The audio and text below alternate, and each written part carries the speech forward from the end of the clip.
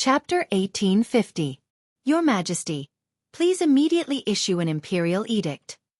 Your Majesty, there is no need to hesitate. The officials spoke up one after another, but there was not the slightest bit of respect in their words. Because in their view, Li Erlang had already lost his virtue. Only with the hearts of the people could he become a wise ruler. Right now, they spoke up only from the standpoint of themselves and the people. This included Zhang Sun Wuji. Even though he was related to the imperial household and had only been friends with Li Erlang, he still had to make his stance clear on this matter. He had also planned the coup at Xuanwu Gate. If His Majesty refused to admit his mistake, the vengeful spirits would come for his life, and the Zhang Sun clan would be the first to suffer. He could not bear the consequences. Of course, he was not the only one with such thoughts. Fang Xianling, Du Ruhui, Gao Shilian, Hou Junji, and Cheng Yaojin all had similar thoughts. All of them had participated in the coup at Xuanwu Gate, and if the vengeful spirits came for their lives, none of them would be able to escape. Thus, they hoped that Li Erlang would admit his mistake. But Li Erlang clearly had no intention of doing so. Li Shimin felt powerless as he listened to the advice of the officials, and a chill ran down his spine. But he still had a sliver of hope. Zhang Feng. As long as Zhang Feng had a plan, the crisis before him could be resolved. Yes, it could definitely be resolved. He constantly comforted himself. His lonely eyes would occasionally glance at the door, hoping that this person who carried his hopes would bring good news. But the advice of the officials was getting more and more intense, and he had no choice but to reply. He could only raise his trembling right hand and wave it. Everyone, withdraw for now. Allow us to reconsider. Reconsider? Wei Zhang glanced at Li Shimin and coldly chuckled. Does Your Majesty not want to face the reality of Mars? After he finished speaking, he glanced at the officials behind him with a hint of disappointment in his eyes. In the past, all of you followed His Majesty to conquer the world, quelling the chaos and cleaning up the mess of the former Sui dynasty. It can be said that you have turned the tide and helped the building to collapse. Within the four regions, the Tang dynasty was ruled by Emperor Yang of Sui. At this point, he looked at Li Shimin and said coldly, however, the incident at the Xuanwu Gate, Your Majesty killed your brothers, usurped the throne, and bullied other people's wives and daughters. This is a crime that cannot be reversed. Does Your Majesty want to be slandered by the world? How could the officials face each other in the court? Are palace maids disloyal? You! Li Shimin pointed at Wei Zhang, his right hand trembling. His face turned green and white, but he could not say a word. Because he knew that Wei Zhang was not wrong at all. But every word that he said hit him where it hurt. The incident at the Xuanwu Gate. The incident at the Xuanwu Gate was something that he did not want to talk about. He had killed his brothers there, and used this method to usurp the throne. It could be said that it was a dark part of the imperial family's history. After the incident, he did not want to talk about this sad incident, and also to prevent the world from talking about it. But today, Wei Zhang brought this incident up again. His hands trembled and the veins on his forehead popped. He wanted to tear Wei Zhang apart. However, he couldn't because what the other party said was right. He had indeed done such a thing. Furthermore, there were many scholars in the world who had scolded him. Now, whether there was one more Wei Zhang or one less Wei Zhang, what did it matter? It was just one more person scolding him.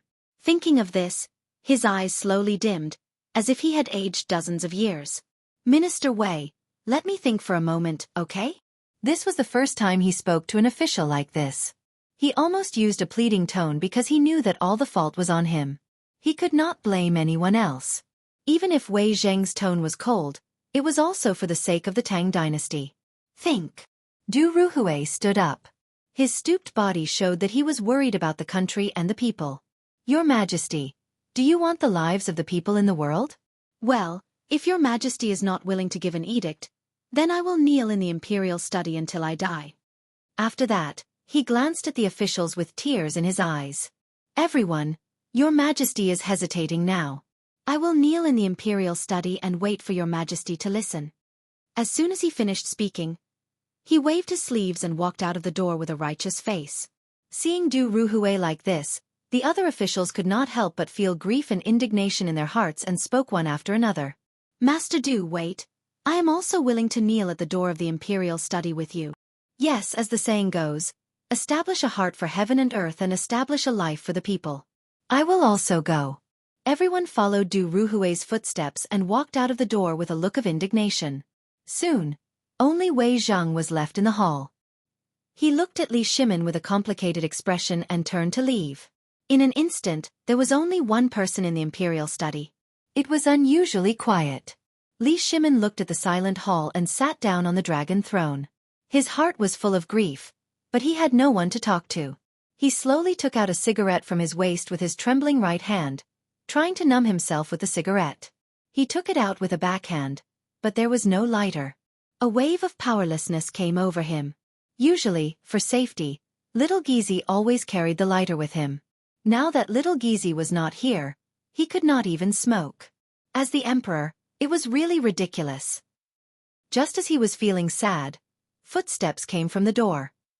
Chapter 1851. Hearing this, Li Shimin raised his lonely eyes and glanced over.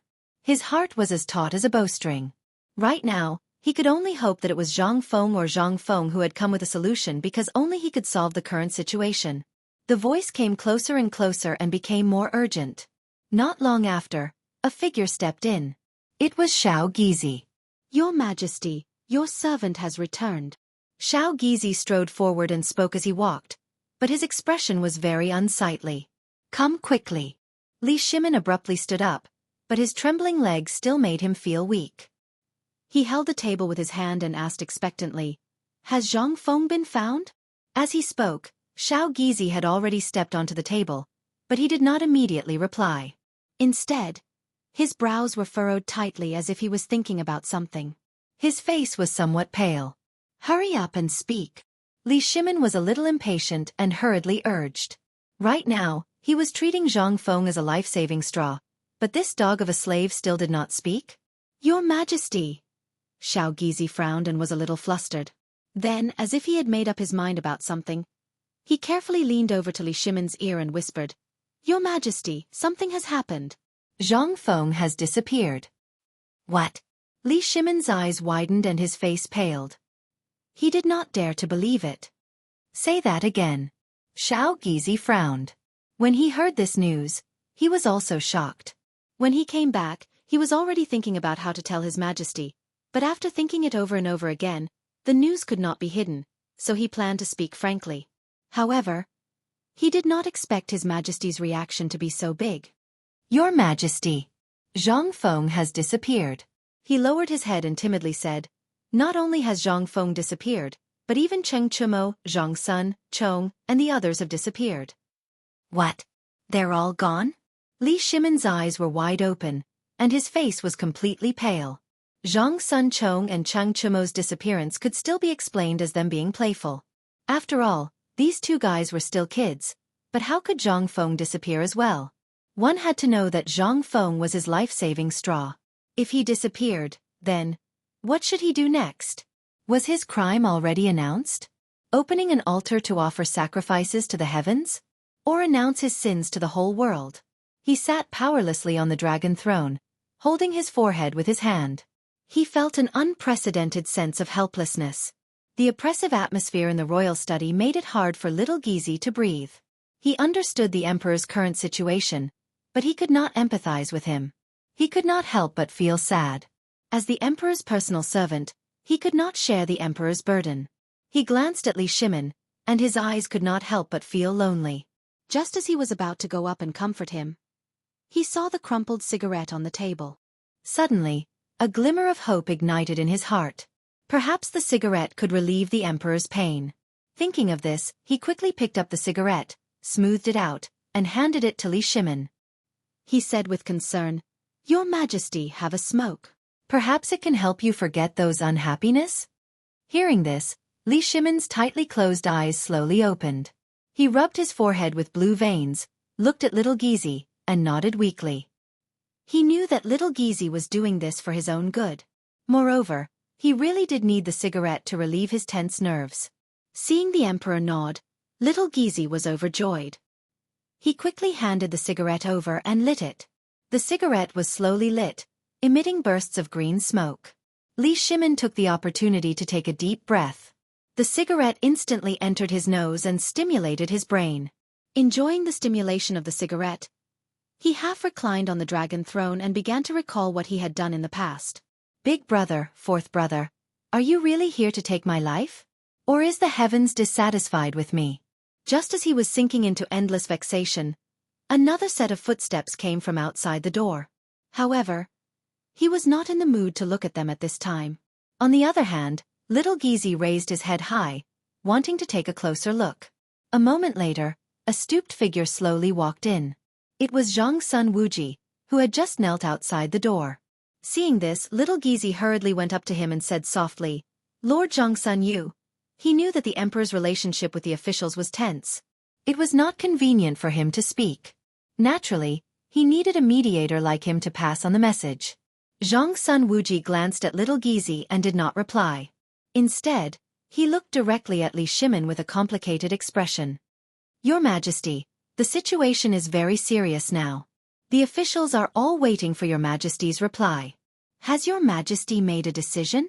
He had been kneeling outside the door for a long time. Seeing that there was no news from Li Erlang and that the officials were anxious, as a relative of the emperor, he had to come in and ask. Li Shimin naturally knew what the other party was thinking. He raised his heavy head and glanced weakly at him. "Auxiliary machine, even you want to force me? Erlang." Zhang Sun Wuji looked at Li Shimin and choked a little. In the end, he didn't say those words because he couldn't bear it. After all, Li Erlang was his brother-in-law. The Tang dynasty could not do without the support of Zhang Xuan's family. Chapter 1852. Moreover, he and Erlang were friends. In those days, he followed Erlang to quell the rebellion and plan the change of the Xuanwu Gate. Strictly speaking, half of the ghosts of the Xuanwu Gate belonged to him. Now he was forcing Erlang. It was a bit too much. Moreover, it was reasonable to say that he also had a part of the responsibility for the appearance of Mars. He couldn't sit back and do nothing, but who could resolve this disaster? Thinking of this, a figure slowly emerged in his mind. Yuan Tiangang? Wasn't he a famous warlock of the Tang dynasty? Maybe this person could resolve the crisis. Erlang, I have a plan. Ask Master Yuan Tiangang to resolve this crisis. Zhang Sun Wuji said with some surprise. He had now regarded Li Shimin as a family member, so it was natural to call him Erlang. Besides, there were no outsiders now, so it didn't get in the way. Assistant, are you serious? Li Shimin stood up from the dragon chair and looked straight at Zhang Sun Wuji. He had thought that his only hope was shattered, but now it seemed that it was not. Erlang, Master Yuan is a famous warlock of the Tang dynasty. As long as he does divination, there may be a way. Zhang Sun Wuji's face was full of hope, and his eyes were shining. Good, good. Li Shimin nodded repeatedly, then looked at little Gizi and hurriedly said, Little Gizi, you go to inform Yuan Tiangang and let him enter the palace. Little Gizi nodded and walked out of the door. In a moment, he disappeared from the sight of the two. Looking at the receding figure, Li Shimin could no longer sit still. He slowly walked down from the hall, took a drag of the cigarette, and kept pacing in the hall. He was upset. He was a little worried. What if Yuan Tiangang couldn't do anything? What if Yuan Tiangang was not there? Now only Yuan Tiangang could save him. Seeing Li Shimin so anxious, Zhang Sun Wuji stepped forward and comforted him. Erlang, don't worry. When Master Yuan comes, everything will be clear. Hearing this, Li Shimin slowed down his steps and looked at Zhang Sun Wuji. He sighed and said with some sadness, Maybe. After that, he took a deep puff of his cigarette and continued to walk around the hall. Zhang Sun Wuji didn't say anything else either. He clasped his hands behind his back and looked at the door from afar. Only the sound of footsteps could be heard in the huge imperial study. The atmosphere was a little tense. About half an hour later, the sound of footsteps came from outside the door. Hearing this voice, Li Shimin immediately stopped. His eyes kept looking out the door, hoping to see something. It wasn't that he didn't want to go out, but he didn't dare. With so many officials kneeling outside, if he went out, wouldn't he be torn apart alive? A moment later, two figures stepped into the imperial study. They were Little Gizi and Yuan Tiangang.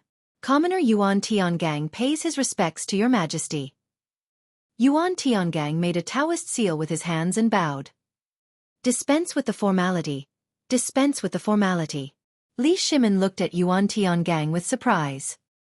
He stepped forward and said directly, Master Yuan, I invited you here this time for the thing in the sky. I hope Master Yuan can divine it. He couldn't afford any delay now. He must solve it as soon as possible. Yuan Tiangang frowned and didn't answer immediately. Instead, he turned his head and glanced at the unknown object in the sky. After a while he said mysteriously, Yes, Your Majesty. Please prepare the incense table, candlesticks and other sacrificial items. These are all trivial matters. Taoist priest, please do it quickly. Li Shimin promised and then looked at little Gizi who was on standby. Little Gizi, send someone to prepare the incense table and candlesticks immediately. Be quick. Yes, Your Majesty. Little Gizi bowed and turned to leave. In less than a quarter of an hour, little Gizi led several eunuchs to come with incense, candles, yellow paper and other sacrificial items in his hands. Sacrificial activities were often held in the palace, so these things were necessary and not difficult to find. The incense table was neatly arranged under the command of little Gizi. The candlesticks and yellow paper were also neatly placed at the door of the imperial study. Your Majesty, the ritual needs to be done outside the door. Please move. Yuan Tiangang bowed, still in a posture of making a Taoist seal. Move. Li Shimin hesitated. There were so many officials outside the door. It was not easy to face them outside. But according to Yuan Tiangong's words, he couldn't do the ritual if he didn't go out. This, after thinking for a while, he made up his mind and nodded, Let's go. Now there was no other way. It was no big deal to come out and explain to the officials. With such an idea, Li Shimin slowly walked out of the door. As soon as he walked out of the door, he saw the officials kneeling together with an unyielding look, which made him a little sad. After all, these were the backbone of the Tang dynasty. He quickly stepped forward and said with concern, Officials, please get up. Hearing this, the officials raised their heads and looked at Li Shimin seriously. It seemed that they didn't intend to speak. Finally, Wei Zhang, who was the leader, slowly said, Your Majesty, have you decided? In fact, they had seen Yuan Tiangang just now. They probably knew what the other party was here for. It was nothing more than preparing for divination and other things.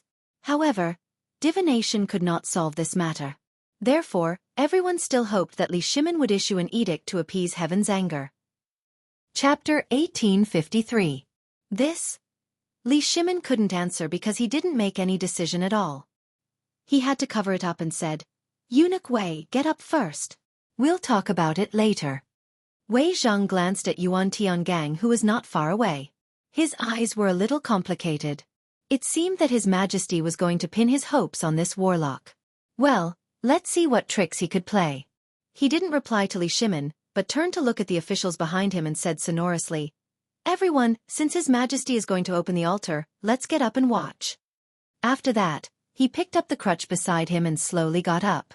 Seeing this, Li Shimin quickly stepped forward and said while holding him, Eunuch Wei, be careful. Don't worry, Your Majesty. Wei Zhang shook off Li Shimin's hand and stood up slowly with his crutch on the ground. Li Shimin asked for a snub and let go of his hand embarrassedly. In order to cover up his embarrassment, he glanced at the officials and said, Everyone, please get up. While speaking, the officials had got up and stood behind Wei Zhang. Of course, they got up not because of Li Shimin, but because of Wei Zhang. In their hearts, Wei Zhang was already a representative of virtue and prestige. Seeing that everyone had got up, Li Shimin turned to look at Yuan Tiangang and said seriously, Master Yuan, can we start now? Your Majesty, we can start at any time. Yuan Tiangang made a Taoist gesture and nodded. Then let's start. Li Shimin waved his hand. While speaking, he glanced at Wei Zhang, intentionally or unintentionally, with a hint of inquiry. However, Wei Zhang didn't seem to intend to speak. He just held the crutch in his hand and squinted his eyes, giving people a deep feeling. Yes, Your Majesty. Yuan Tiangang nodded and waved his sleeves and walked to the incense table. He first glanced at the incense burner table and then glanced at the unidentified object in the sky. Then, he slowly picked up the wooden sword on the incense burner table with his left hand and held it vertically in front of him. His right hand formed a seal and placed it in front of his nose as he began to chant. Wearing an imperial canopy on the head, walking on Kuei Gang, supporting Lu Jia on the left, Lu Ding on the right, Huang Xin in front, and Yu Zhang behind. As soon as the words left his mouth, his eyes snapped open. In that instant, they seemed to emit a bright light that was impossible to see or touch. Then, he began to brandish the wooden sword in his hand. First up, then down. It seemed disorderly, but in reality, it contained the universe within it. The 9 luminaries move in a straight line, the primeval origin lingers, the flower essence responds to the brightness, the primordial spirit disperses, the flowing infinite hope descends upon me, the radiant vermilion peak, the primordial spirit disperses, the flowing infinite hope descends upon me, the radiant vermilion peak, all things in the world, makes me a prophet. He once again placed the seal on the tip of his nose and urged the incantation with a serious face. At this moment, he seemed to have entered a state of selflessness. Everything around him had nothing to do with them. Everyone looked at this scene and didn't feel surprised because this wasn't the first time they had seen it. Every time the royal family offered sacrifices, they would let the official of the imperial astronomer perform the ceremony. Sometimes, they would invite Yuan Tiangang. Although they were used to this, they still had some doubts in their hearts. Could a few words of incantation really see through this supernatural thing? It sounded a bit mysterious. Although they all had doubts in their hearts, no one said it out loud. After all, this was passed down by their ancestors for thousands of years. Maybe there really was some magical power. Li Shimin didn't know about these different thoughts of everyone. At this time, he clenched his fists and stared with his eyes wide open. It seemed that he wanted to see something from such a ceremony, but unfortunately, he didn't see anything. He now completely pinned his hopes on Yuan Tiangang, or this ceremony, so he was the most nervous and didn't want anything to happen. At this time, he was like a tight bowstring that would break with a little carelessness. Moreover, as the emperor of the Tang dynasty, he must give the world an explanation, an answer, and appease the restless people. Otherwise, how could he face the people of the Tang dynasty in the future? Thinking of this, Li Shimin's face showed the sadness again. He subconsciously took out a cigarette from his waist and stretched out his slightly trembling right hand to touch the fire roll, but he didn't feel anything. At this time, little Gizi quickly took out the fire roll from his waist and handed it over respectfully. He was the close eunuch of His Majesty, so it was necessary for him to have sharp eyes. Since he knew that His Majesty liked this kind of thing, the fire roll at his waist had never been broken. Li Shimin glanced at little Gizi out of the corner of his eye and nodded slightly. He stretched out the cigarette, lit it slowly, and took a deep breath. This relieved his tense nerves. After a while of relaxation, he moved his eyes to Yuan Tiangang, who was performing the ceremony. Yuan Tiangang had adjusted the posture of the wooden sword in his hand, but he still kept chanting. Heaven and earth are natural, the filth is dispersed, the mystery in the cave, the Taiyuan is dazzling, and the gods in all directions make me natural. The talisman of Ling Bao tells the 9 heavens. As soon as he finished speaking, he respectfully looked at the wooden sword in his hand, then placed it on the incense table. He let out a long breath, took out 3 copper coins from his sleeve, and threw them on the incense table. Then, he clasped his hands together and began to chant. After a quarter of an hour, he slowly opened his eyes and looked at the copper wire. Chapter 1854. However, this result made Yuan Tiangong's pupils shrink, and his brows almost frowned together. Li Shimin noticed the abnormality and quickly stepped forward. "Master, what happened?" While speaking, he glanced at the copper coins on the incense table, but he couldn't understand them at all. He had to look at Yuan Tiangang and continue to ask, "Taoist, what is the meaning of this divination?" Everyone also looked at Yuan Tiangang nervously. Now all hope was on this person. If it was really confirmed that Mars came to the world, then His Majesty couldn't escape the responsibility. However, Yuan Tiangang didn't answer, but stared at the copper coins as if he didn't hear Li Shimin's words. He didn't pretend not to hear, nor did he deliberately not answer, but this divination. This divination didn't show an ominous divination, but why did the people say that an ominous star came to the world? "Your Majesty, please look. This divination moves with thunder, disperses with wind, moistens with rain, suppresses with sun, stops with Gen, speaks with Dui, Qian with the ruler, and Kuan with the hiding. Therefore it is not an ominous divination." Yuan Tiangang pointed to the copper coins on the incense table and explained word by word. "Not an ominous divination?" Li Shimin frowned. If it was not an ominous divination, then why did the thing in the sky not disperse for a long time? Master, are you sure? He also hoped that it was not an ominous divination, but some of the things in front of him were too strange. None of them were right. The thing in the sky didn't disperse for a long time. Others said it was an ominous star in Mars, but Yuan Tiangang said it wasn't. But if it wasn't, why did the thing in the sky keep circling around Chang'an? It was really strange. Yuan Tiangang shook his head and didn't look back. No, this is not an ominous star. As soon as this remark came out, it instantly caused an uproar. The originally quiet sight also boiled up in an instant, and the surprised voices of the officials were full. Not an ominous divination? Is it really the vengeful spirit of Xuanwu Gate coming to take our lives? Yes, I think it must be. If it is not an ominous star, then there is only one possibility. Your Majesty must take responsibility.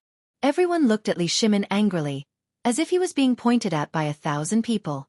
Since the object in the heavens was not Mars, then there was no doubt that it was the vengeful spirit of the Black Tortoise sect. The officials were convinced of this, because Li Erlang had killed too many people, and now he was receiving his retribution.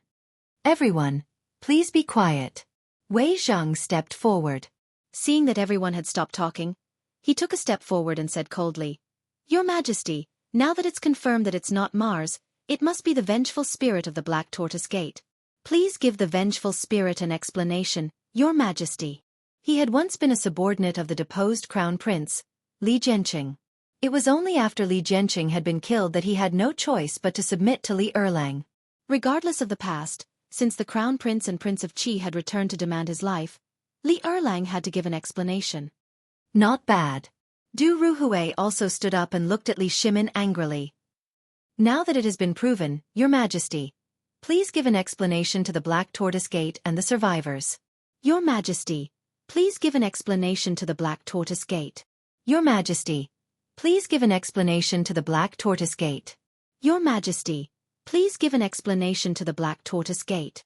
The crowd was united like never before, and their voices shook the heavens and the earth. Seeing such a situation, Li Shimin was scared out of his wits. His hands trembled uncontrollably, and cold sweat began to form on his forehead. Could it be that the officials were right? That the vengeful spirit of the Black Tortoise Gate had come to demand his life? No. It couldn't be. How could there be such a ridiculous theory?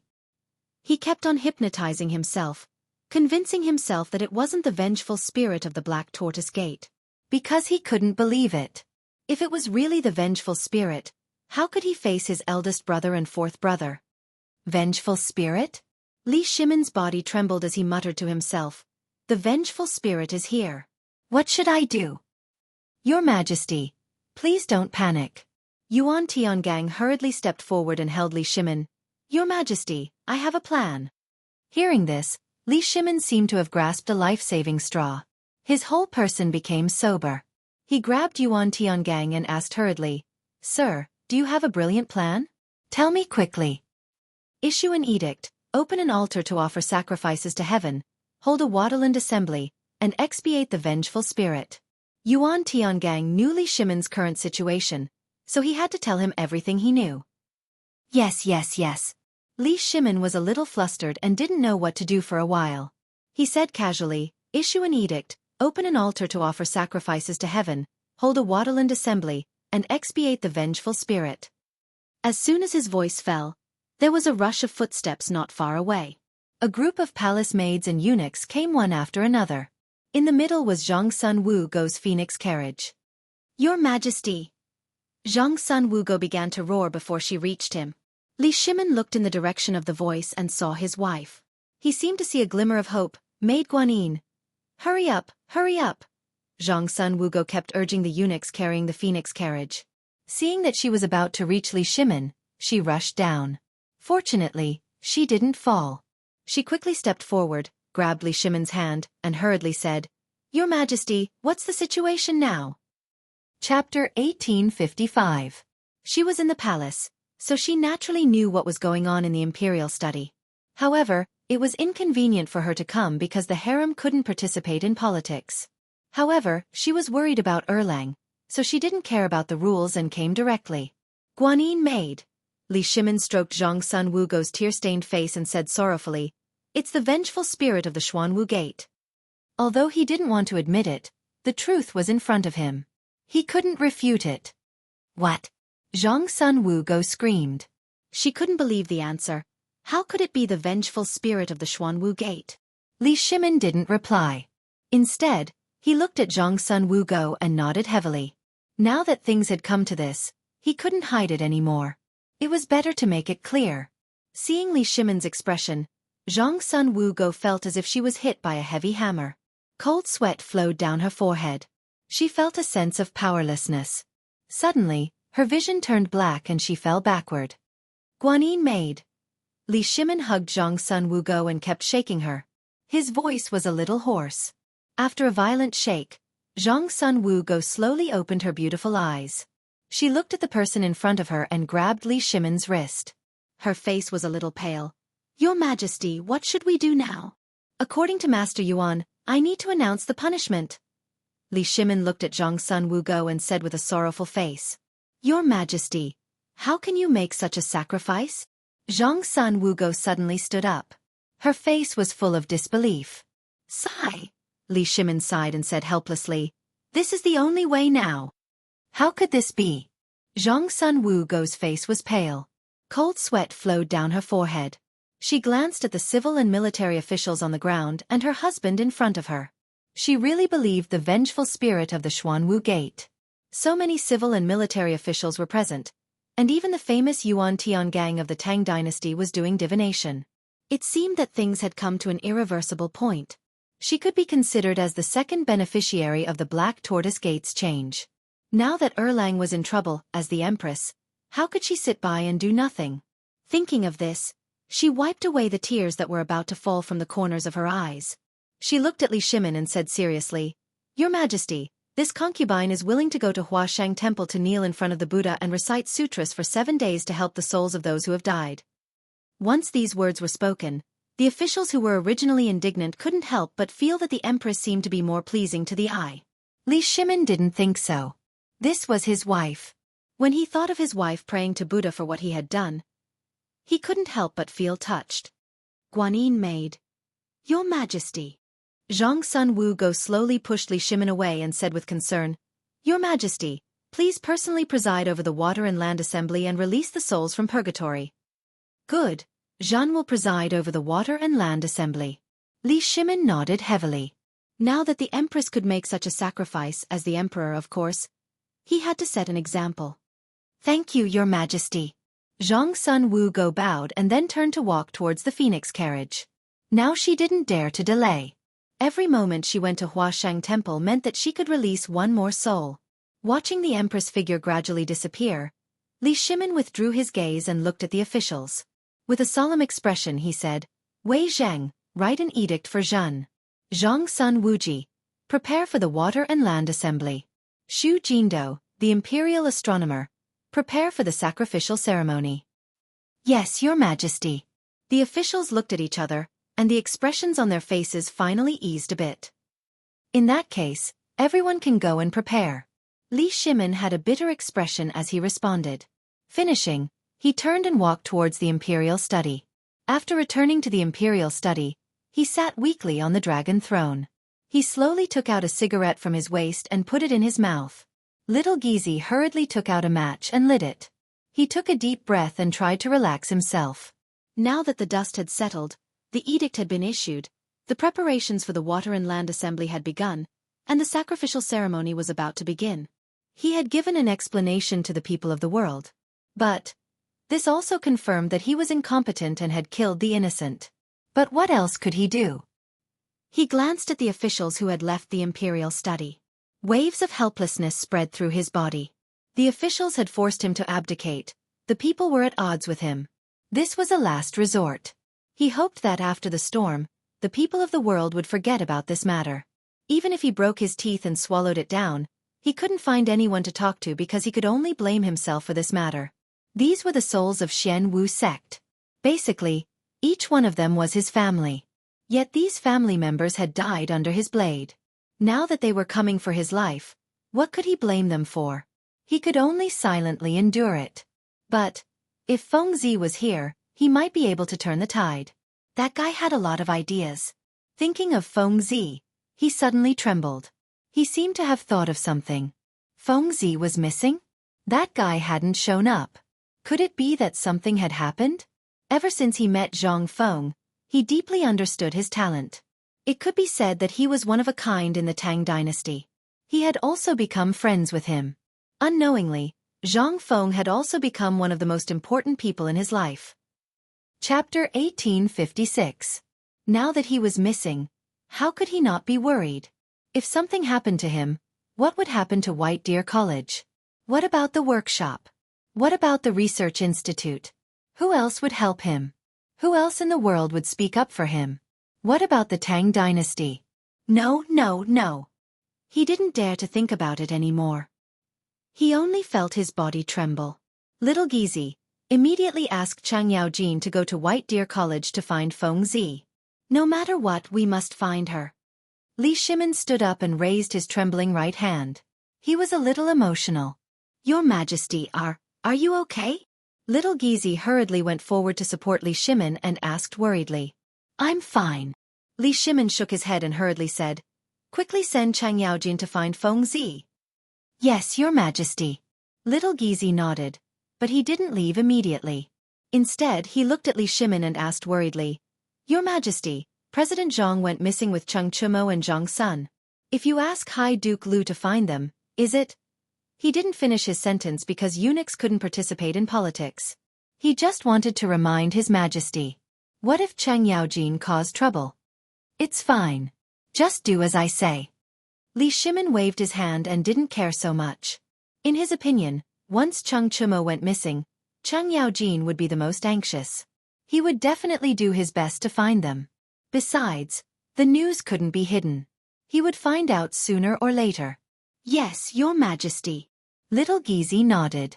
Although he was worried about His Majesty, he didn't dare to disobey. He could only quickly walk out of the imperial study, hoping to help His Majesty a little more. Thinking of this, he quickened his pace and walked towards the Vermilion Bird Gate. As he walked, he kept looking around, as if he was looking for something.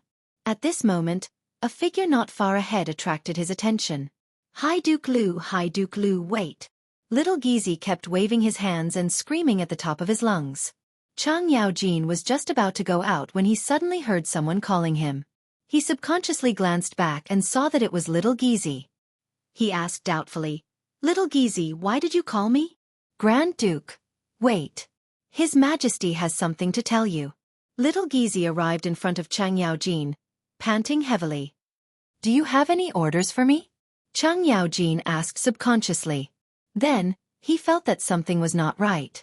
Puzzled, he asked, What can Your Majesty order me to do? Big news. Zhang Feng is missing. Xiao Gizi cried out in surprise. He knew Zhang Feng's position in His Majesty's heart and naturally did not dare to slight him. What? Feng Zi is missing? Chang Yaojin's eyes widened as he grabbed Xiao Gizi's collar in disbelief. What's going on? Duke, let go of this servant first. Xiao Gizi tugged at Chang Yaojin's arm and was a little out of breath. Speak quickly. Chang Yaojin let go of Xiao Gizi with a malevolent expression. Xiao Gizi tugged at his collar and hurriedly said, His Majesty just sent people to find Zhang Feng, but there was no one in White Deer College. He should be missing. Missing? How could he be missing? Chang Yaojin cried out in surprise. Then, he seemed to have thought of something and hurriedly said, Then what about my son? He's always with Feng Zi.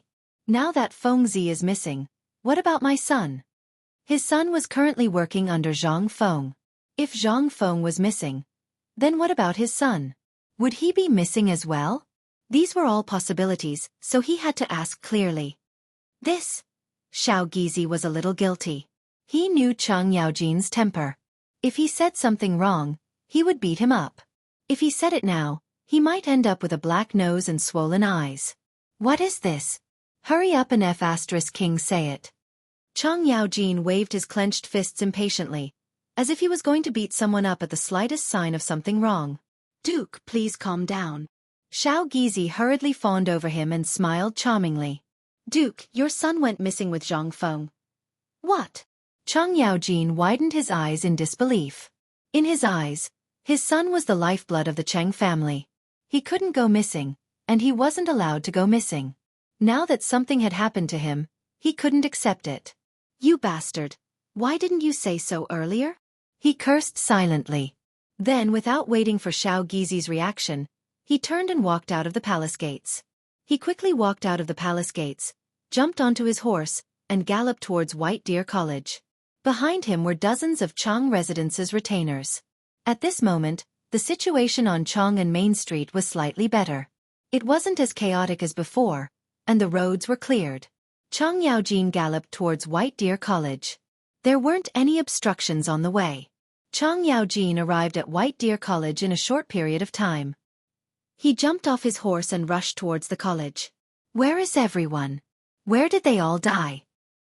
He started to shout as soon as he reached the field. Who's making such a big fuss? Yu Shernan walked out of the classroom with some dissatisfaction. He looked towards the source of the sound and saw Chang Yaojin. He frowned. What are you shouting for? Chapter 1857. When Chang Yaojin saw Yu Shernan, it was as if he had seen his savior. He was delighted and quickly ran forward. Old man Yu. What did you call me? Yu Shernan frowned and was very dissatisfied. This guy did not know how to respect people when he opened his mouth. He had already despised this guy. Haha, Mr. Bo Sher. Chang Yaojin also quickly noticed that something was wrong with Yu Shernan. He quickly changed his words and said, Mr. Bo Sher, have you seen my son? He had completely thrown Zhang Feng to the back of his mind and was only thinking about his son. Your son? Yu Shernan frowned and said doubtfully, You should go home to find your son. Why did you come to the academy? He had never liked this rude guy. He even called him old man just now. He did not have a good impression of him. Now he was looking for his son and found the academy? How improper. Although he was dissatisfied, he still responded with his mouth. Oh, my son is missing. Chang Yaojin was so anxious that he stamped his feet, but he could do nothing. He knew that the old man in front of him did not even need to salute to his majesty. He could not do anything to him. Go home to find your son. Don't yell in the academy. Otherwise, old man will report you. Yu Shernan snorted and turned to leave. He did not want to stay with this illiterate guy for another quarter of an hour. Old man Yu. Chang Yaojin stretched out his right hand and called out unwillingly. However, Yu Shernan did not intend to look back. Looking at the disappearing figure, he glared at him and was somewhat dissatisfied. When he was about to walk to the other classrooms, a figure slowly walked towards him. Haha, there's a chance. Chang Yaojin smiled and was somewhat proud. He crossed his hands and blocked the door of the classroom. Boy, wait! The person suddenly looked up and was somewhat puzzled. You are? Don't ask who I am first. Chang Yaojin waved his hand and put on an intimidating look. Let me ask you, are you from the academy? Why do I feel like I've seen you there before? That's right. My name is Yuan Hong. I was the flag bearer for the previous basketball match. The person replied timidly. He knew that the academy often came to look for the dean. The person in front of him was probably one of them. He couldn't afford to offend him. Perhaps he could use the basketball game to suppress his arrogance. Yuan Hong? Chang Yaojin raised his head and muttered to himself. Then, he looked at Yuan Hong and revealed a malicious expression. Let me ask you, where did your dean go? Now that old man Yu was out of the question, he had already offended him. He could only find some clues from these students. Dean? Yuan Hong scratched his head as if he was thinking about something. After a while he said slowly, I remember now. The last time the dean went to the research institute, he hasn't returned until now. There were also a few people from the workshop who went with him. Research institute. Chang Yaojin's eyes darted around. He finally found some useful clues, but it wasn't enough. Do you know what they went to do? I don't know. How can we ask about the dean's business?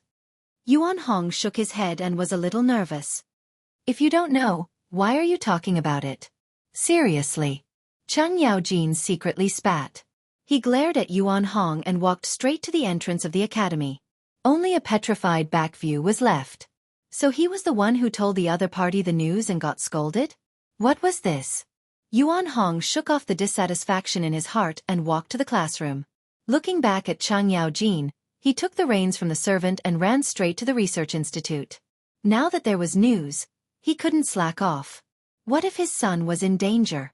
What if Zhang Feng had some bad idea to bring his son along? Then his Cheng family would be ruined.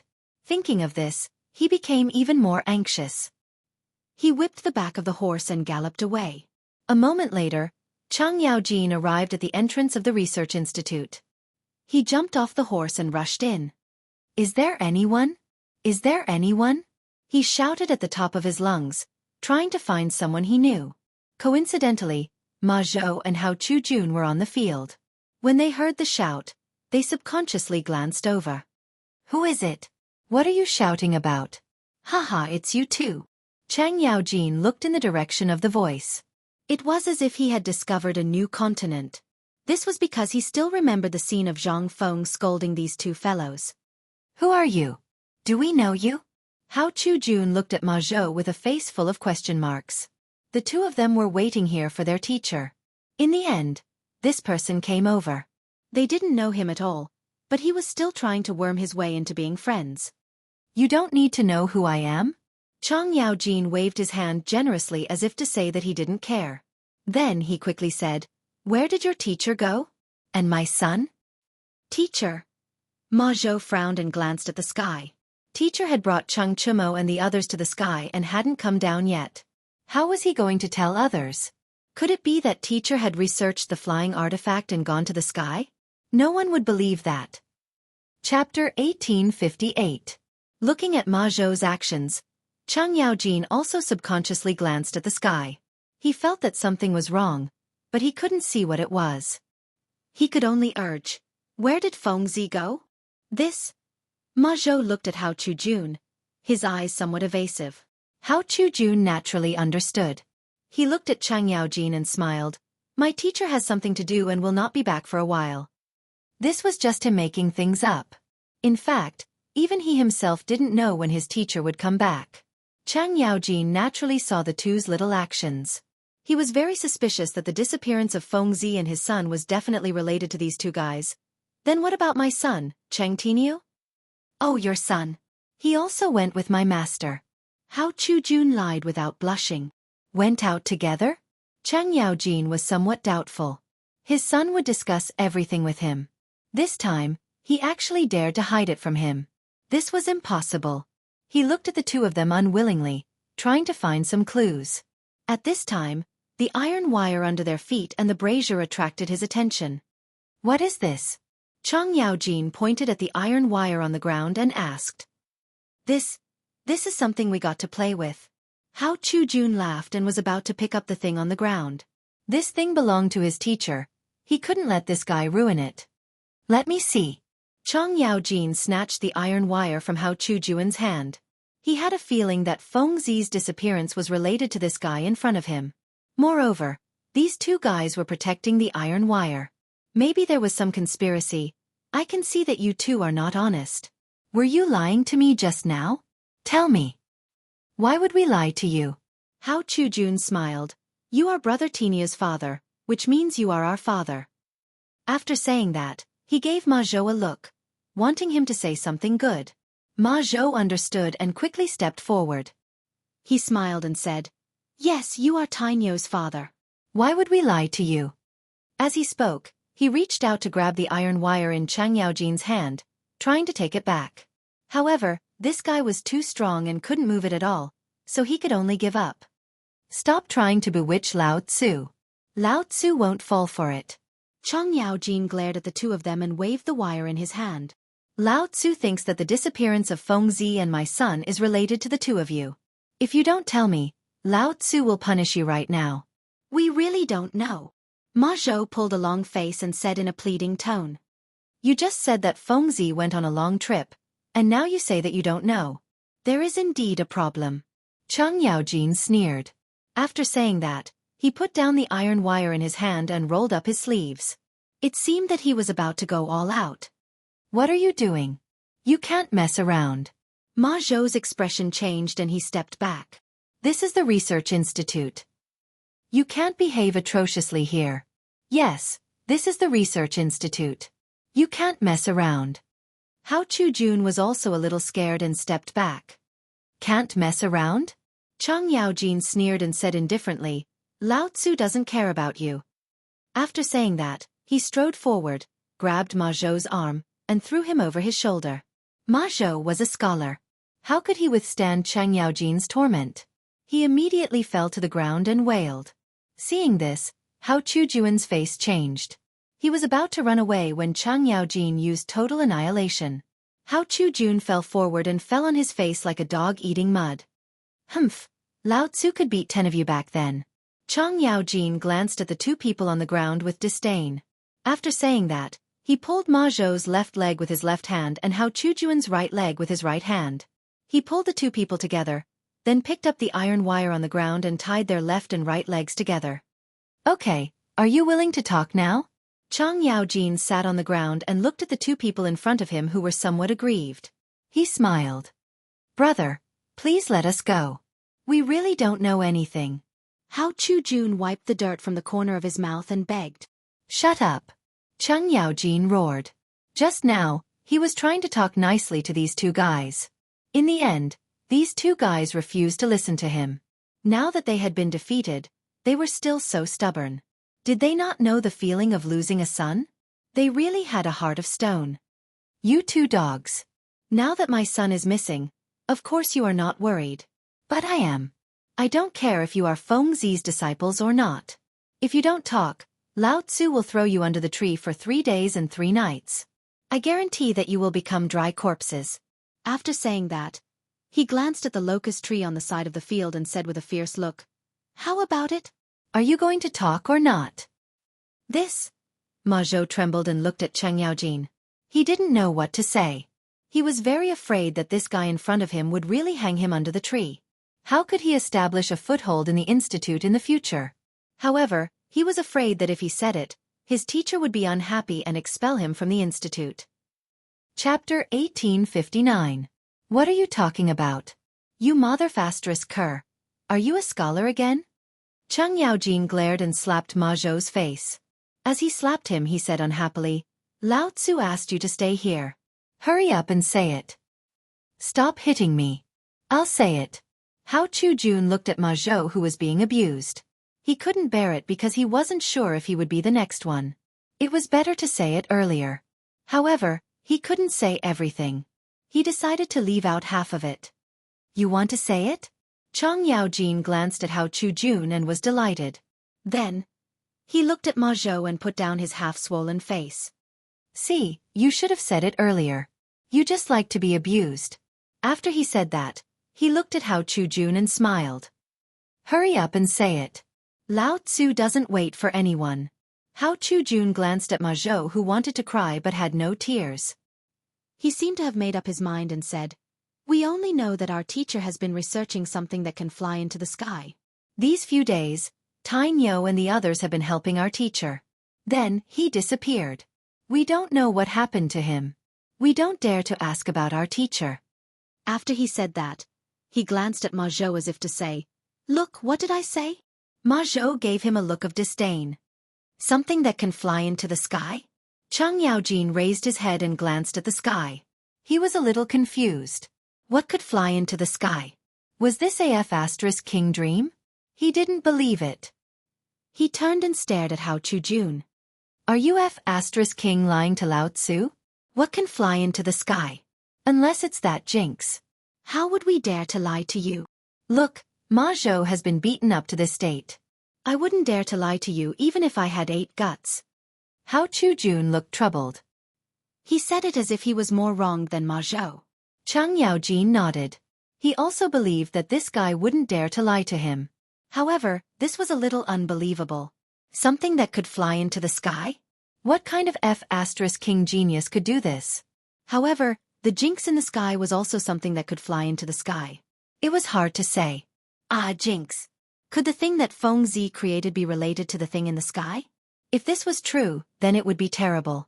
Right now, the entire country thought that it was the vengeful spirit of the Black Marital School. If Feng Zi and Tai Nyo were up there, would they be in any danger? Thinking of this, he was a little uneasy. He turned around and walked towards the entrance of the research institute. He had to go back and report to Her Majesty about such an important matter. Don't go. Untie us. Wait. Hao Chu-jun and Ma Zhou's screams came from behind him, but it did not affect his determination to return to the palace. Chang Yaojin quickly walked out of the research institute, jumped onto the back of a horse, and galloped in the direction of the palace. Now that his son was in danger, all the more he couldn't slack off. If the two of them fell from the sky, then the Cheng family's bloodline would end. With that thought in mind, he whipped his horse and arrived at the palace in no time. Within the imperial study, Li Shimin was sitting on the dragon throne, thinking about what to do next. Now that the commoners had been pacified, the punishment had already been announced, and it would probably cause another storm. What should he do then? This was giving him a headache. Just as he was worrying, there was a rush of footsteps outside the door. Your Majesty, something has happened. Chang Yaojin began to shout as soon as he stepped into the imperial study. What happened? Li Shimin slowly raised his head, looking listless. For him, there was nothing worse now. After all, he had already prepared to announce his punishment. Could there be anything worse than this? The thing in the sky was made by Feng Zi. Chang Yaojin quickly stepped forward with a face full of impatience. What? Li Shimin suddenly stood up and widened his eyes. What did you just say? Say it again? Your Majesty, the thing in the sky was made by Feng Zi. He is now in the sky, and even my son is there. Chang Yaojin looked embarrassed and said in a wrong tone. What the hell is going on? Li Shimin frowned, his hands trembling. How did you know? He still found it hard to believe because he didn't dare to believe that people could go up to the sky, and more than one person. He also didn't know why Feng Zi made this thing. Your Majesty, I heard it from his disciple. It is all true. Chang Yaojin had a long face, as if something had happened to his son. He had always treated his son like a treasure, and now that something like this had happened, he was actually more anxious than anyone else. How could this be? What does Feng Zi want to do? Li Shimin seemed to have lost all his strength as he sat on the dragon throne. He had always thought that the thing in the sky was the vengeful spirit of the Xuanwu Gate, but now he was being told that it was man-made? He really couldn't accept it. Moreover, the punishment had been announced, the Water and Land Assembly, and the sacrificial ceremony had already begun. To say this now was simply a blow. These things had already begun to be prepared, and it was impossible to take them back. If he had known about this earlier, he might have had a chance to salvage everything. Now there was no chance at all. Chapter 1860. But there were both good and bad things. Since there were no vengeful spirits in the sky, he was no longer so worried. He let out a long sigh and glanced at Chang Yaojin. Do you know what Feng Zi wants to do with all this? Your Majesty, this lowly subject also does not know.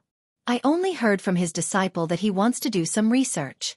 Chang Yaojin spread out his hands. He was also very helpless. Not only had his son been kidnapped, he had also worked for nothing.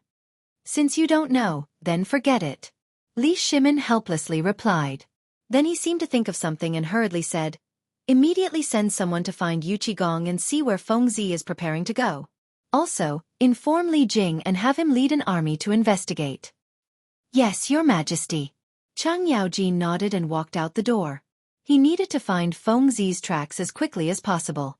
Even if His Majesty had not given the order, he still needed to do this. This was both for Feng Zi and for his son. The palace did not stop him, so he quickly walked out of Vermilion Bird Gate. Leaping onto his horse, he charged toward the Duke of E estate. Out of the way! Everyone in front, out of the way! Chang Yaojin waved the whip in his hand as he constantly shouted. When the people on the street saw the large horse charging over, they hurriedly got out of the way. They were all commoners, so they did not dare to bump into the horse of an official. A few moments later, Chang Yaojin arrived at the Duke of E estate. Leaping off his horse, he walked toward the estate. The guards at the gate basically all recognized him and did not dare to stop him. Chang Yaojin arrived at the empty hall and began to shout, Big old black, big old black! Who is it? Who dares to curse Lao Tzu? Yu Qigong walked out of the side hall, his eyes wide open. When he saw that it was Chang Yaojin, his eyes widened even more. Old Cheng, Is your King skin itching for a beating? Instead of staying at home, you've come to my place to make a fuss. Are you seeking death? Big old black, I don't have time to joke with you. Cheng Yaojin hurriedly stepped forward and said with a serious face. The thing in the sky was made by Feng Zi. Now His Majesty wants us to find him. Hurry up and bring the troops and horses with me. With that, he grabbed Yu Qigong and was about to pull him out of the door. Wait a moment. Yu Qigong shook off Cheng Yaojin and asked in surprise. What did you just say? That thing in the sky was made by Feng Zi? Are you King still asleep? He found it hard to believe that humans could ascend to the heavens. Wasn't he just bragging? Moreover, this old man often made all kinds of jokes with him. 9 out of 10 of his words could not be trusted. Lao Tzu didn't lie to you. Cheng Yaojin pulled a long face and said with a serious face. Big old black, Lao Tzu knows that you don't want to believe it, but this is the truth. His Majesty has already ordered us to find Feng Zi with Li Jing. Yu Qigong looked at Cheng Yaojin's expression. It didn't seem to be fake, but he still had doubts in his heart. Humans ascended to the heavens? This was a little too unbelievable. If you want Lao Tzu to go with you, then swear an oath first. He put his hands on his hips and smiled maliciously. This old man was used to lying. If he was willing to swear, then it was true. You bastard. Cheng Yaojin cursed silently and rolled his eyes at Yu Qigong. However, he still swore unwillingly. Lao Tzu swears here that if I lie to Big Old Black, then I will have no descendants. You're even willing to swear such a vicious oath? Yu Qigong's eyes widened. Now he believed that the other party was telling the truth. If he was willing to swear such a vicious oath, it meant that the matter was very serious. Okay, Lao Tzu will go with you. Then, he pulled Cheng Yaojin out of the door. As he walked he said, but tell me what happened first. Humans ascended to the heavens? This is a little too unbelievable. Okay. Don't rush. We'll talk as we walk. Cheng Yaojin and Yu Qigong quickly walked out of the door. But we have to find Li Jing first. His Majesty has something to tell him. Then, the two mounted their horses one after the other and galloped towards Li Jing's residence. Old Cheng, what's going on? Tell me in detail. Yu Qigong couldn't hold back his curiosity and asked. Didn't Feng Zi go missing in the beginning? Cheng Yaojin pulled on the reins and looked at Yu Qigong. His Majesty told me to find this kid, so I went to White Deer College. Speaking of this, his emotions suddenly surged and he said excitedly, in the end, I met that old guy Yu Shernan. Originally, Lao Tzu was kind and polite. He wanted to ask about Feng Zi's whereabouts, but that old guy came up and scolded him. If it weren't for Lao Tzu's age, he would have beaten him up on the spot. Then you didn't beat him up, right? Yu Qigong asked subconsciously. He knew of Yu Shernan's influence. Not many people in the imperial court dared to offend him. If old Cheng dared to beat up Yu Shernan, a lawsuit would be enough to make him suffer. Is Lao Tzu that kind of person? Cheng Yaojin pursed his lips, clearly unconvinced. He thought to himself, how could I, old Cheng, do something like digging my own grave? However, his mouth was still unforgiving. Although that old guy said a few words to Lao Tzu, I'm not the kind of person who would casually beat people up. Chapter 1861. Yu Qigong's mouth twitched, as if to say, aren't you the kind of person who beats people up? How many people have you beaten up? However, he didn't want to argue with him, so he continued to ask, what happened after that? How did Feng Zi get into the sky? After that, Cheng Yaojin glanced in the direction of Shao Mountain, and a smug look flashed across his eyes. I met a student from the academy, and he told me that Feng Zi went to the research institute. Lao Tzu went all the way to the research institute to take a look. Guess what? What? You saw Feng Zi fly into the sky? Yu Qigong widened his eyes and looked at Cheng Yaojin curiously. That's not it. Cheng Yaojin smiled awkwardly, but he quickly covered it up and smiled. Lao Tzu saw Feng Zi's two students fiddling with the things in the sky. Damn, Lao Tzu thought you were going to say something. Yu Qigong waved his hand disdainfully. He thought there would be some good news, but this guy was talking nonsense. Why are you in such a hurry? Let's listen to Lao Tzu first. Cheng Yaojin rolled his eyes at Yu Qigong and said angrily, at first, Those two students didn't want to say where Fengzi went. Lao Tzu saw that they were acting weird, so he taught them a lesson. Only then did those two guys say that Fengzi was researching flying things. How was it? Lao Tzu did well, right? He raised his eyebrows and looked proud as if to say, "Look at how good Lao Tzu is." However, Yu Qigong ignored all of this and sneered. How was it? How embarrassing. You beat up two weak students, and you still have the nerve to show off in front of Lao Tzu? Lao Tzu was trying to find out where Fengzi was. Cheng Yaojin widened his eyes and looked unconvinced. Lao Tzu's Tai Nyo and Fengzi disappeared together. How can Lao Tzu not be worried? Iron Bull is gone too. Yu Qigong frowned as a bad premonition struck him. Yeah, it's not just Tai Nyo. There's also Zhang Sun Wuji's kid and Old Man Du's kid. Cheng Yaojin added. So many people have disappeared? Yu Qigong muttered to himself. He didn't expect so many people to disappear. It seemed like things weren't as simple as they seemed. With that, he whipped his horse and galloped forward. A hurried voice came from the original spot. Old Cheng, run faster. Wait for me, Big Blackie. Cheng Yaojin urged the horse's belly and hurriedly followed. The two of them dashed through the streets and soon arrived at Li Jing's residence. Yu Qigong dismounted from his horse and rushed straight into the mansion. Behind him he could hear Cheng Yaojin's shouts. Big Blackie, wait for Lao Tzu.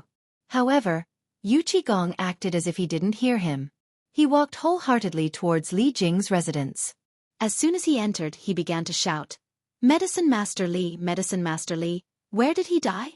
Just as he finished speaking, Cheng Yaojin stumbled in, panting. Big Blackie, don't you know how to King wait for Lao Tzu? Why should I wait for you? Yu Qigong rolled his eyes at Cheng Yaojin and said in a bad mood. Look at you. All you do is drink all day. You ride a horse like a woman who just gave birth. You're so weak. Lao Tzu. Cheng Yaojin was unconvinced. Just as he was about to scold him, a figure walked over. Upon closer inspection, he saw that it was Li Jing. He had no choice but to suppress his anger. He threw Yu Qigong aside and walked towards Li Jing. Medicine Master, we've been looking for you for a long time. Come with us. There's something important. With that, he grabbed Li Jing's right hand and prepared to leave. Thinking of this, Li Jing threw him aside and said unhappily, If you have something to say, say it. Don't drag me around. He didn't have a good impression of the two in front of him. They were both big and burly. The moment they came in, they shouted. If they weren't officials of the same court, he would have thrown them out. Hee. Cheng Yaojin smiled awkwardly. He wanted to get angry, but when he thought of His Majesty's decree, he suppressed his anger. He rubbed his wrist and said, Medicine Master, His Majesty just ordered you to track Fengzi. That's why we came to find you. We'll move together. Why track Fengzi? Isn't he at White Deer College? Li Jing didn't doubt Cheng Yaojin's words. He knew that although Cheng Yaojin was bold, he wouldn't dare to fake an imperial decree.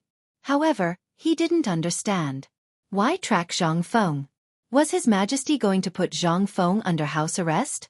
Was that why he wanted him to track him? You still don't know, right? Fengzi is missing.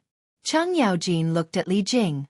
He thought that Li Jing knew, but it seemed like that wasn't the case. What? Fengzi is missing? Li Jing was shocked. He grabbed Cheng Yaojin and asked anxiously, What is going on? Don't be anxious. Listen to me first. Cheng Yaojin pushed Li Jing's right hand away and said solemnly, I just received the news today. His Majesty told me that Fengzi was missing. Later on, I went to look for him and found out that the thing in the sky was created by Fengzi. Later on, His Majesty asked you and Big Black to track down Fengzi's traces, which is the thing in the sky. You're saying that the thing in the sky was created by Fengzi? Chapter 1862. Lord Li Jing's eyes widened in disbelief. That's right, and he's already in the sky. Cheng Yaojin nodded and looked at the sky. Even my Iron Bull has gone up. Why are you only telling me such an important thing now? Lord Li Jing frowned, clearly unhappy. With that, he glanced at the sky and turned to walk out of the residence. Let's go. Follow me to the barracks to gather the troops. Oh, I'm coming. Cheng Yaojin pulled Yu Qigong and quickly followed. The three of them hurriedly walked out of the door and rode their horses to the barracks. Since they were tracking that thing in the sky, the more people there were, the better. With one more person, they would have one more pair of eyes and one more strength. The three generals who led troops to war knew this very well. After rushing all the way, the three of them finally arrived at the barracks. They hurriedly gathered 20,000 troops and left the barracks. Yao Jin, in my opinion, we should split up. Lord Li Jing glanced at the blurry hot air balloon in the sky and said solemnly. The hot air balloon was drifting further and further away, and it was easy to get lost if they followed it together. The best way was to split up. Moreover, this fellow was a veteran commander, so there was no problem with this. All right, I'll go with Big Black. You go alone. Is that okay? Chang Yaojin nodded and immediately agreed with Lord Li Jing's opinion. As a veteran commander, he naturally had such strategic foresight. All right, then I'll go first. Lord Li Jing nodded and then looked at the soldiers behind him. He shouted, 10,000 men come with me. As soon as he finished speaking, he waved his horsewhip and rushed forward. The soldiers behind him followed closely behind, raising a cloud of dust. Looking at the gradually disappearing figures, Yu Qigong looked at Cheng Yaojin and said solemnly, Old Cheng, let's go too. All right, let's go. Cheng Yaojin nodded. With that, he pulled the horse's head and shouted, Everyone follow me. The soldiers immediately opened up a path in the middle. Cheng Yaojin whipped his horse and galloped off. Yu Qigong followed closely behind. Seeing that the two commanders had already set off, the soldiers followed behind. Although the hot air balloon had drifted far away, its speed was not very fast. Occasionally, one could still see the shadow of the hot air balloon. Looking at the image, Cheng Yaojin and Yu Qigong led their troops and charged towards the hot air balloon. They did not dare to be negligent. This was not only because of His Majesty's imperial edict, but also because of some personal reasons. Both of them were on good terms with Zhang Feng, especially Yu Qigong. His cousin even had some sort of entanglement with Zhang Feng. If something happened to Zhang Feng in the sky, what would happen to his cousin? On the other hand, Cheng Yaojin was just as worried as Yu Qigong. This was because his son was currently in the sky with Zhang Feng. If his son was in any danger, what would happen to the Cheng family? Wouldn't that be the end of their line? Thinking of this, he felt as if a needle had pierced his heart. It was an abnormal feeling. Everyone speed up. Cheng Yaojin glanced back and shouted. With that, he waved his horse whip and sped up. Old Cheng, wait for me. Yu Qigong was not to be outdone. He waved his horse whip and followed. He naturally knew that old Cheng was worried about his son, so he did not dissuade him. Instead, he directly followed. The two of them hurried on without stopping. Dust rose behind them, and the sound of the soldiers' footsteps could be heard behind them. After running for an unknown period of time, they finally saw the shadow of the hot air balloon. Whoosh!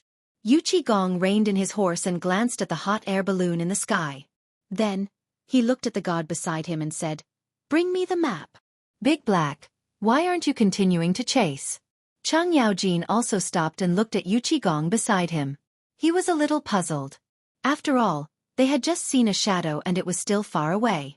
Why was this guy still stopping here? Wait a minute. We've been running for so long. Even if the people aren't tired, the horses still need to rest. Yu Qigong looked at Cheng Yaojin with a serious expression. After that, he did not wait for the other party to reply. He took the map from the guard and looked at it seriously. A moment later, he frowned and handed the map in his hand to Cheng Yaojin. Old Cheng, look. We've left Chang'an. Left Chang'an? Cheng Yaojin took the map with a puzzled expression and glanced at it roughly. As expected, it's just that Feng Zi is still floating ahead. Look in the direction Feng Zi is floating in. That's it? Yu Qigong pointed in the direction of the hot air balloon with a solemn expression. Cheng Yaojin looked in the direction Yu Qigong was pointing in. At first, he did not notice it. After looking for a while, he suddenly felt that something was wrong and exclaimed, That's the direction of Shangzhou? That's right. I looked at the map just now. Feng Zi is going in the direction of Shangzhou. Yu Qigong took a deep breath and furrowed his brows as if he was worried about something. If it's really in the direction of Shangzhou, then we're in trouble. There are 200,000 Xiongnu soldiers stationed there. Cheng Yaojin looked ahead and widened his eyes. He had been to Shangzhou with Big Black before. Not only was it barren, but there were also Xiongnu soldiers stationed there. If Feng Zi and Tai Niu went there, it would be very dangerous. Chapter 1863. Thinking of this, he couldn't wait any longer. He said impatiently, "We can't rest any more. We have to go to Shangzhou immediately and save them." With that, he prepared to whip his horse and gallop in the direction of Shangzhou. Unexpectedly, Yu Qigong pulled him back. "Big Old Black, what the hell are you doing? Lao Tzu is going to save Tai Niu." Cheng Yaojin turned to look at Yu Qigong, the veins on his forehead bulging. "This matter must be reported to His Majesty. After all, His Majesty has given a decree before." Yu Qigong didn't get angry. Instead, he spoke unhurriedly because he knew how old Qing felt. His son was missing. Now that he had finally received some news, how could he not be anxious?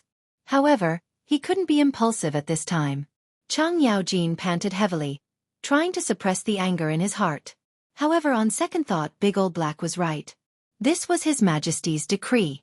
Now that he had received the news, he had to report it. After a pause, he said, "All right then. Quickly send someone back to the palace to report to His Majesty. Don't waste Lao Tzu's time." Yu Qigong nodded. He glanced at the guard leading the horse and said, "Lutian, give me the reins.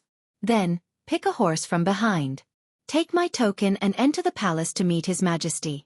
Tell His Majesty everything that has happened here without leaving out a single word." After he finished speaking, he took out a military order from his waist and tossed it to Lutian. This military order was a symbol of status. As long as one had this military order, they could enter the palace at will and would not be stopped. It was the most suitable thing for a messenger. "Yes, General." Lutian cupped his hands and handed the reins to Yu Qigong. Then he turned and walked away. Seeing that everything had been settled, Cheng Yaojin hurriedly said, "Can we go now?" He was already very anxious. He knew that if he went a moment later, his son would be in more danger. He didn't dare to take such a risk. "Let's go." Yu Qigong nodded. He waved the horsewhip in his hand and galloped forward. Cheng Yaojin also hurriedly followed, galloping in the mountain road. At the side, Lutian also obtained a horse. He immediately turned it around and galloped in the direction of Chang'an. He was only a guard, so he did not know much about these matters. However, he could tell the severity of the situation from the general's expression. Therefore, he did not dare to be negligent. With a wave of his whip, he left in a cloud of dust. In less than a moment, he arrived at Chang'an City. As soon as he entered the city, waves of wailing could be heard incessantly. It was as ear-piercing as the screams of vengeful spirits in hell. Soon, the tragic scenes of Chang'an City appeared in front of his eyes. People covered in blood were sitting everywhere on the streets.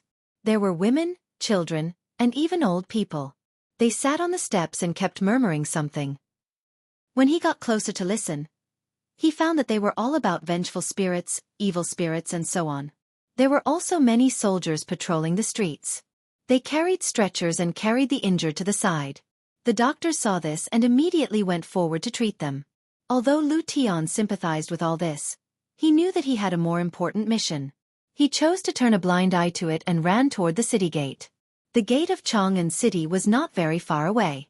Lutian arrived in a few breaths. However, at this time, the gate of Chang'an City was closed.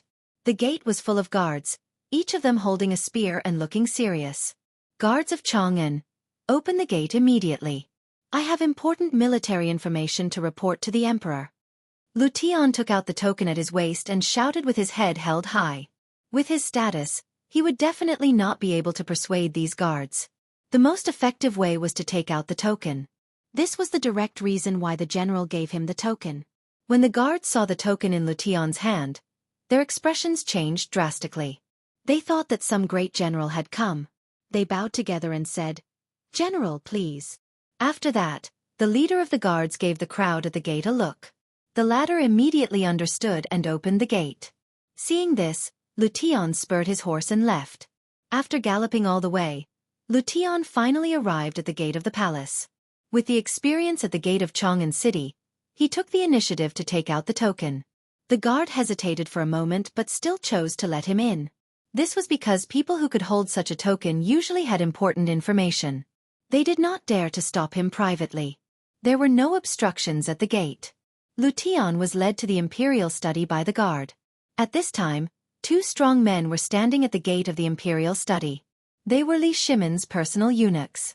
Little Gizi was serving Li Shimon inside, so they needed to serve him outside. Strong men, I have urgent military information to report to His Majesty. Can you let me in? Lution bowed and smiled at the 2 strong men. In the palace, he had to be careful. Who knew what kind of people were in front of him? They might be able to kill him with a slap, so it was better to be careful. When the 2 heard the sound, they turned their heads and glanced at him with a trace of disdain. They seemed to be sizing him up. After a while, one of them slowly said, "Do you have proof?" "Yes, yes, yes," Lution quickly replied. Then, he took out the token at his waist and handed it over. "This is General Yuchi's token. He ordered me to see His Majesty." Chapter 1864. The strong man took the token and looked at it as if he was looking for something. After a while, he seemed to have confirmed something and put the token into his sleeve. He then looked at Lution. However, the disdain in his eyes lessened. "Wait here. I'll report to His Majesty." With that, the strong man turned and walked towards the imperial study without waiting for Lution's reply. In less than half an hour, the strong man walked out again. He glanced at Lution and said calmly, "Go in. Be careful not to say anything." "Thank you, strong man." Lution cupped his hands and walked towards the imperial study. As soon as he entered, he felt an oppressive atmosphere that made it hard for him to breathe. At this moment, a hoarse duck's voice was heard. "Halt! Why don't you bow when you see His Majesty?" Lution was startled and subconsciously looked up. He saw a man in a dragon robe sitting on the dragon throne. However, this person did not look too good, as if he had not slept for a few days. He shook his head and threw away the distracting thoughts in his mind. When he realized that the person in front of him was His Majesty, he quickly bowed. "Greetings, Your Majesty. General Yuchi ordered me to report the military situation. Please forgive me for my rudeness." Lution lowered his head tightly and said in a trembling voice. He did not bow immediately, which was a little rude. However, Li Shimon was not in the mood to care about this. He slowly raised his head and said tiredly, "What military situation did Yuchi Gong ask you to report?" Hearing that His Majesty did not care about his rudeness, Lution was delighted and blurted out, "Your Majesty, General Yuchi and General Chung followed Your Majesty's imperial edict to track that thing in the sky. They have been rushing all the way and have already left Chang'an. General Yuchi has a premonition that the thing in the sky is heading towards Shangzhou." "What?" Li Shimon stood up from the dragon throne and widened his eyes. "What did you just say? Say it again?" "Your Majesty, please forgive me." Lution suddenly knelt on the ground. His face was a little pale. He did not know why His Majesty suddenly became angry, nor did he know that he had said something wrong to make His Majesty so angry. If he really angered His Majesty, he would not be able to leave the imperial study today. He was very worried. "I asked you to say it again. Did you not hear me?"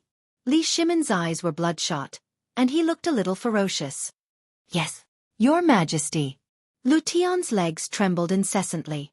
His forehead was already dripping with cold sweat. He crawled on the ground tightly, not daring to raise his head at all. "General Yuchi has a premonition that the thing in the sky is going to float in the direction of Shang Province. General also said that there are 200,000 Xiongnu soldiers stationed in Shang Province. General is currently leading the troops in the direction of Shang Province." "The direction of Shangzhou?" Li Shimon put his hands on the table, his face pale. If Feng Zi and the others went to Shangzhou and fell into the hands of the Xiongnu people, they would definitely die. Thinking of this, he quickly said, "Go back and tell Yuchi Gong to protect Zhang Feng at all costs, even if it means starting a war with the Xiongnu people. Go quickly." After saying that, he covered his chest with his hand as if something was blocking his throat. Cough cough. "Your Majesty, Your Majesty." Little Gizi quickly went forward and supported Li Shimon. He patted his chest and asked with concern, "Your Majesty, are you okay?" Cough cough. Li Shimon coughed violently again. After a while, he seemed to have recovered a little. He waved his hand. I'm fine. After saying that, he glanced at Lution, who was kneeling on the ground. Let this guy go quickly. Did you hear that? His Majesty wants you to go back and tell Yu Qigong. Little Gizi supported Li Shimin with one hand and scolded Lution. Oh. Lution suddenly realized that he had been frightened by His Majesty and lost his mind for a moment. Now that he had recovered, he quickly said, I'll go back and report immediately. After saying that, he quickly got up and turned to walk out of the imperial study. At the same time, on the hot air balloon, Zhang Feng and the others were huddled together as if they were hugging each other for warmth. They hugged each other tightly, their lips pale, and even their eyelashes were stained with the moisture in the air. It seemed that they were quite cold. White clouds floated past their eyes, but they were not in the mood to enjoy the scenery. After an unknown period of time, Zhang Feng started to tremble from the cold. He subconsciously touched the blanket that was originally covering him, but found that it was gone. He could only open his half-closed eyes and glance to the side, only to see that the blanket had run to the three guys. This angered him. Damn it, he was still cold, and they actually dared to take the blanket away. The more he thought about it, the angrier he became. He could not help but curse. Damn it, you idiots, hurry up and wake up Lao Tzu. After a round of scolding, no one moved at all. This angered Zhang Feng, and he kicked them. Idiot. Wake up. Don't F***king pretend to be dead. Violence was indeed the most direct way to solve problems. Under Zhang Feng's torture, everyone woke up one after another. The first to wake up was Cheng Chumo. He rubbed his sleepy eyes and was somewhat puzzled. Fengzi, I dreamed that someone kicked me. What do you think is going on? Chapter 1865. Yeah, I dreamt of it too. Not only did he kick me, but he also kept scolding me. Zhang Sun patted his butt. He also felt it deeply. Du Go spread his hands, indicating that he didn't know. He wanted to get rid of the suspicion first. Besides, he was also kicked. It was Lao Tzu who kicked me just now. Zhang Feng put his hands on his hips and glared at the crowd. Mother ***, you idiots. Lao Tzu said he was going to sleep for a while. Where did the blanket that covered his body go? Are you trying to rebel? Recently, the hot air balloon and the academy had caused him to not have a good night's sleep. Now that he finally had some time, he wanted to sleep for a while and let these guys look after the hot air balloon. They readily agreed, so he didn't care. However, when he woke up, not only were these guys lying beside him, he didn't even know where the hot air balloon had drifted to. How could he not be angry? These fellows were simply incapable of accomplishing anything but good at spoiling things. Blanket. Du Go subconsciously looked at the blanket on his body and scratched his head awkwardly. Fengzi, we saw that you were too hot just now, so we borrowed it to cover you. Don't be angry. Borrowed? Zhang Feng opened his mouth wide in disbelief. He instantly had a new understanding of these guys. He fell asleep and took his things. This was called borrowing. Hearing these words, he was instantly furious. He pointed at the three's noses and scolded, Are you mother fastress curs shameless? Is this called borrowing? This is called stealing. Lao Tzu was sleeping well, but you took away Lao Tzu's blanket. Now you're in the right. Do you believe that Lao Tzu will immediately deflate the hot air balloon? Will he drop all of you to death? As he spoke, he held the iron wire and took out a lighter from his waist. He really did look like he was going to deflate the air. This scared the three of them. They quickly grabbed Zhang Feng's thighs and begged, Fengzi, don't be impulsive. If you let go, we'll all go see the king of hell. Yeah, Fengzi, isn't it just a blanket? When we get back, I'll compensate you with 10, no, 100. I'll give you as many as you want. How about that? Fengzi, please don't do this. This is 1 corpse and 4 lives. Zhang Feng naturally wouldn't do something like digging his own grave. He only said that to scare the three of them. Now that the three of them had given in, he naturally felt greatly relieved. He deliberately coughed twice and said, Ahem, you guys are used to being dandy. You actually dared to steal from Lao Tzu. This time, I'll teach you a lesson. If you do it again, Lao Tzu will kill you. Definitely not. Fengzi, don't worry. If it happens again, we'll jump down ourselves. Yeah, I won't. The three of them kept nodding and bowing, as obedient as they could be. Seeing this, Zhang Feng proudly glanced at everyone before putting away the fire starter in his hand with satisfaction. You even gave me a blanket. Are you trying to freeze me to death? He glared at Du Go, his gaze not leaving the blanket in the other's hand. Here, here, here. Du Go hurriedly handed the blanket over, afraid that the other party would be dissatisfied and prepare to release the gas again. If that happened, they would all be wiped out. After all, he hadn't lived long enough yet. That's more like it. Zhang Feng took the blanket with satisfaction and immediately wrapped it around his body. Instantly, he felt a wave of warmth. However, Cheng Chimo and the other two felt uncomfortable. The three of them could only curl up together and shiver. There was nothing they could do. The air in the sky blew, forming waves of cold wind that were bone-chilling. The three of them hugged each other and shivered non-stop. Their lips were turning blue. Just like this, after the time it took for a stick of incense to burn, Zhang Sun, who was outside, couldn't stand it anymore. He said with a trembling voice, Tai Nyo, when you came up, didn't you bring a package? Go and see if there's anything that can keep out the cold. Yeah, I brought something when I came up. How could I forget? Look at my dog head. Cheng Chimo suddenly stood up and patted his head. He then went to rummage through the package beside him. After rummaging for a long time, he seemed to have seen something and exclaimed, Why is this thing in the hot air balloon?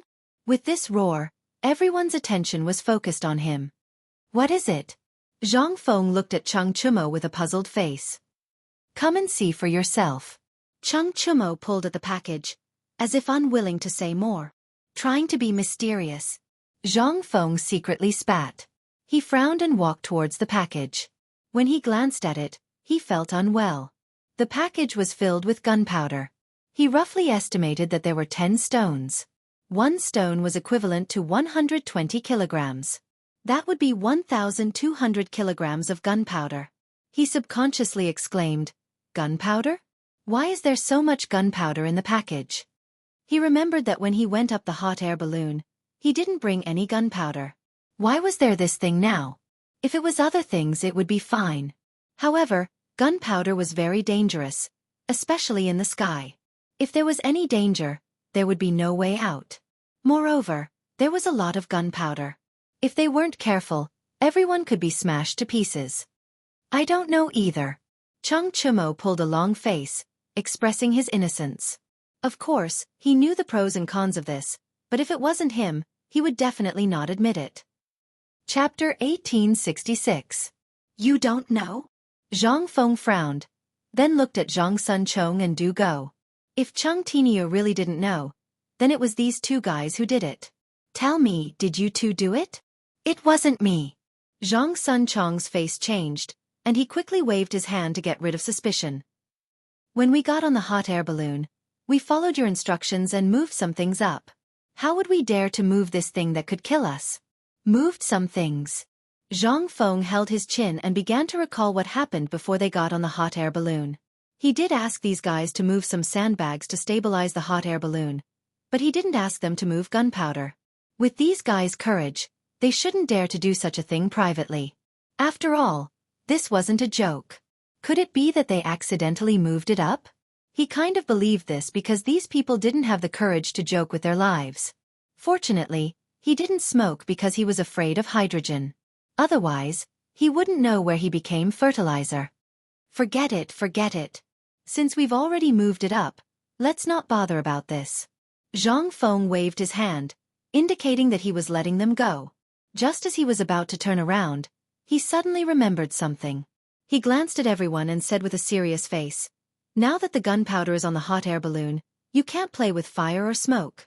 Just in case, let me take care of the matches. After saying that, he reached out and asked for the matches from everyone. Everyone didn't hesitate and handed the matches to Zhang Feng. After all, they all knew the power of the gunpowder. If it was ignited, it would be a total annihilation. Zhang Feng put the matches in his waist and glanced at the exposed gunpowder. He said with some worry, You guys hurry up and pick up the gunpowder. What if something happens? Lao Tzu doesn't want to die. Hearing this, the three of them didn't dare to delay. They quickly wrapped the gunpowder in 3 layers and tore it to make sure there was no problem. Only then did they stop. Zhang Feng nodded with satisfaction, then glanced down and looked back at everyone. Do you guys know where we are? The three of them were puzzled. Weren't they in Chang'an just now? You don't recognize me now? They hurriedly glanced down and looked at the high mountains and hills below. Almost in unison, they said, "This is Shang Province." Their fathers were all high-ranking officials in the imperial court. Naturally, they were very familiar with the customs of the Tang dynasty. Even if they were on a hot air balloon, they could still distinguish the regions. Shang Prefecture? Zhang Feng frowned. He had a bad premonition. How did we end up in Shangzhou? I don't know either. Cheng Chumo's expression was somewhat unsightly. He said, I heard from my father that there are Turks stationed in Shang Province. There are as many as 200,000 soldiers and horses. What? Zhang Xuan's expression changed. He held onto the iron wire and asked, Why are there Turks here? Aren't we getting closer and closer to the Turkic camp? He knew what it meant to go to the Turkic camp. It was death. The Tang dynasty and the Turkic Empire were at war all year round. If he went there now, he would definitely become a captive. The hot air balloon soon fell into a panic. The three timid guys hugged each other tightly and secretly prayed that the hot air balloon would leave the Turkic camp. On the other hand, Zhang Feng held his chin as if he was thinking about something. After a while, the corners of his mouth curled up, revealing a hint of joy. He looked at everyone and said with a smile, Don't cry. Lao Tzu will bring you guys to do something big. How about it? Something big? Cheng Chumo subconsciously raised his head and was somewhat curious. What big thing? You're not thinking of pushing us into a pit of fire, are you? He did not think that Feng Zi had anything big to do. Now that they were close to the Turkic camp, what big thing could they do? Could it be that they were going to court death? Yes, Feng Zi. We're all brothers. You can't harm us. Du Go was also worried. His thoughts were similar to Cheng Chumo's. He did not think that Feng Zi could bring them to do anything big. On the contrary, he knew how to play tricks. Don't worry. It's definitely not a bad thing. Zhang Feng revealed a harmless smile. I guarantee that you guys will feel that this trip was not in vain. The three of them looked at each other. For a moment, they did not know how to answer. This was because they knew that Feng Zi was not a kind person. He said that he was going to do something big, but he did not specify what it was. This caused their hearts to be in a mess. They were afraid that this fellow would leave them to be fed to the Turks if they were not careful. No, they had to ask more clearly. Feng Zi, what big thing are you bringing us to do? Can you be a little clearer? Cheng Chumo looked curiously at Zhang Feng. As he spoke, he held tightly onto Zhang Sun, afraid that Zhang Feng would have some improper thoughts about him. That's right, Feng Zi. You should have told us earlier so that we would have been prepared. Du Go could not help but interject. His body was trembling, but it was unknown whether it was from the cold or from fear. What's with all this nonsense? Zhang Feng waved his hand impatiently. You guys are used to being wastrels. When you hear that you're going to do something big, you're actually so scared. Lao Tzu originally wanted to do something big this time to wash away your bad reputation. Since you guys are so scared, then don't go. Lao Tzu will go alone. When he comes back, don't drool. Chapter 1867. With that, he crossed his arms, leaving his back to the crowd. He seemed to be unable to restrain his anger, but in fact, he was already overjoyed. He had said those words to provoke these guys. In his heart, he really hoped that they would do it together. After all, he might not be able to do it alone. Sure enough, Cheng Chumo couldn't stand it anymore. He suddenly stood up, as if he couldn't feel the cold anymore. Feng Zi, I'll do it with you. With that, he turned around and glanced at Zhang Sun and Du Go. It seemed to be a question, but it also seemed to be a threat. He admitted that what Feng Zi said just now was not wrong. He had always been regarded as a dandy, and he had never done anything that would make his family proud. Now that Feng Zi said that he was going to do something big, and it didn't seem like he was lying, then he would do it. However, just in case, he had to drag these two guys along. The two of them were startled and hesitated. They looked at each other for a while, then seemed to have made a decision in their hearts. They stood up and said, Feng Zi will do it too. Hearing that everyone agreed, Zhang Feng slowly turned around and said with a smile, That's right. I guarantee that you won't make this trip in vain. With that, he narrowed his eyes and looked straight at the crowded heads and tents in the valley in the distance. The corners of his mouth couldn't help but curl up. At the same time, in Chang'an City, the streets that used to be bustling with noise and excitement seemed to be covered with a layer of haze, becoming much more depressing. The Black Tortoise Gate incident made the entire Chang'an City vigilant. Occasionally, traces of blood that had not dried up could be seen on the ground. This was left behind by the stampede at that time. Even though the soldiers had cleaned it up once, it could still be clearly heard. There were many pedestrians on the streets, but most of them were merchants doing business. There were also some peddlers and lonely servants. However, they were different from usual. They could no longer hear the shouts. They seemed to have lost their strength and were listless. In fact, they did not want to come out, but their families had to spend money. There was also a crying baby waiting to be fed. All of this forced them to come out and seek a way to survive. They traveled in groups of 3 or 5. Usually, this kind of situation would not be seen at all. After all, everyone was selling similar things. When the customers saw that there were still people to choose from, naturally, it would be survival of the fittest. There were even some who would bargain. However, it was a little different these days. The storm had not completely passed yet. Traveling together was the best way. It was also a kind of self-protection. There was no other way. In order to survive, they had to do this. After walking for a long time, the group of people was probably tired. Among the crowd, Huzi proposed to take a break.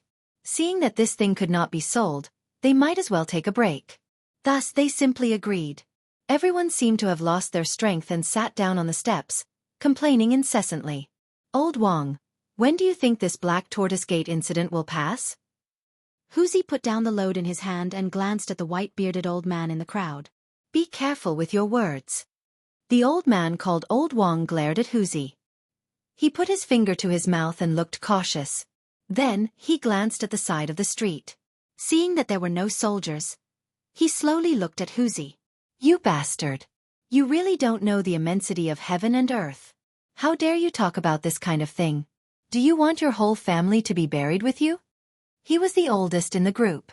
Back then, he was lucky enough to be a study companion of a rich family. He could recognize a few words and could be considered half a cultured person. In the village, he taught the children to read. Thus, everyone called him Old Wang out of respect. Usually, when people did not understand something, they would ask him. However, the things they asked this time seemed to make him a little angry. Huzi seemed to have noticed Old Wang's anger, but he did not dare to talk back. He could only take out a steamed bun from the basket and chew it to vent his anger. Old Wang, don't be so angry. Zhu Zi's eyes were sharp. He quickly scooped out a bowl of fermented glutinous rice from the jar and handed it to Old Wang. He said with a smile, Old Wang, Brother Huzi was just curious. Don't blame him. Moreover, you can see through our little thoughts. After speaking, Zhu Zi glanced at the crowd. His gaze paused on Huzi for a moment. Finally, he looked at Old Wang. Old Wang, you also know that we rely on selling these steamed buns and fermented glutinous rice to support our family. Now that the imperial court has cut off our livelihood, you have to think of a way. After speaking, he glanced at Huzi and signaled with his eyes. Then, he handed the bowl of fermented glutinous rice to Old Wang. Huzi instantly understood. He quickly took out the steamed bun in his mouth and took out a new one from the basket. He handed it to Old Wang and smiled. Old Wang, I said something wrong just now. I apologize. However, Zhu Zi's words are not without reason. Now that the storm is so big, we can't sell our things. Are we waiting for death? Yes, Old Wang, you are experienced and knowledgeable. Give us an idea. If we really can't do it, let's change our profession. We really can't do this anymore. Everyone discussed and prepared to find a way out for themselves. Chapter 1868. Don't quarrel. Old Mr. Wang glanced at the crowd and gradually quieted down. Then he slowly said, I know what you are talking about, but we can't solve it in a hurry. As long as the crisis in the imperial court is not over, we will not have a good time. But we don't know when the imperial court will solve this crisis. As soon as he finished speaking, the depressed mood of the crowd immediately rose. What? Then won't our families starve to death? Yes, then when can we make money?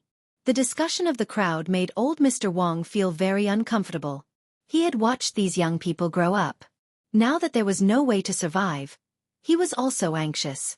But it was useless to be anxious. All of this was Li Erlang's sin, and he needed to solve it. At this time, he was very disappointed with Li Erlang. Why did the ghosts of the Xuanwu Gate involve the people? Wasn't this King harming people? If the emperor hadn't done that absurd thing, there might not be today's disaster. But then again, if he hadn't done that, Li Erlang wouldn't have been able to ascend the throne. He squinted his eyes and looked in the direction of the imperial palace, but there was nowhere to vent his anger. This group of brats in front of him could talk about it, but he was an elder. How could he comment on this with them? Just as he was looking up, a group of soldiers came out of the city gate of Chang'an, and there were 3 strong men among them. This posture instantly attracted his attention, because he had seen before that strong men would come as long as there was a decree from the palace. Last time, when Li Erlang announced a general amnesty, the situation was similar to this. However, the posture this time seemed to be bigger than before. There were 3 strong men, and even half of the guards of Chang'an City came out. There were also some generals in armor. Hiss. Was Li Erlang going to do something? Or was he going to give a general amnesty again? He didn't care so much and quickly patted the chatting crowd. Boys, the imperial decree came. Let's go and have a look with the old man. After that, he slowly stood up with his hands on the ground and walked to the city gate. Everyone was still talking about a way out when they were interrupted by Old Man Wong. They were a little puzzled. When they turned around, they found that the old man had already disappeared. They hurriedly carried their burdens and chased after him. On the other side, the gate of Chang'an City was slowly opened. Su Lian led 2 groups of people out of the city, followed by 2 groups of imperial guards. In the middle stood 3 strong men. The one in the middle was holding something that looked like an imperial edict. However, upon closer inspection, it was very different from an imperial edict. His face was serious, as if the thing in his hand was extremely precious. The group quickly arrived at the place where the notice was posted at the city gate. Si Lian waved his hand, and the guards immediately formed a circle and isolated the area within a radius of 20 meters, leaving only the notice wall in the middle. At this moment, Old Wang led Huzi and the others to the periphery. However, they were not the only ones. There were many merchants who also noticed this phenomenon. They put down their business and rushed over. They stretched their heads and looked at the guards curiously. Elder, what do you think they are doing? A kid came out and pointed at the guard. This. Old Wang frowned and stroked his white beard. It should be an imperial edict from the palace. This was just his guess. As for the specifics, he would have to see it. Everyone looked up and scrambled to look at the guard. They were very impatient. Everyone wanted to watch a show, and no one was an exception. Looking at the anxious crowd, Su Lian took half a step forward and bowed to the strongman behind him.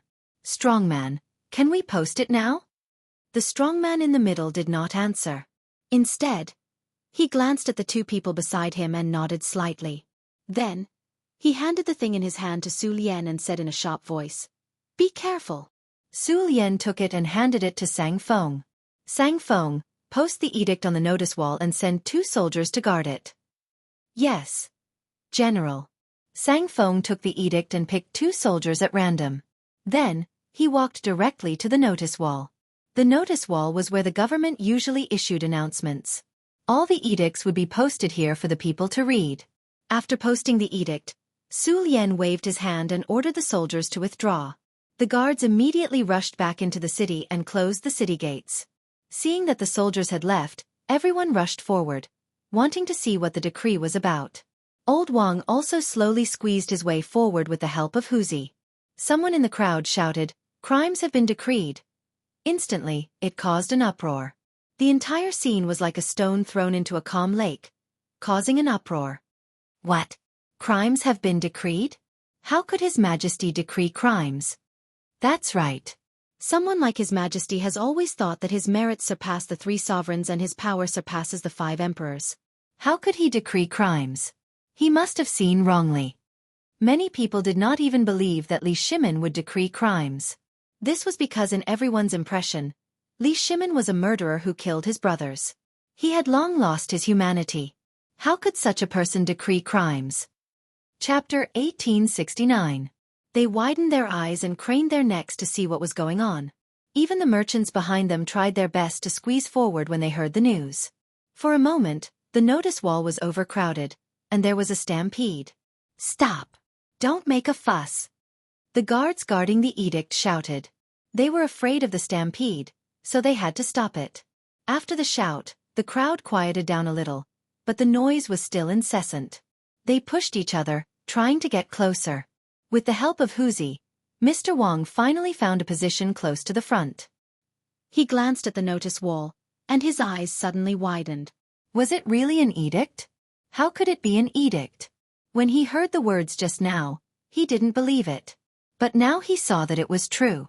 An edict was made by an emperor who reflected on his own mistakes. How could Li Erlang make such an edict? Was he reflecting on his own mistakes? No, impossible. How could a bastard like him, who killed his brother, issue an edict? The tragedy in Chang'an City was caused by Li Erlang. How could a person like him issue an edict? Mr. Wang instantly felt that his worldview had been turned upside down. Of course, he was not the only one. Anyone who knew what an edict meant felt that they had been hit. They widened their eyes, unwilling to believe that Li Erlang wrote the edict. Because in their eyes, Li Erlang was already an emperor who brought disaster to the country. Without him, how could there be such a tragedy in Chang'an City? Without him, how could their relatives and friends be disabled and die? Without him, how could the ghosts of the Xuanwu Gate come back to take their lives? However, the truth was right in front of them. The edict was right in front of them. Could it be fake? They didn't dare to think about it, so they could only continue to read with a surprised expression. Since the Xuanwu Gate, I have been unable to sleep at night. I know that I am not virtuous. However, I am guilty, but I can't blame 10,000 people. Mr. Wang couldn't help but tremble when he read this. He didn't expect that Li Erlang would dare to talk about the Xuanwu Gate so openly. Didn't he know that the ghosts in the sky were watching?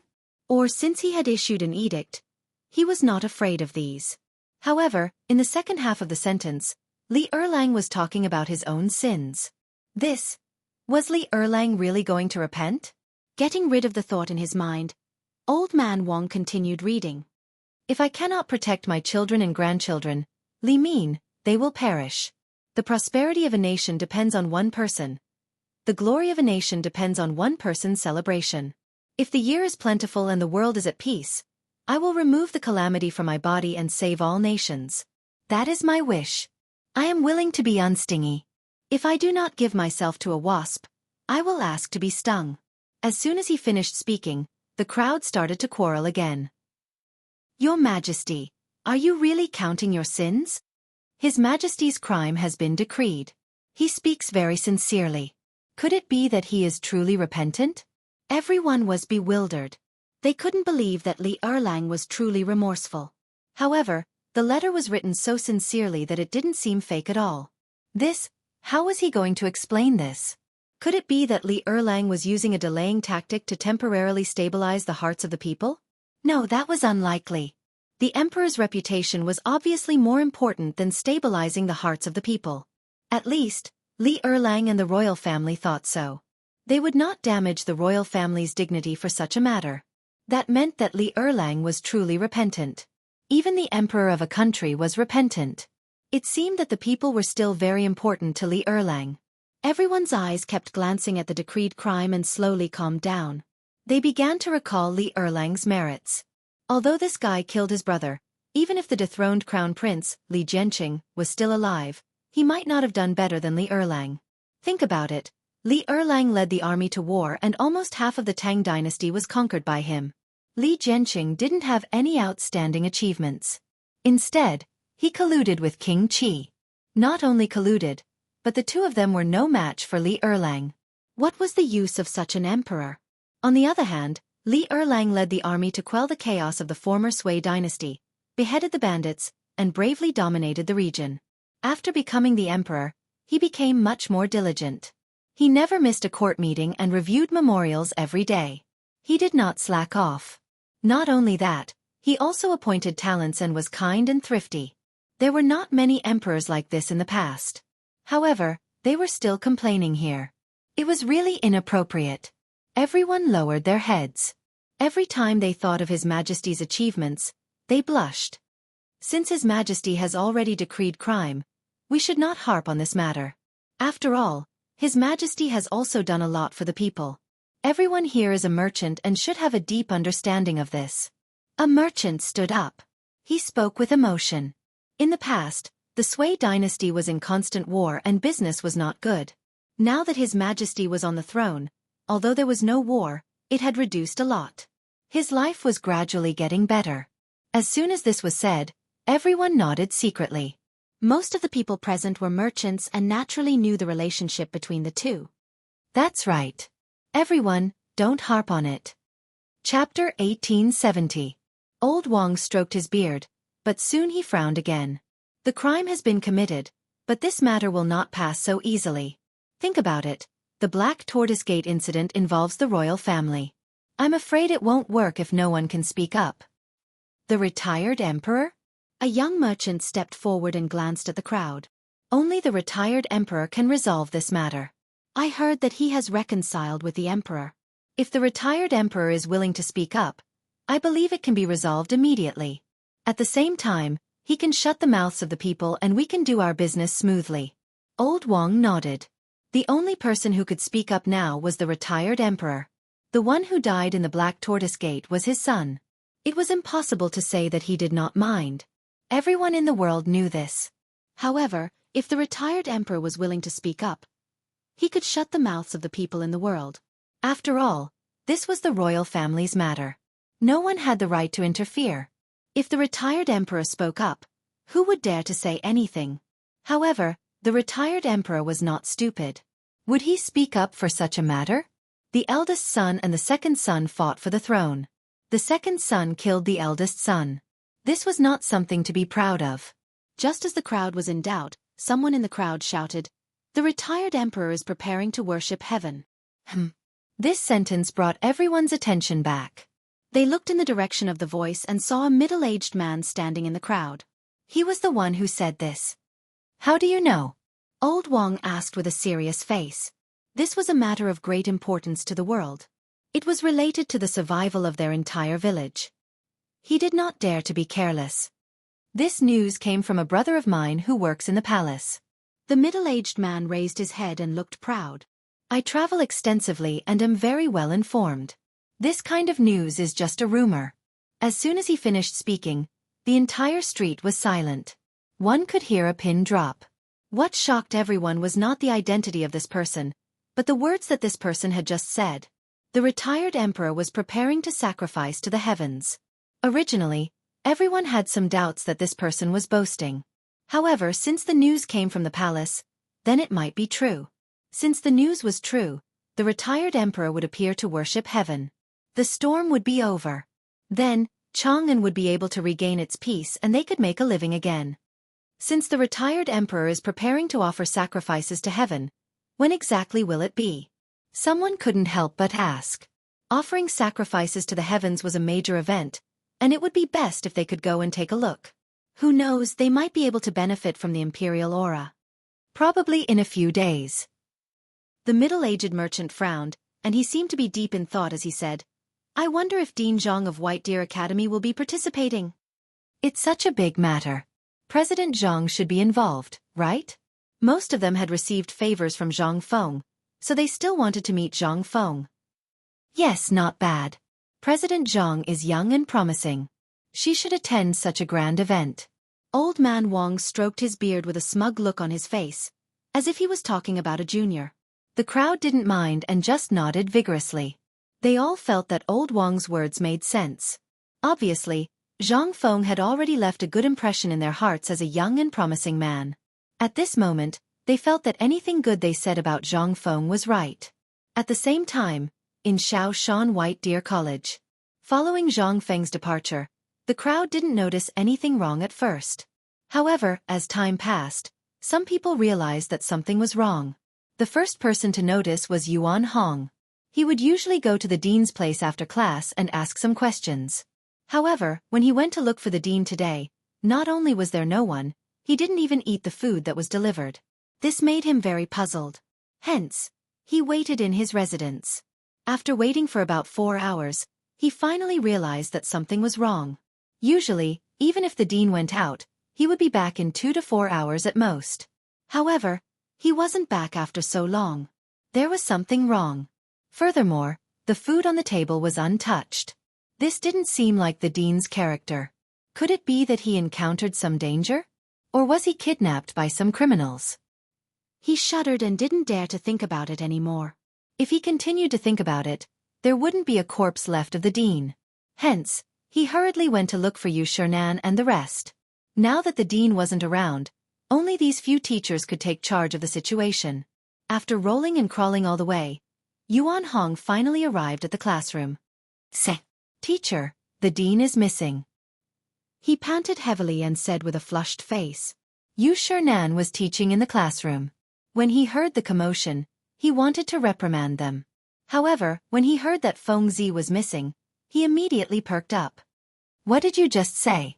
The dean is missing. Yuan Hong swallowed his saliva and said with difficulty. Why is Feng Zi missing? Yu Shernan put down the book in his hand and walked quickly to Yuan Hong. He said with a serious face. Hurry up and explain the matter clearly. He treated Feng Zi as his disciple. Now, this disciple was missing? How could he not be anxious? This student went to look for the dean just now. However, after waiting for 4 hours, I didn't see the dean. At first, I thought that the dean was out, so I waited for a while. However, the more I waited, the more I felt that something was wrong. I realized that the dean didn't even touch his food. Chapter 1871. Yuan Hong had a troubled look on his face. Halfway through his sentence, he realized that Yu Shernan was already preparing to leave. He hurriedly chased after him. Sir, wait for me. Immediately informed Xue Ji, Chu Suiliang, Ouyang Xiao, and the other old men to come over. After Yu Shernan finished his sentence, he rushed straight to Zhang Feng's residence. His speed was not any slower than an ordinary person's. This shocked Yuan Hong. Didn't they say that these teachers were all old? Why were they still so fast? It seemed that the dean's magic was great. A single message was enough to make the teachers run like they were flying. Yuan Hong did not care about the many thoughts in his mind. He turned around and ran to the other classrooms. Although Yu Shernan was already old and his stamina was not as good as a young person's, when he heard that Feng Zi had gone missing, he was extremely anxious. He strode toward his residence. Fortunately, there were no stones on the road. Otherwise, he would have been thrown off his feet. After rushing all the way, he finally arrived at Zhang Feng's residence. He pushed open the door and rushed in. When he went in, there was indeed no one. There was still some food on the table, but no one had touched it. That kid really went missing. Yu Shernan frowned. His face was a little pale. Where can he go? After saying that, he seemed to have thought of something and hurriedly walked out of the door. Just as he stepped out, he saw Chu Suiliang and the others walking toward him. Brothers, you're finally here. Yu Shernan quickly stepped forward and said impatiently, Feng Zi is missing. Chu Suiliang had his hands behind his back. When he saw that it was Yu Shernan, he immediately stopped and frowned. We already know the news. The most important thing now is to find Feng Zi. After saying that, he turned his head and glanced at Xue Ji and the others behind him. That's right. Feng Zi's disappearance is a big matter. We need to treat it seriously. Xue Ji stroked his sparse beard and frowned. However, with us old men, I'm afraid we don't have enough manpower. In Old Man's opinion, we should borrow the strength of all the students in the academy to search together. Right. Yu Shernan nodded repeatedly. Then he looked at Yuan Hong and said hurriedly, Yuan Hong, immediately mobilize all the students to search for Feng Zi's whereabouts. Remember, don't let go of the entire Shao Mountain. Yuan Hong nodded and turned to run towards the classroom. Xue Ji still felt that it was not safe enough. He waved his hand and added, Remember to look for it in the Forging Workshop and Research Institute. After saying that, he turned to look at Yu Shernan and the others. Let's go look for him too. Maybe that kid ran over there? Not bad. Chu Suiliang nodded with a worried look on his face. I don't think the two girls know about this yet. Let's go there and look for them. We'll tell them while we're at it. Jingshu and Zhang Yuyao were both Feng Zi's unmarried wives. She had to inform them of such a big event. This? Ouyang Xiu frowned and stroked his beard. I'm afraid it's inappropriate. If we old men go to the girls' residence, what if we bring gossip to Fengzi? What's inappropriate about it? Yu Shernan glared and seemed to be dissatisfied.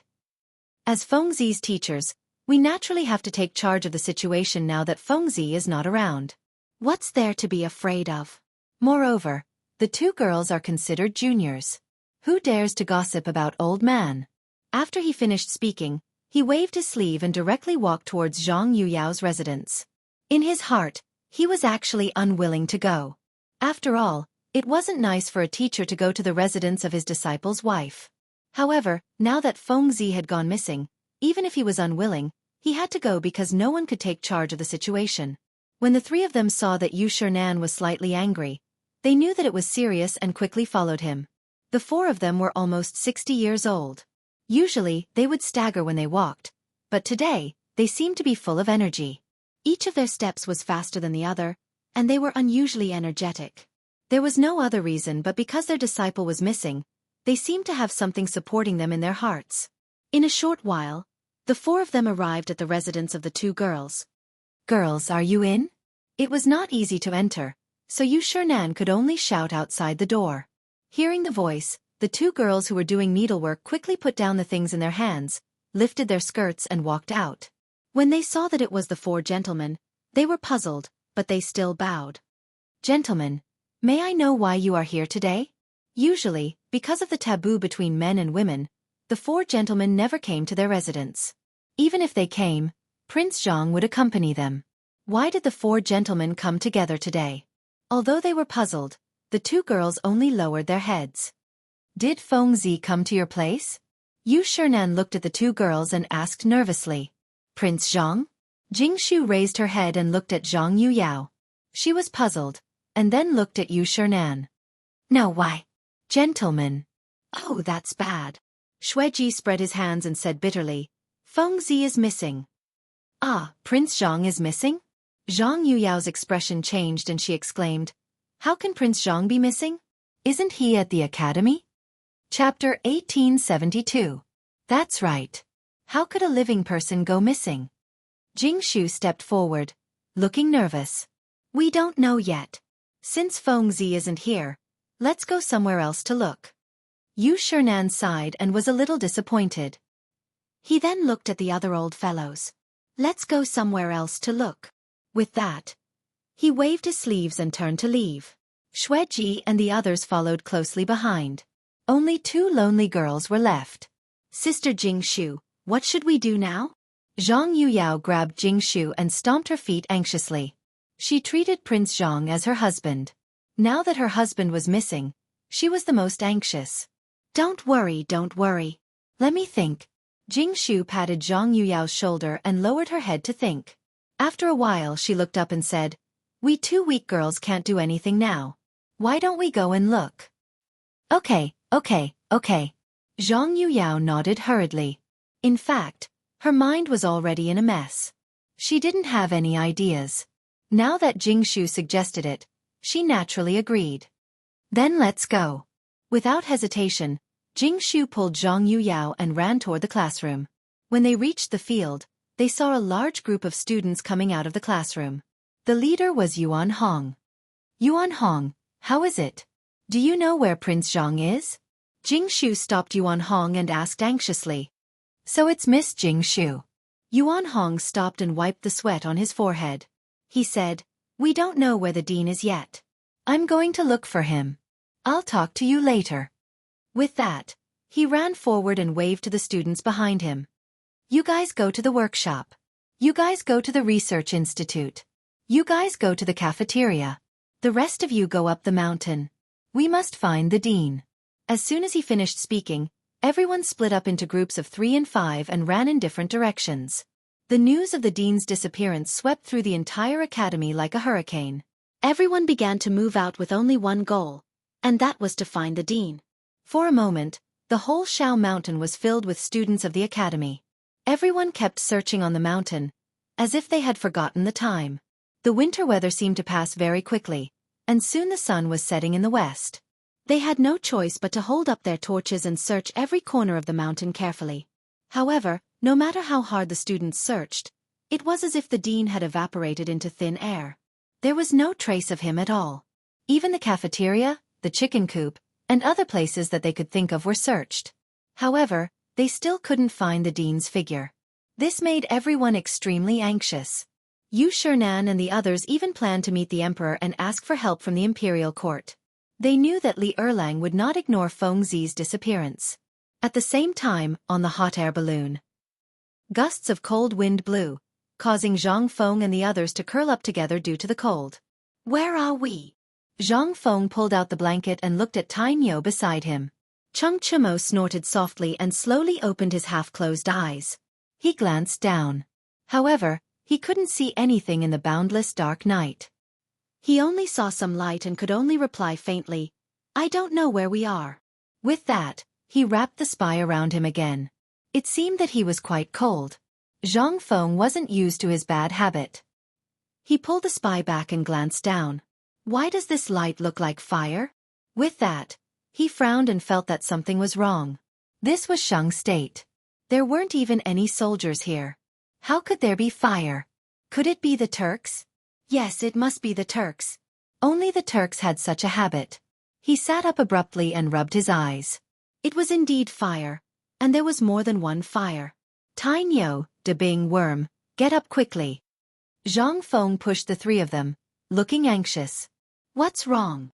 Zhang Sun yawned and glanced at Zhang Feng lazily. He was sleeping, but he was woken up by this fellow. He was furious. Look over there. Zhang Feng pulled Zhang Sun up and pointed in the direction of the fire. That should be the main camp of the Turks. The main camp of the Turks? Chung Chumo grabbed the metal wire and looked in the direction of the fire. Indeed, there were quite a few fires. It was nighttime, and based on the habits of the Turks, they would light a campfire near their main camp. The main reason was to prevent the ambush of wild beasts, and another reason was to provide warmth. Seeing so many campfires below, it must be the main camp of the Turks. That meant that he was moving toward the main camp of the Turks? What if a hot air balloon landed in the main camp? Wouldn't he become a captive of the Turks? Thinking of this, he shuddered. Fengzi, hurry up and think of a way to return. This is the main camp of the Turks. We'll die if we go there. Chung Chumo grabbed Zhang Feng's shoulders and pleaded. Zhang Sun and Du Go seemed to have understood the severity of the matter. They turned to Zhang Feng and pleaded, Fengzi, hurry up and think of a way. My family is counting on me to carry on the bloodline. I don't want to die here. Chapter 1873. Why are you all so cowardly? Zhang Feng swung Cheng Chumo's arm. You were the one who said that you wanted to do something big with Lao Tzu? Why are you so cowardly now? He thought that these fellows would have some guts, but he didn't expect them to wet their pants before they even reached the Turkic camp. Fengzi, you can't say that. Du Go said with a sullen face. You only said that you wanted to do something big, but you didn't say what it was. We didn't expect you to come to the Turkic camp. That's right. Fengzi. Didn't you say that you wanted to do something big? Let's go back to Chang'an. Zhang Sun Chong pulled Zhang Feng and tried to change the topic. After saying that, he glanced at Chung Chumo and signaled him with his eyes. Chung Chumo immediately understood and pulled Zhang Feng back. Fengzi, let's go. Let's go back to Chang'an. Even if you want to blow up the imperial city, I'll go with you. Wait. Zhang Feng waved his hands and pushed their arms away. He sneered. The big thing I said just now is to blow up the Turkic camp. As soon as he finished speaking, the three of them were stunned. They stared at Zhang Feng as though they were looking at an alien.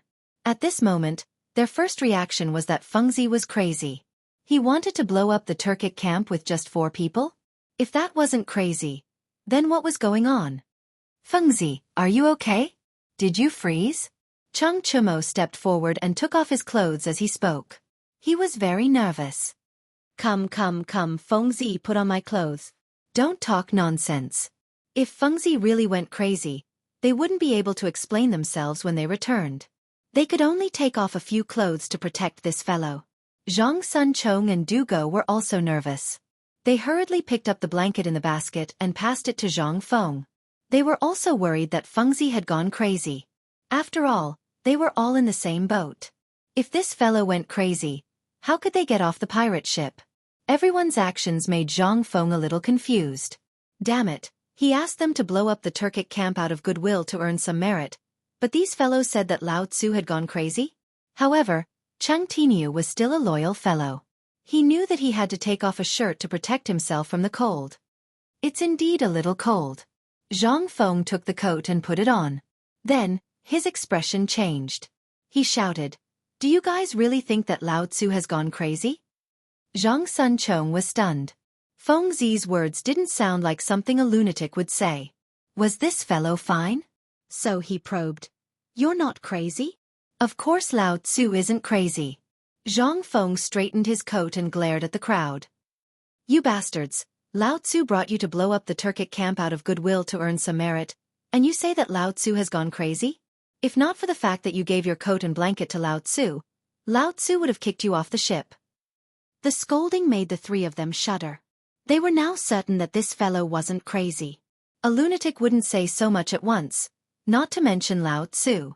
But why did this fellow want to blow up the Turkic camp? Wasn't he courting death?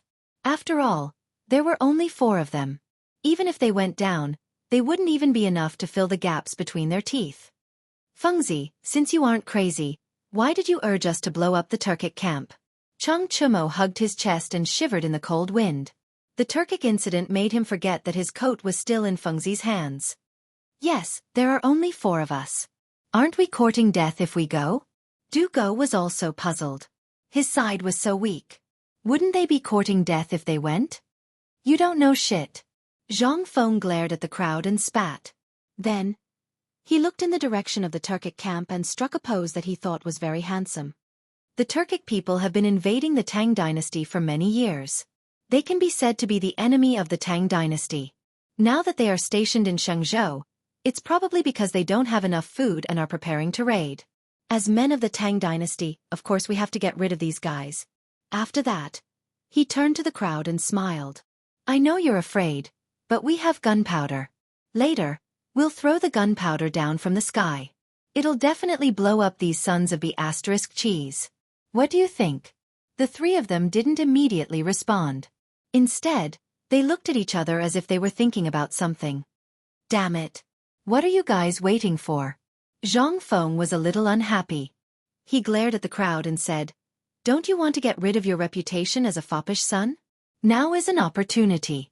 As long as we kill the Turkic leader, these guys will definitely withdraw their troops. At that time, not only you guys, but even your families will benefit from your glory. Have you thought it through?" The 3 of them were slightly stunned. They seemed to have been inspired by Zhang Feng's words. Their eyes were filled with vigor. Fengzi was right. If he were to blow up the Tujue's camp this time, then when he returned to Chang'an, wouldn't he have to give face to his family? If he were to blow up Xieli, then his family would have to put him on a pedestal, and he would be able to get rid of his reputation as a dandy. Chapter 1874. However, on second thought, there were only 4 of them while there were tens of thousands of Turks. Maybe there were even hundreds of thousands of them. How could they blow up this small amount of gunpowder? They couldn't even move a hair of the Turks. No, this method wouldn't work. The 3 of them looked at each other and talked for a while as if they had reached some kind of agreement. "Wait, let us think about it first," Cheng Chumo said casually. After that, he waved his hand and pulled Zhang Sun Chong and Du Go to one side. "Come here." This was a big matter.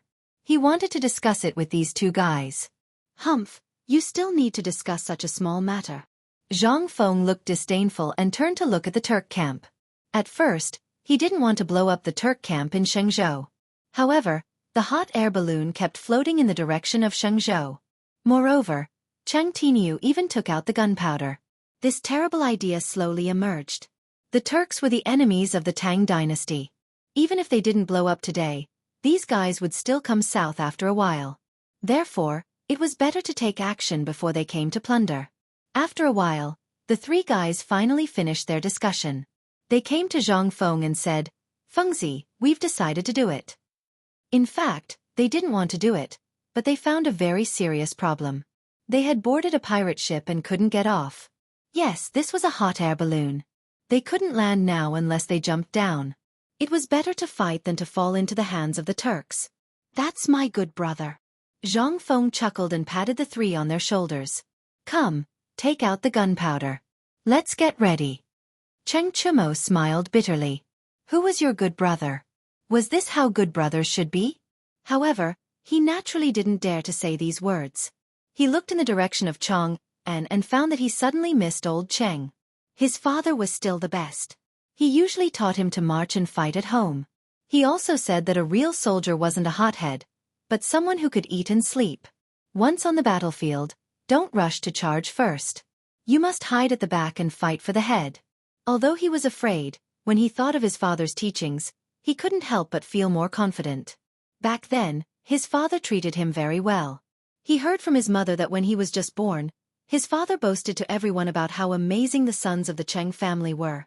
He said that they would definitely do great things in the future. When he was 3 years old, his father taught him how to drink. When he was 4 years old, he taught him how to ride a horse. When he was 7 years old, his father told him what kind of woman would give birth to the best children. Thinking about it carefully, it would be pretty good if his father didn't beat him often. But now, he was going to accompany this guy to his death. If his father was here, he would definitely be sad. Not only him, but also Zhang Sun Chong. His heart was like a bottle of mixed feelings. No matter what, he was still a relative of the royal family and had countless honors. It was not an exaggeration to say that he could do whatever he wanted on the streets of Chang'an. The emperor was his uncle, the empress was his aunt, the crown prince was his cousin, and his father was the Duke of Qi. Who dared to provoke Lao Tzu? But now, he had to throw his life away with this lunatic. It wasn't worth it. However, he had already boarded the pirate ship. There was no room for regret unless he jumped down from here. Glancing at the height of 1,000 feet, he shuddered.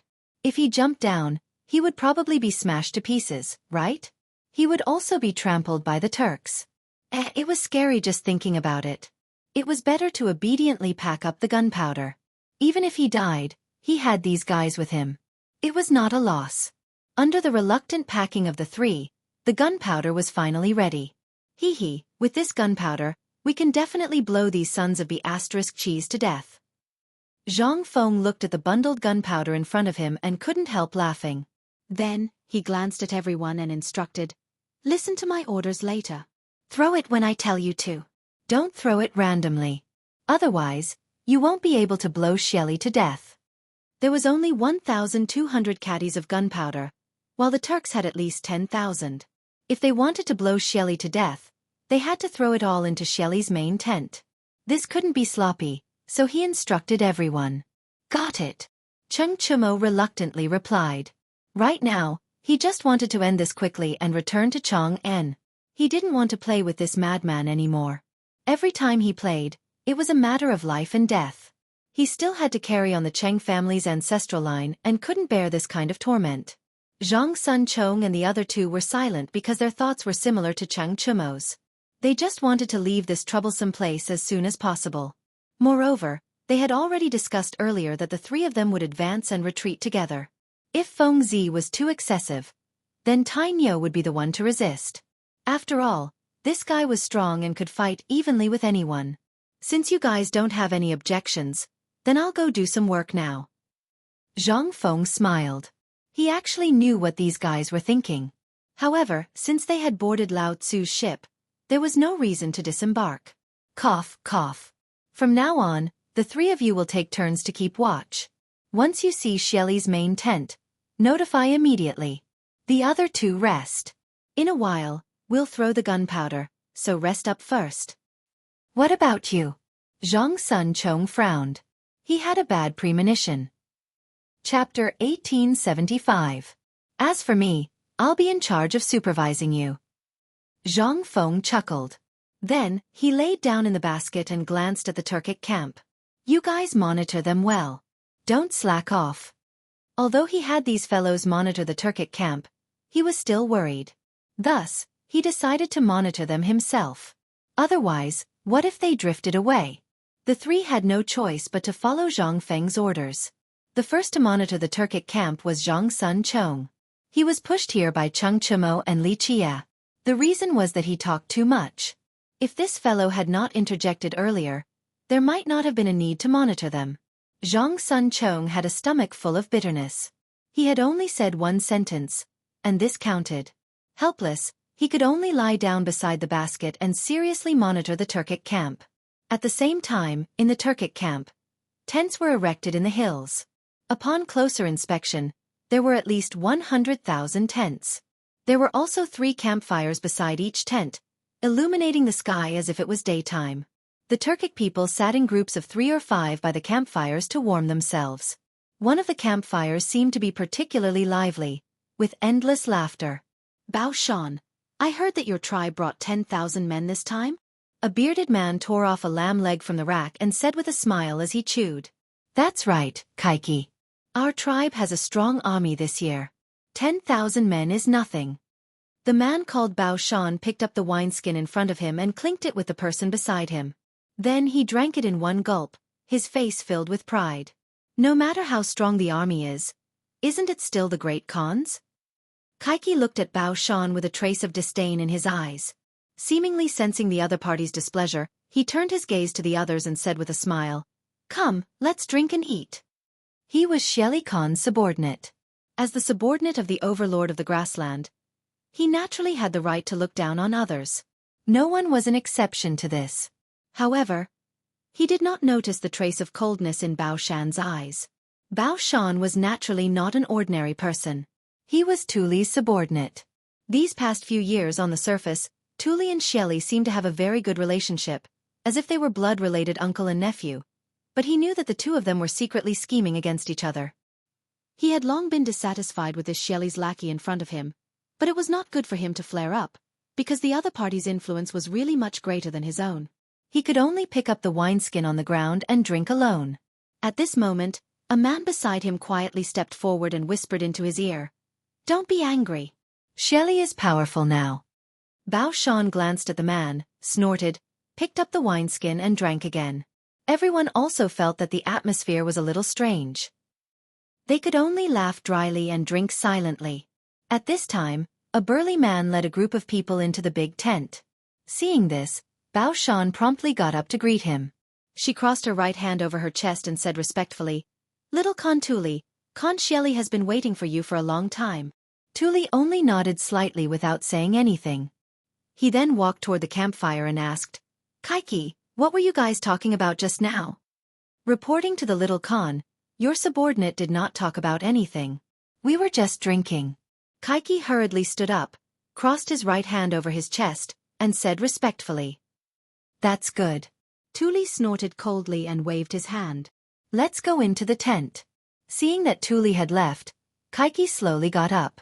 However, a trace of coldness flashed in his eyes.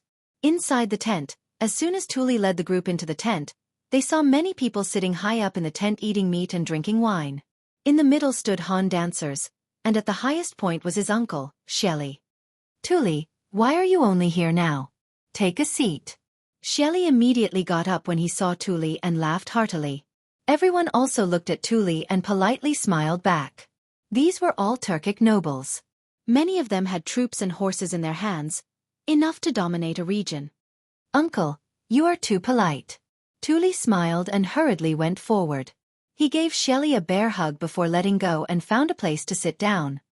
He was the son of the previous Khan. It was reasonable to say that the Khan was his. However, when his father died, he was still young. Therefore, the Khan was temporarily inherited by Shelly. Over the years, Shelly had given him some benefits in order to put up a show. He also let him manage the grassland.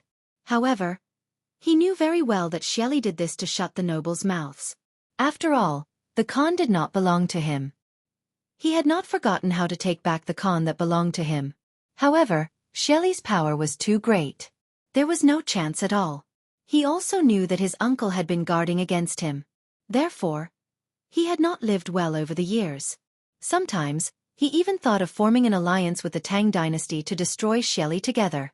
However, when he thought of his father, this idea was slowly dispelled. When his father was on the throne, which force in the Central Plains did not pay tribute to him like the Turks? He would not want to see him ask for help from the Tang dynasty. However, this power-stealing guy in front of him was very annoying. Just as he was thinking about countermeasures, Shelley picked up the wine cup in his hand and slowly got up. Everyone, I have gathered everyone here. I don't need to say more. You all know what I mean. That is, how to attack the Tang dynasty. Chapter 1876. Winter was approaching. There was not much food stored in the grassland, only some cattle and sheep. However, it was not a solution to keep killing cattle and sheep. What about next year? The only way was to rob and plunder. This was also a tradition of the Turks since ancient times. As long as winter came, they must go south to plunder. The leaders of the various tribes also deeply understood this principle, which was why everyone had gathered together. Khan, what's there to discuss? Just fight. A man with chest hair stood up. He walked to the middle and hugged a Han woman. He rubbed her body and laughed. Look, the women of the Tang dynasty are so soft and tender. Bring them back to warm the bed. Ha ha ha, Go-To is right. Women like this are waiting for us in the Tang dynasty. We can't miss it. Another burly man walked out. He held a wine glass in his left hand and a dancer in his right hand. He had a lewd smile on his face. His laughter seemed to be infectious. For a moment, the whole tent laughed.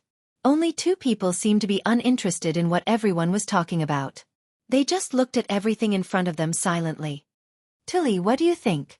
Shelley raised his wine cup, looked at Tully and said with a smile, or should I say? Or do you have any way for us to break into the Tang dynasty in one fell swoop? Although he seemed to be asking, he was actually probing. Tully was the son of the previous Khan. Although he did not have much power now, his fame was far greater than his. Therefore, he needed to find out his strength. And this probing was to test his strategy and wisdom. Tully naturally sensed Shelley's probing. He smiled. Uncle, in my opinion, what Go-To said just now is very reasonable. Just fight and beat them until they are convinced. Shelley was stunned. He thought Tully would say something. He did not expect him to just go with the flow. It seemed that this nephew really did not have any strategy. He was thinking too much. Okay, then let's fight. Shelley smiled in relief. Then, he raised his wine glass and looked at everyone.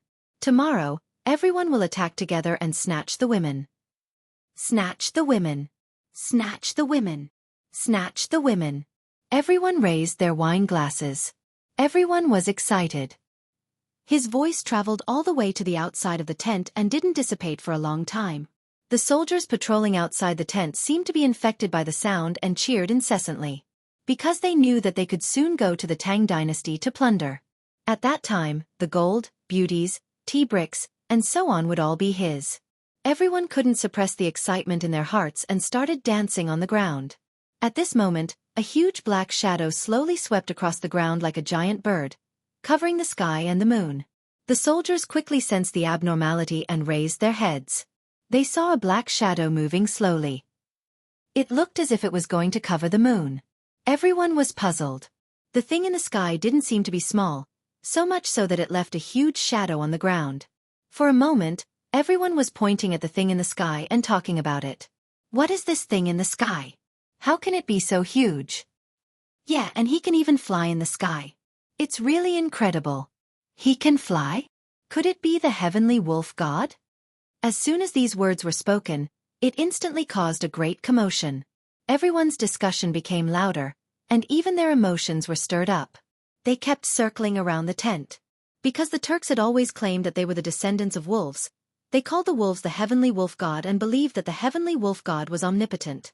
Now that they saw this miracle that they had never seen before, they naturally attributed everything to the heavenly wolf god. Of course, there was a story behind all this. The Turks were originally a branch of the Xiongnu, but they were later destroyed by a neighboring country. At that time, there was a 10-year-old boy. The soldiers saw that he was too young and couldn't bear to kill him. So they chopped off his legs and threw him into the grass. Later, the child was saved by a female wolf. When he grew up, he mated with the wolf. When the king of the neighboring country heard that the child had grown up, he was afraid that there would be trouble in the future, so he sent people to kill him. The people who killed the child saw that there was a wolf beside him and wanted to kill it as well. The wolf escaped and fled to a cave in the north of Gaochang. In that cave, the wolf gave birth to 10 little boys. They gradually grew up, formed their own families, and reproduced. One of them lived in the area of Altai Mountain. Altai Mountain was shaped like a helmet during battle. The locals called them the Turks, so they took the name of the Turks. There was another story. The Turks were originally in the north of the Xiongnu. The leader of the tribe had 17 brothers. One of them was called Iji Nishitu, who was born of a wolf. Nishitu married 2 wives, and one wife gave birth to 4 boys. The eldest son was called Nadu Lu, who was later promoted to the leader of the tribe and named the Turks. Nadu Lu had 10 wives. After Nadu Lu's death, the 10 wives brought their sons to the tree and agreed that all the children would jump toward the tree. Whoever jumped the highest would be the leader. Ashi, who was born of Nadu Lu's concubine, was young and agile. He jumped higher than all the other children and was promoted to the leader. This story also showed that the Turks were passed down by wolves. Chapter 1877. That was why the Turks valued the heavenly wolf god so much. Soon, the soldiers' discussion alarmed the nobles in the tent, and they sent their subordinates out to inquire. "What's the commotion outside?" A bearded man opened the tent flap and stroked the scimitar at his waist, glaring angrily at the crowd. "Don't you know that the Khan is discussing something important? Are you tired of living?" The flickering light shone on the man's face, making him look sinister and terrifying. The crowd wasn't in the mood to care about that. They all pointed to the sky and looked at the man. "General Yashin, look at what's in the sky. Everyone is saying that the heavenly wolf god is here. Take a look." Heavenly wolf god? Yashin frowned. He was also a Turk and also believed in the heavenly wolf god, but he had never seen it before. Now, the heavenly wolf god had actually appeared?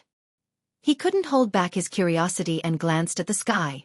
With just one glance, he felt like his world was about to collapse. Something was flying in the sky? And it wasn't small either? Could it really be the heavenly wolf god? Yes, it had to be the heavenly wolf god.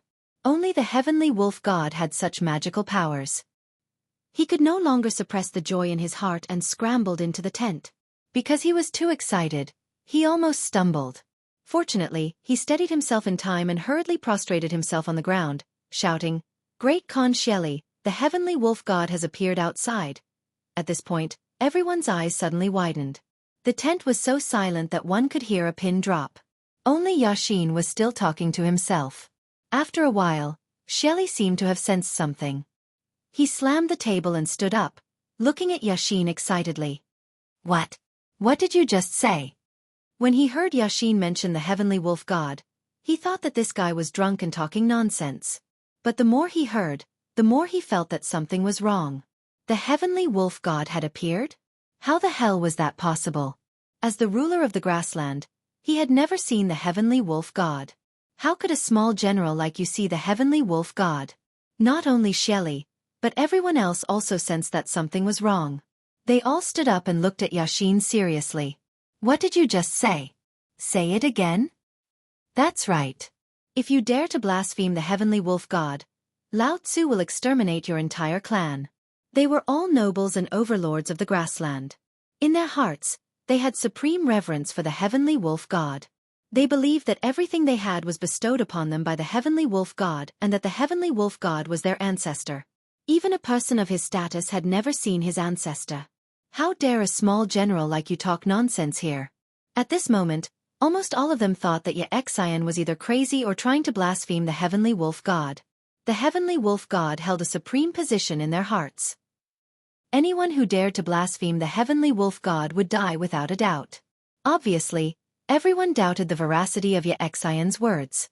After all, no one had ever seen the serious god.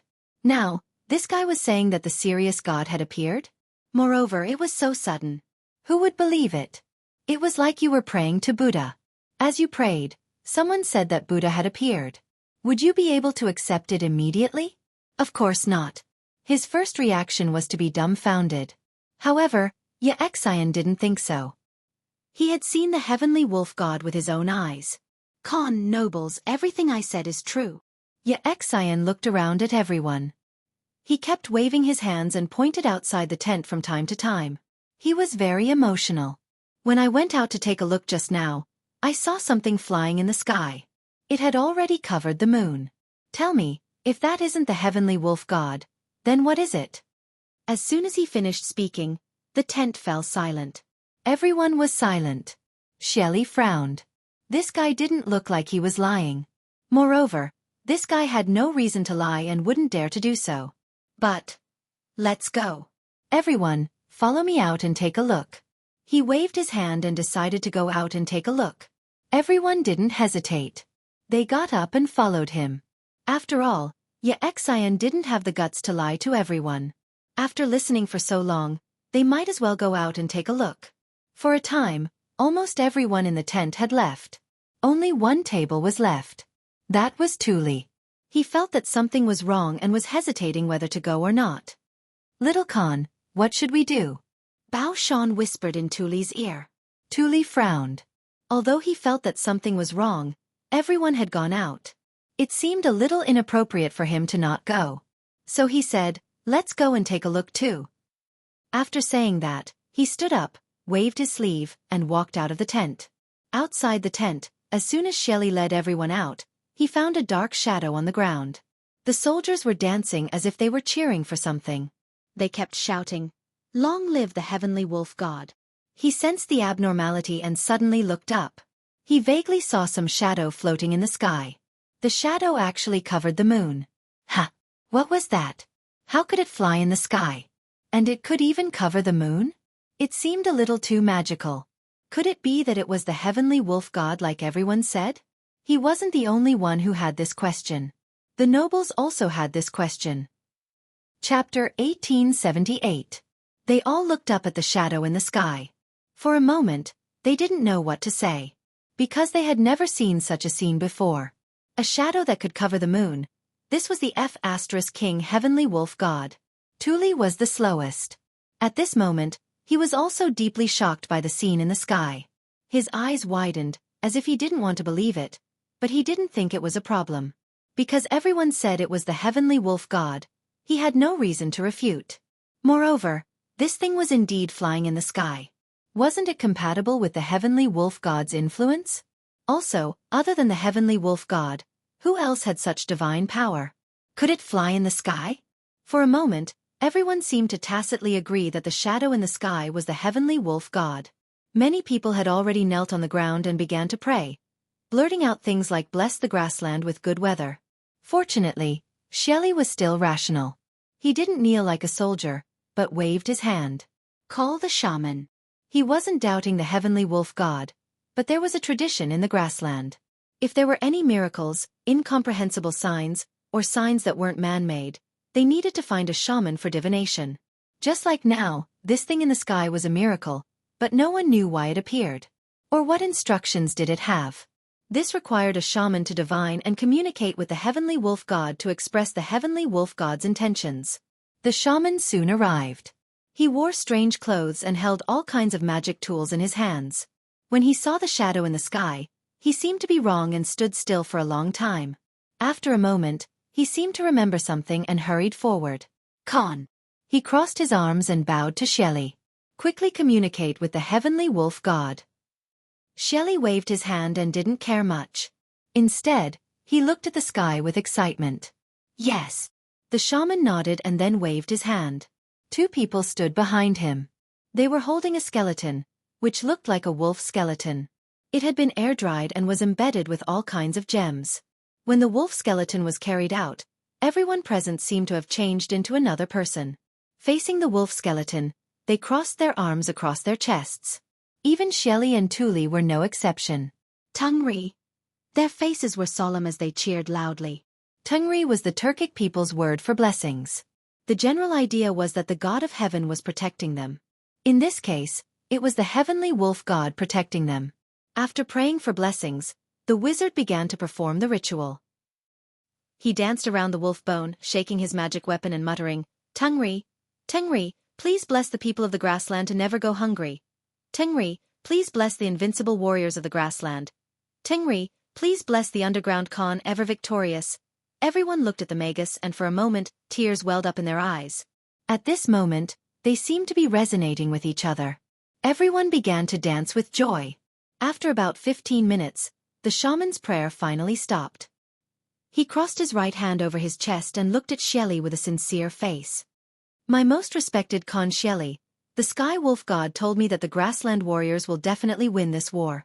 Hearing this, Shelley could not help but tear up. His right hand crossed over his chest as he looked at the hot air balloon in the sky. He said emotionally, "Thank you, Heavenly Wolf God." How many years had it been? Back then, at the end of the Sui dynasty, the Turks were so powerful. Didn't those aristocratic brothers in the Central Plains scramble to give them big gifts? The Turks even dominated a region. What could they not get? Did they want to go there? However, with the establishment of the Tang dynasty, these guys became more and more arrogant. Were they not willing to pay tribute? In addition, the weather on the grassland was changeable. Once winter came, the herdsman could not survive at all. He did not pity the herdsman. It was just that the herdsman did not have cattle and sheep to graze. What could they eat? Therefore, he decided to go south and teach Li Shimin, this arrogant guy, a good lesson. He would rob all the treasures of the Tang dynasty, take all the women of the Tang dynasty to the grassland, and turn all the men of the Tang dynasty into slaves to graze for him. Only in this way could he vent the hatred in his heart. He was not the only one who had this idea. Basically, all the nobles present had the same idea. Each of them had troops and horses under their command, enough to dominate a region. It was just that Shelley had more troops and horses, and he had smoothly ascended the throne. Otherwise, they would have rebelled and established themselves as kings. However, there was no harm in following Shelley this time. At least they could go to the Tang dynasty and plunder. In this way, their troops could be replenished, and this damn winter could pass peacefully. The public's thoughts always went with the flow, but there were always others who had different thoughts. As the son of the previous Khan, Tuli had been eyeing Shelley's Khan position for a long time. Because this position was originally his. It was only because he was young at that time that Shelley took it. Watching Shelley govern the grassland, he was unconvinced. However, he could only suppress this unwillingness in his heart and did not dare to say it out loud. Shelley's troops were the largest in the grassland. As long as he showed a trace of disobedience, this guy would kill him. Therefore, he had been very careful. Chapter 1879. Until now, the wizard actually said that Shelley would lead the grassland to win this war? This was undoubtedly a blow to him. It was not that he did not want the grassland to win, but that he did not want Shelley to win. Once Shelley won, this guy's reputation in the grassland would be higher, and the hope of his revival would be even slimmer. Thinking of this, Tuli felt as if a thorn had pierced his heart, and the pain was unbearable. He glanced at the cheering Shelley, and resentment grew in his heart. Shelley knew all this, but at this time, he was not in the mood to care about this. Instead, he opened his arms and looked at the hot air balloon with a sincere face, trying to accept the blessing of the serious god. This was the wizard's method. As long as he looked at the serious god sincerely, the serious god would bring courage, force, wisdom, and blessings to this land.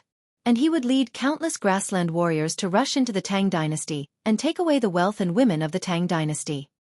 He would let this group of lowly Han people remember that the land under their feet was a gift from the serious god. Once the serious god was angry, the grassland warriors would raise their butcher's knife again and use the blood of all the people of the Tang dynasty to worship the serious god. At the same time on the hot air balloon, Zhang Feng patted Cheng Chumo who was half asleep and said angrily, "Wake up, we have arrived at the Turks' camp." He did not even blink just now, for fear of missing the Turks' camp, but Cheng Tiniu could fall asleep as soon as he lay down. He really did not know if he was a pig in his previous life. "Fengzi, why did you disturb me again?" Cheng Chumo slowly opened his eyes and rubbed them. Then, as if he had realized something, his face changed as if he had been frightened. "Fengzi, what did you just say? We have arrived at the Turks' camp? Where? As he spoke, he suddenly got up and leaned against the basket. He looked down and only saw a dense crowd. "Oh my God, so many people? What? Are you scared?" Zhang Feng crossed his arms and sneered. "If you are scared, I will throw you down now. Then it will be fine." "How could that be?" Cheng Chumo hurriedly turned his head to look at Zhang Feng, revealing a fawning smile, as if he was afraid that the other party would really throw him down. Seeing that the other party did not speak, he said, "Fengzi, what do we do now?" In truth, he was very afraid, but now that he was in the Turkic camp, there was no point in being afraid. Even if he jumped down, he wouldn't have an intact corpse. Besides, the Turks shouldn't be able to do anything to him while he was in the sky, right? Thinking of this, he didn't know where his courage came from, but it was as if he wasn't afraid anymore. Zhang Feng saw that this guy had finally regained some of his manliness, so he didn't pursue the matter any further. He turned to Zhang Sun, Chong, and Du Go. You guys should be fine as well, right? Then, without waiting for the two to answer, he said, since there are no problems, let's begin the preparations. Zhang Sun was furious with Du Go. Originally, the two of them wanted to say that they were scared and let Iron Bull throw them. In the end, this guy didn't even give him a chance to speak. They could only curse in their hearts that Feng Zi's son wouldn't have any eyes in the future. Cursing was one thing, but work still had to be done. The two of them reluctantly began to prepare the gunpowder. Seeing that Zhang Feng didn't call him, Cheng Chimo leaned on the basket and enjoyed the scenery. However, good things didn't last long. Zhang Feng shouted again. Cheng Tiniu, do you want to die? Do you think that you won't work if Lao Tzu doesn't call you? Hurry up and prepare. Hearing this, Cheng Chimo hurriedly covered his head and scurried away. He worked with Zhang Sun, Chong, and the others to prepare the gunpowder. At this time, Zhang Feng's anger finally subsided. He looked at the crowd and said, wait a moment. When I give the order, throw the gunpowder. Don't be confused. After saying that, he walked to the basket and observed the situation again. He was very curious. Why were so many Turks gathered together? Furthermore, they were all looking at him with their heads raised. Could it be that these fellows liked hot air balloons? However, this was a good thing. The more people there were, the more destructive the gunpowder would be. Originally, he wanted to look for Shelly's tent. Now, it seemed that Shelly might be among them. Then he would blow this place up. After making up his mind, Zhang Feng turned his head and waved his hand behind him, indicating for the people to bring the gunpowder up. The three of them understood. Each of them hugged 2 bundles of large explosives and slowly walked forward. Look over there. When I tell you to throw it, throw it. Zhang Feng glanced at the crowd with a serious face. He didn't know how many times he had reminded them. He was really worried that these fellows would ruin things.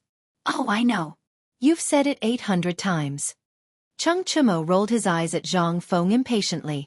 Then, he glanced down and was somewhat puzzled. Ah, why are these dogs all gathered together? What are they doing? Isn't it obvious? Zhang Sun curled his lips as if he understood very well. They are looking down on us. We brought so much gunpowder and they didn't even dodge. They are looking down on us. Yes, they are looking down on us. Chapter 1880. Du Go nodded. It seemed like he agreed with this point. Zhang Feng was speechless. He only felt that these 3 fellows were drama queens. The Turks gathered together to look down on them? What kind of logic was that? Besides, the Turks didn't know that they were holding gunpowder in their hands. He suddenly felt that there was no way to communicate with these inhumane fellows. Otherwise he would be led astray. Just as he was about to explain, Cheng Chimo spoke. His eyes widened as he took out a match from his waist and coldly said, Mother Fasterous Cur, you dare to look down on me? After which, he threw the match onto the fuse. In an instant, the fuse crackled. Seeing that Cheng Chimo had lit the fuse, Zhang Sun Chong and Du Go followed suit and lit the fuse. Originally, this wasn't a big deal. Zhang Feng didn't have the mood to blame these fellows for secretly lighting the fuse. However, he didn't expect that not only did these fellows not throw it, they even imitated the 5 warriors of Wolf Ivory Mountain. After lighting the fuse, they even held it in their hands and glared at the Turks below, trying to kill them with their eyes. This scared Zhang Feng to death. He threw a slap over and said angrily, Mother Fasterous Cur, hurry up and throw it away. Hurry up and throw it. It'll be too late. Only then did the 3 of them react. They hurriedly threw the gunpowder in their hands down. After throwing it, they still didn't seem to be satisfied. They hurriedly threw it. Zhang Feng could only watch from the side, afraid that the hot air balloon would explode. In an instant, a gift pack of 1,200 caddies of gunpowder was thrown down toward the Turks' camp. Sparks flew from the gunpowder like fireworks. However, these fireworks lost their gravity in the air and began to drift around the Turks' camp. At this moment, the Turks who were cheering underground felt that something was wrong. It seemed like something was falling from the sky, and this thing was carrying flames? Furthermore, it wasn't just a little bit. It was like the stars in the sky. getting closer and closer to them. What was going on? Everyone was puzzled and decided to ask the shamans. When it came to such incomprehensible things, people were still keen to believe in the wizards. The magus had also noticed the abnormality in the sky. He was slightly taken aback and continued to dance. However, he seemed to be even crazier now. His movements were even more exaggerated, as though he was possessed by some mysterious force. Not long after, the veins on the wizard's forehead bulged and white foam flowed out of his mouth. He jumped while muttering something. Almighty Heavenly Wolf God, please bestow upon the prairie warriors the greatest power, so that the prairie warriors will be invincible. Hearing the cheers, the crowd became excited. It was as if they had been summoned by the Heavenly Wolf God. The blood in their bodies burned as they scrambled to cheer, Heavenly Wolf God. Following a series of cheers, the things in the sky finally fell down. One of the fuses used to bind the gunpowder seemed to have burned out at the moment it fell to the ground. The ground that was originally illuminated by the fire suddenly flashed with a glaring white light. Rumble. The entire night sky was illuminated by the explosion of gunpowder. A huge explosion rang out, covering all other sounds. The one closest to the gunpowder was the magus. He was blown to smithereens on the spot. His head was separated from his body. Minced flesh began to roll in the sky and could be seen everywhere on the ground. Many soldiers were in the same situation. Minced flesh was scattered all over the ground. After the explosion, it was as if the entire world had quieted down. Immediately after, waves of air swept out in all directions. Wood shavings, minced flesh and other things began to fly in the air. Kerosene leaked out and splashed on the surrounding tents. The campfire was ignited and the area within a radius of 10 feet was a sea of fire. Before Shelley could react, he felt a wave of air attack and pushed him far away. Even his ears were buzzing. At this moment, he was half lying on the torn tent. His face was full of spots from iron shavings. The armor on his body had already been torn into pieces. One of his hands was trembling as he stroked his chest. The other arm was long gone. A large amount of blood flowed out of the torn wound and dyed the ground red. He squinted his eyes. It was unknown if he was unwilling to open them or if he could not open them. He was howling in grief. His body was trembling non-stop. There was not a single piece of good flesh on his body. His body was covered in blood and there was also a lot of iron shavings. It was unknown whose blood it was. At this moment, it had already invaded his entire body. Not far away, a burning tent covered a burly man's body. This man was none other than Thule. Just now, he was overthrown by the airwave. Coincidentally, the burning tent fell down, adding injuries to his injuries.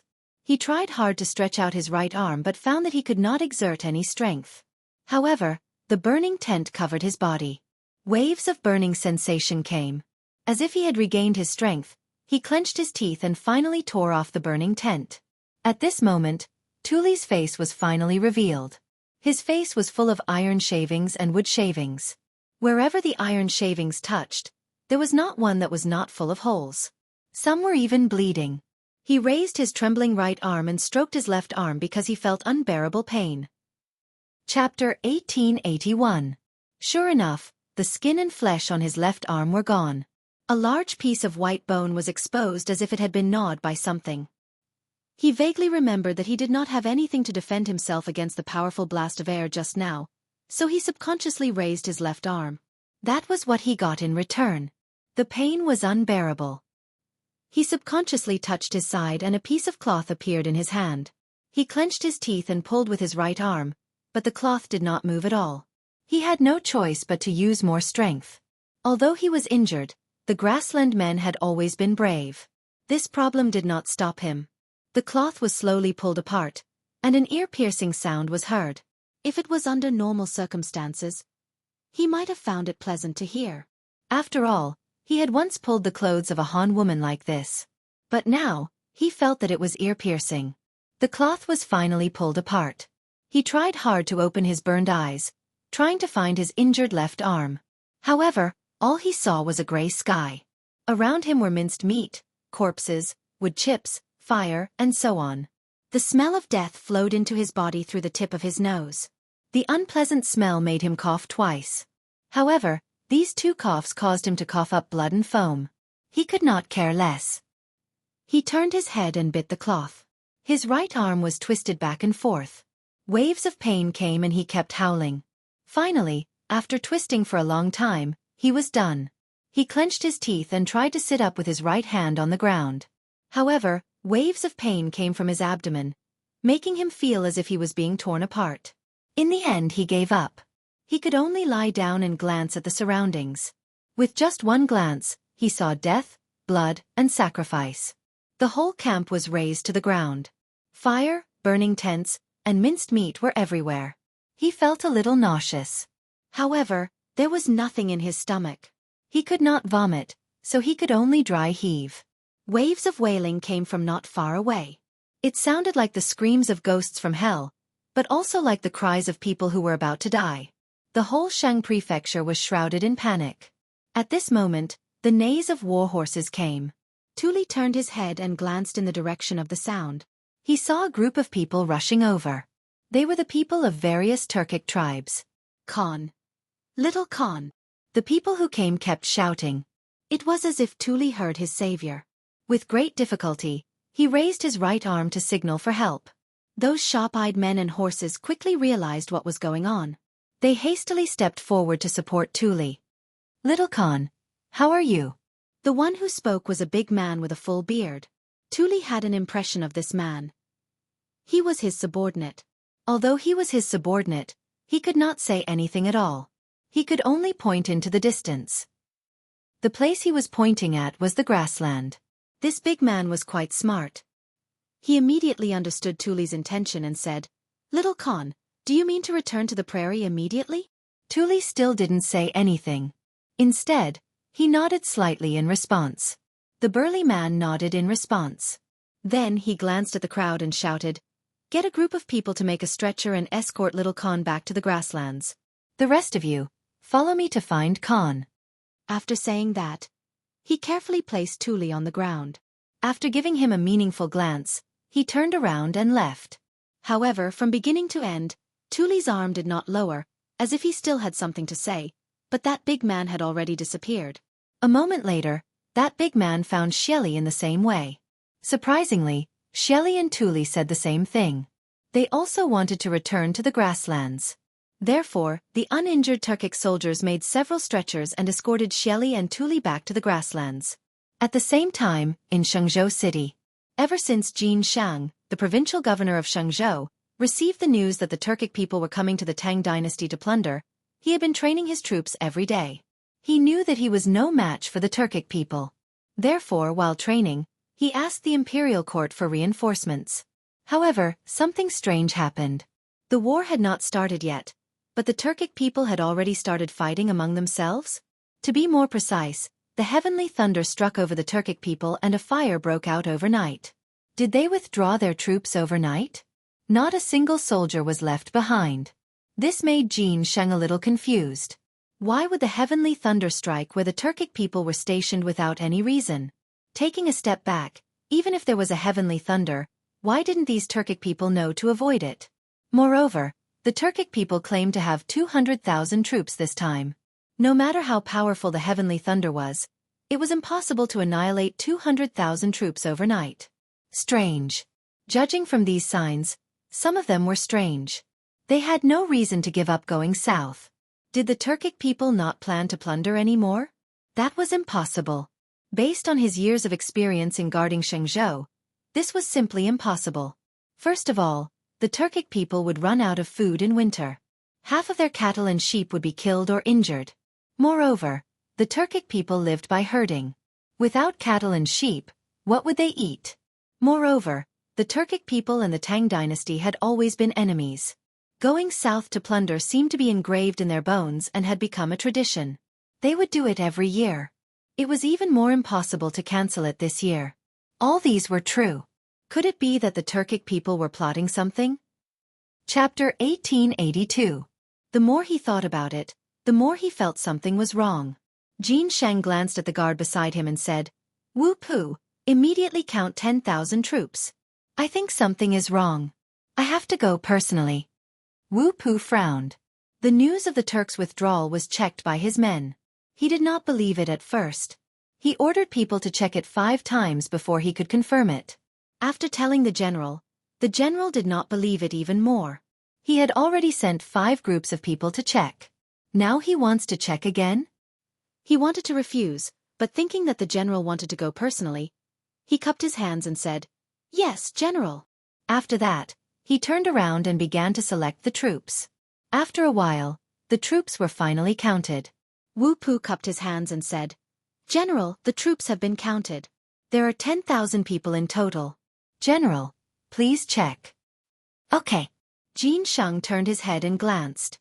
Seeing that there was no problem, he waved his hand and said, "Everyone set off. The destination is the Turks' camp." After that, he mounted his horse and galloped toward the city gate. Wu Pu saw that the general had set off. He did not hesitate and led his men to catch up with Jin Sheng. The guard at the gate of Shangzhou City was on duty. Seeing a large group of people rushing over, he wanted to scold them. But when he saw that it was the general, he did not dare to be negligent. He quickly ordered the people to lower the drawbridge. There were no obstacles along the way. Jin Sheng led 10,000 people and smoothly arrived at the Turks' camp. Before he even got close, a pungent smell wafted over. Wu Pu covered his nose. His face was a little ugly. "General, what is this smell?" Jin Sheng frowned and did not answer immediately. Instead, he squatted on the ground and picked up a handful of red-hot soil to smell it. However, he could not tell what it was. He could only say, "I don't know either. However, this should be the smell of the heavenly lightning you mentioned." After that, he immediately got up and waved his hand. "Everyone speed up." He now believed that the thunder was real. Otherwise, how could he explain the soil? The soil under his feet was yellow, but now it was red. Without powerful fire, it was difficult to do. The group sped up. After a while, a desolate scene appeared in front of everyone. There were pieces of flesh everywhere. Blood dyed the ground red. Burnt cloth could be seen everywhere, and there were even large words written on it, "Shelly Khan." The sawdust that had not been completely extinguished glowed in the dark night like fireflies in summer. At this moment, they seemed to be cheering for freedom. The broken scimitars and spears were stabbed into the ground in disarray. They seemed to have decayed and were covered with a layer of yellow and white matter. It looked incomparably desolate. Not far away, a few vultures were circling above a few corpses that had not been completely buried. There were many iron scraps on the corpses, but the broken spears were still in the hands of the corpses, as if these spears would take their souls to hell and slaughter them again. There was also a pack of wild wolves that had come to look for food. They were gnawing on a fragmented corpse, and their cold-blooded eyes emitted a dim light. They were like the soul reaper of hell, terrifying and horrifying. Looking at the crowd that was getting closer and closer, the wild wolf became more alert. It put down the pieces of meat in its mouth and opened its bloody mouth, revealing its fangs. "Halt!" Jin Sheng waved his right hand and glanced at the wolves and vultures. He said coldly, "Drive the wolves away and form an encirclement. Investigate the situation here." Although the situation now was roughly clear, it still needed to be investigated to prevent the Turks from plotting. As the general of Shang province, everyone's lives were in his hands. He had to be very careful. "Yes, General." Wu Pu cupped his hands. He also knew the importance of the situation. He then turned his head and looked at the soldiers. "Everyone, divide into 8 groups. Clear the east, west, north, south, southeast, southwest, northeast, and northwest respectively. Except for the living, clear everything else out of the encirclement." Everyone accepted the order and quickly dispersed. The quality of the soldiers of Shang province was very good, or it could be said that Jin Sheng's tie was very good. In a short moment, they cleared the wild wolves, vultures, and other things and formed an encirclement. In addition, they also gathered all the intact corpses together. They did not dare to deal with them privately, so they could only wait for the general's order. "General, all the corpses have been sorted out. There are about 5,000 people." Wu Pu cupped his hands and lowered his head. He said hesitantly, "I also found traces of the Turks escaping. Should we chase?" And Jin Sheng frowned. His first reaction was to chase and catch all of them in one net. But thinking about it, since the Turks had already escaped, they must have returned to the grassland. He only brought 10,000 people with him. How could he chase?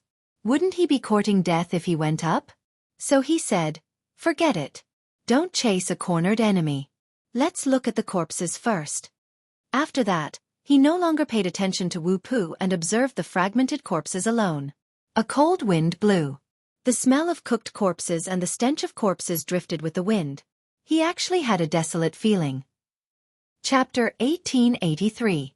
Now he really believed that the heavenly thunder had descended.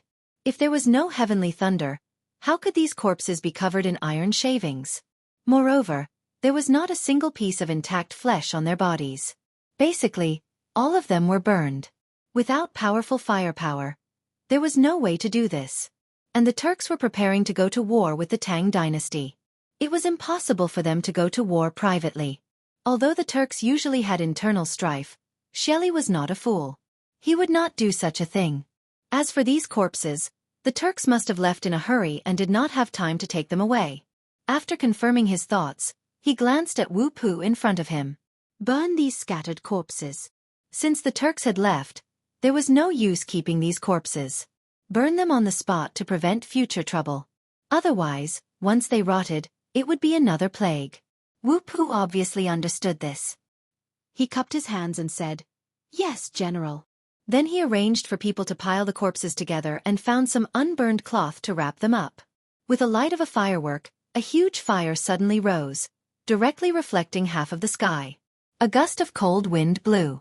The stench of corpses mixed with wood shavings and the smell of decay floated above the station. It was very pungent. As Jin Shang watched the feast, his heart was filled with mixed emotions. He was happy that the Turks did not invade. He also had an account to give to the imperial court. At least Shangzhou was defended. But he was worried about how to write the memorial. Could he write that the Turks were attacked by a heavenly thunder, completely wiped out, and the rest fled back to the grassland? Who would believe such words? Not to mention the emperor. Even the officials of the imperial court would not believe it. It was not easy to win the battle, but it became difficult for him to submit the memorial. It was ridiculous. Just as he was immersed in how to deal with the imperial court's question, Wu Pu's voice came from not far away. "General, we found a living person." Hearing this, Jin Shang was shocked as if he had found a savior. "There? Where is the person?" If there was a living person, then there was a witness. Think about it. If he reported the situation here, what if no one believed him? Then, this witness could play a role. Once the matter was explained, he would be the first meritorious person. Thinking of this, he was naturally overjoyed. With a large stride, he arrived in front of Wu Pu and grabbed his shoulders. "Where is he?" Wu Pu seemed to be in pain, smiling bitterly. "General, why don't you let me go first?" Jin Sheng finally reacted. He smiled awkwardly and let go of his hand. "Tell me, where is he?" "They've just been discovered. They're still buried in the sand." Wu Pu rolled up his sleeves and waved his hand with a serious expression. "I will bring the general over." With that, Wu Pu turned around and walked away, followed by Jin Sheng. 2 steps later, a mound of dirt appeared before their eyes. Atop this mound of dirt was a human head. This person's face was covered in metal shavings, and blood was trickling from the corner of his mouth. Even so, one could tell from this person's facial features that this person was a Turkic. This was because the Turks were very different from the people of the Tang dynasty. The former had a high nose bridge and large bones, while the latter had a flat nose bridge, thin bones, and smaller bodies. Since it was confirmed that this person was a Turkic, Jin Shang did not dare to hesitate for fear that this guy would die. He hurriedly said, "Quickly dig this person out." After that, he seemed to feel that something was wrong, so he added, "Don't kill him. Later, we'll need to get information from him." Now, this guy was the only surviving Turkic, which was of great significance to him. Not only could he be a witness, but more importantly, he could get some information about the Turks from him. Of course, this was all after he was rescued. However, the soldiers didn't think so. They glared coldly at the Turk, wishing they could skin him alive right now. One must know that the Turkic and the Tang dynasty had always been mortal enemies. Almost every year, the Turkic would go south to pillage. As long as one was a person of the Tang dynasty, who would not hate these beasts to the bone? Not to mention these soldiers. Some of their fathers were killed by the Turkic, some of their sons were killed by the Turkic, and even more tragically, their entire families were killed by the Turkic. It was because of these reasons that they joined the army. Now, they were actually asked to save a Turkic? How was this possible? Everyone was a little unconvinced. Soon, someone stood up and said, "General, you can ask me to kill the Turkic, but it's impossible to save him." "That's right. These beasts killed my father. I can't wait to kill him now." More and more people began to shout. They raised their right arms high, and their eyes were bloodshot. Jin Shang had already expected such a situation. Who here did not have a deep grudge against the Turks? However, personal hatred was greater than national hatred. Only by saving the Turkic could they better understand the situation. After thinking for a while, he said earnestly, "I know what everyone is thinking. It's nothing more than killing this Turkic to vent your hatred, right?" "Yes." Chapter 1884. Everyone answered in unison. Their voices seemed to be able to break the sky. But have you ever thought about it? What's the point of killing a Turk? Will the Turks not come after you kill him? Jin Shang glanced at everyone and said indifferently, "Right now the most important thing for us is to figure out what happened. Also, we need to understand the Turks' way of life so that we can take revenge in the future. Right now, this Turk is our best tool. If you kill him, how are we going to get information?" Everyone was speechless. Some lowered their heads, some stared at the Turk, but no one spoke. Because they all knew that what the general said made sense. Only by knowing yourself and your enemy could you win 100 battles. It was indeed inappropriate to kill this Turk rashly before they figured out the situation. Moreover, this Turk might have some important information. Once they got it, it would be beneficial to the Tang dynasty. Although they all understood the reason, they did not stand up because their hatred for the Turks had been deeply rooted in their bones. It was impossible for them to pull it out, let alone take the initiative to save a Turk. Jin Shang seemed to see through them and did not care about their rudeness. He just smiled and said, "Since everyone has no problem, let's start. It's fine as long as he doesn't die." He knew that they were unwilling to lower their heads. Since his subordinates were unwilling to lower their heads, he, as the general, naturally had to give them a way out. Moreover, his words were very vague. It was fine as long as he didn't die. The implication was that as long as he didn't die, they could do whatever they wanted. Everyone looked at each other. Obviously they understood. They nodded and then began to dig the soil with their swords and knives. After digging for a while, the Turk's upper body was exposed. "Give him some water." Wu Pu glanced at the crowd with a serious face. Only then did the soldiers react. They picked up the water bag and poured it into the Turk. Maybe these guys wanted revenge, or maybe they really wanted to kill this Turk. Perhaps it was because the Turk had choked on the water or because he had regained his vitality. He slowly opened his eyes and scanned the crowd before him.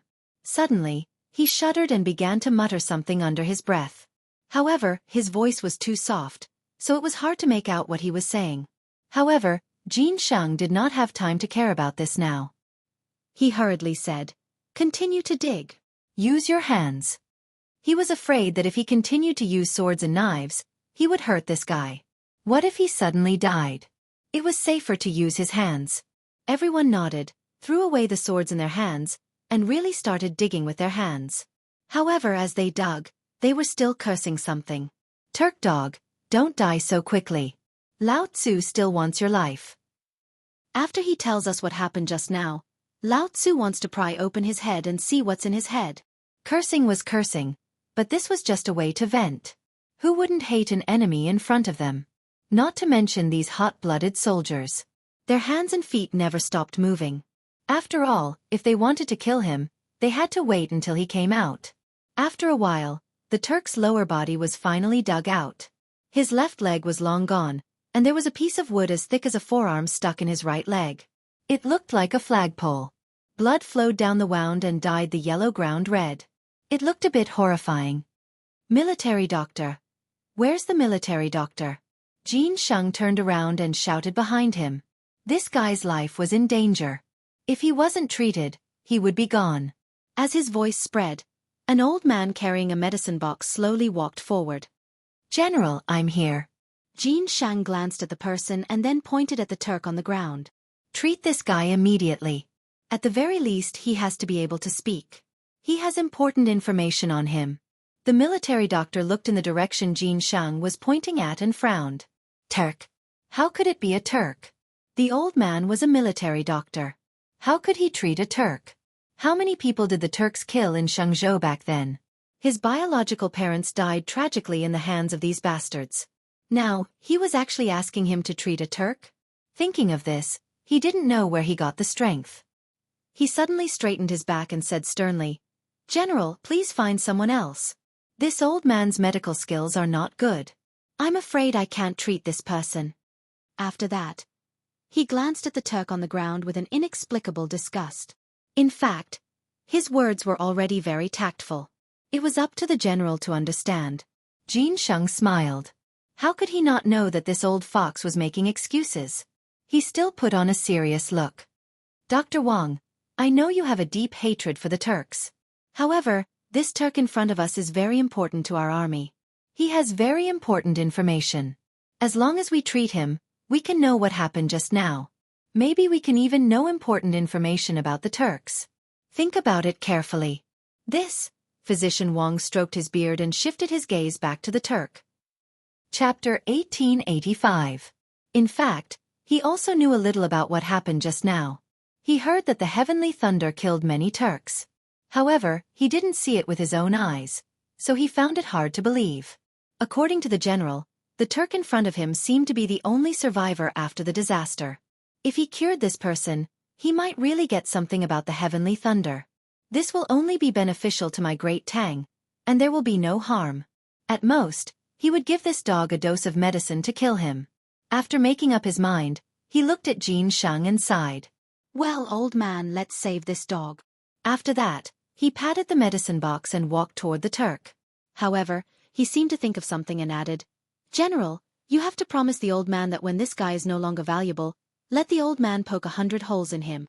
This sudden valiance stunned Jin Sheng. He didn't expect that Dr. Wang, who usually didn't show his strength, had this side. However, on second thought, who hadn't been young before? So he said, "Don't worry.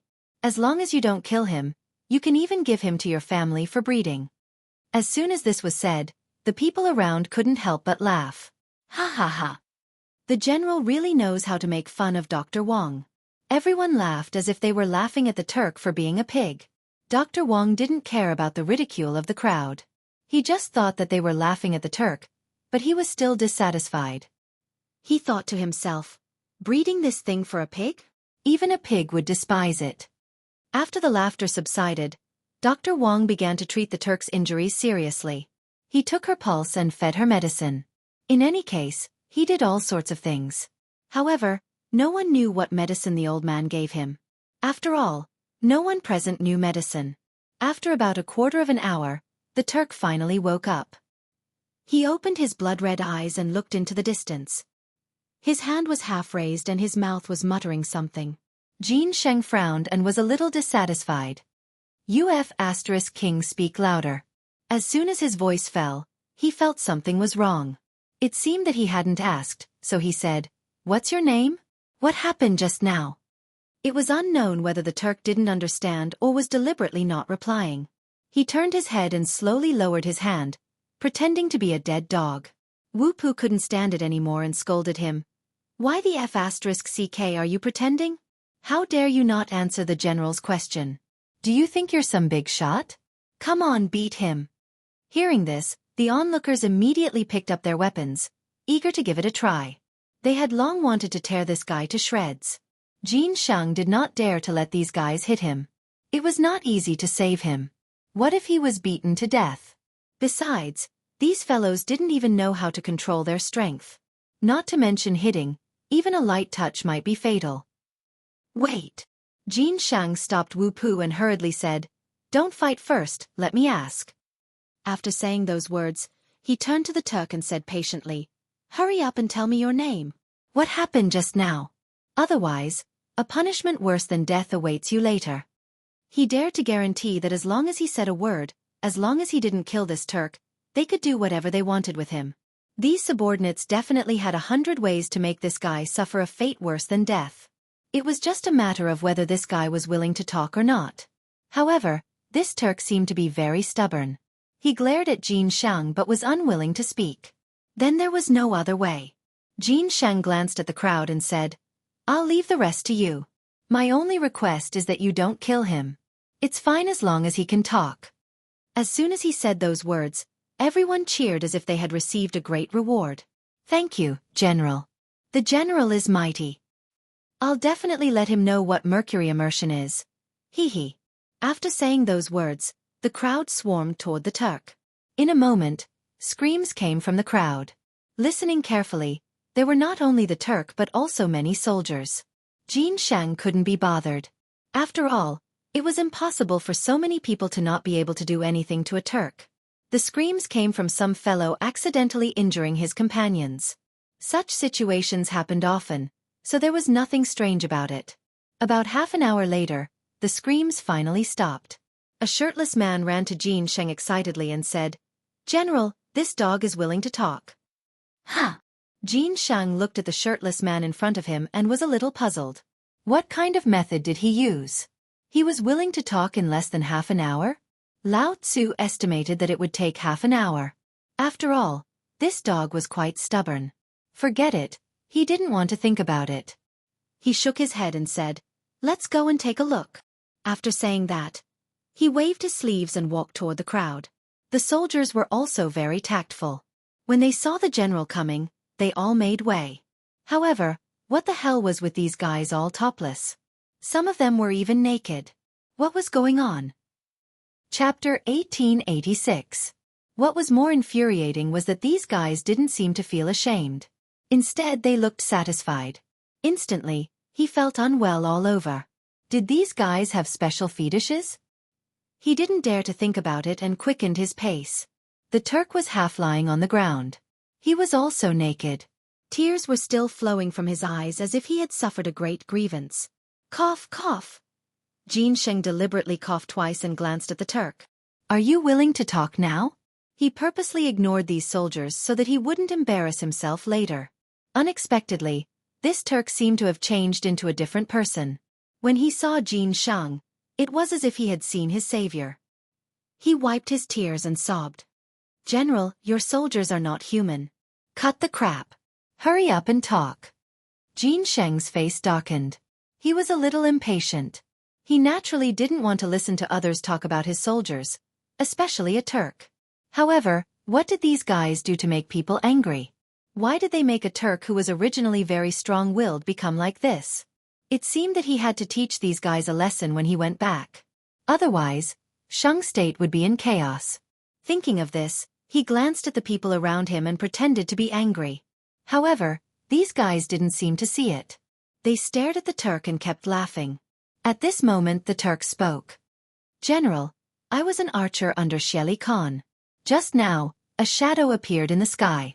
That guy directly covered the moon." Covered the moon? Jin Shang couldn't help but interrupt.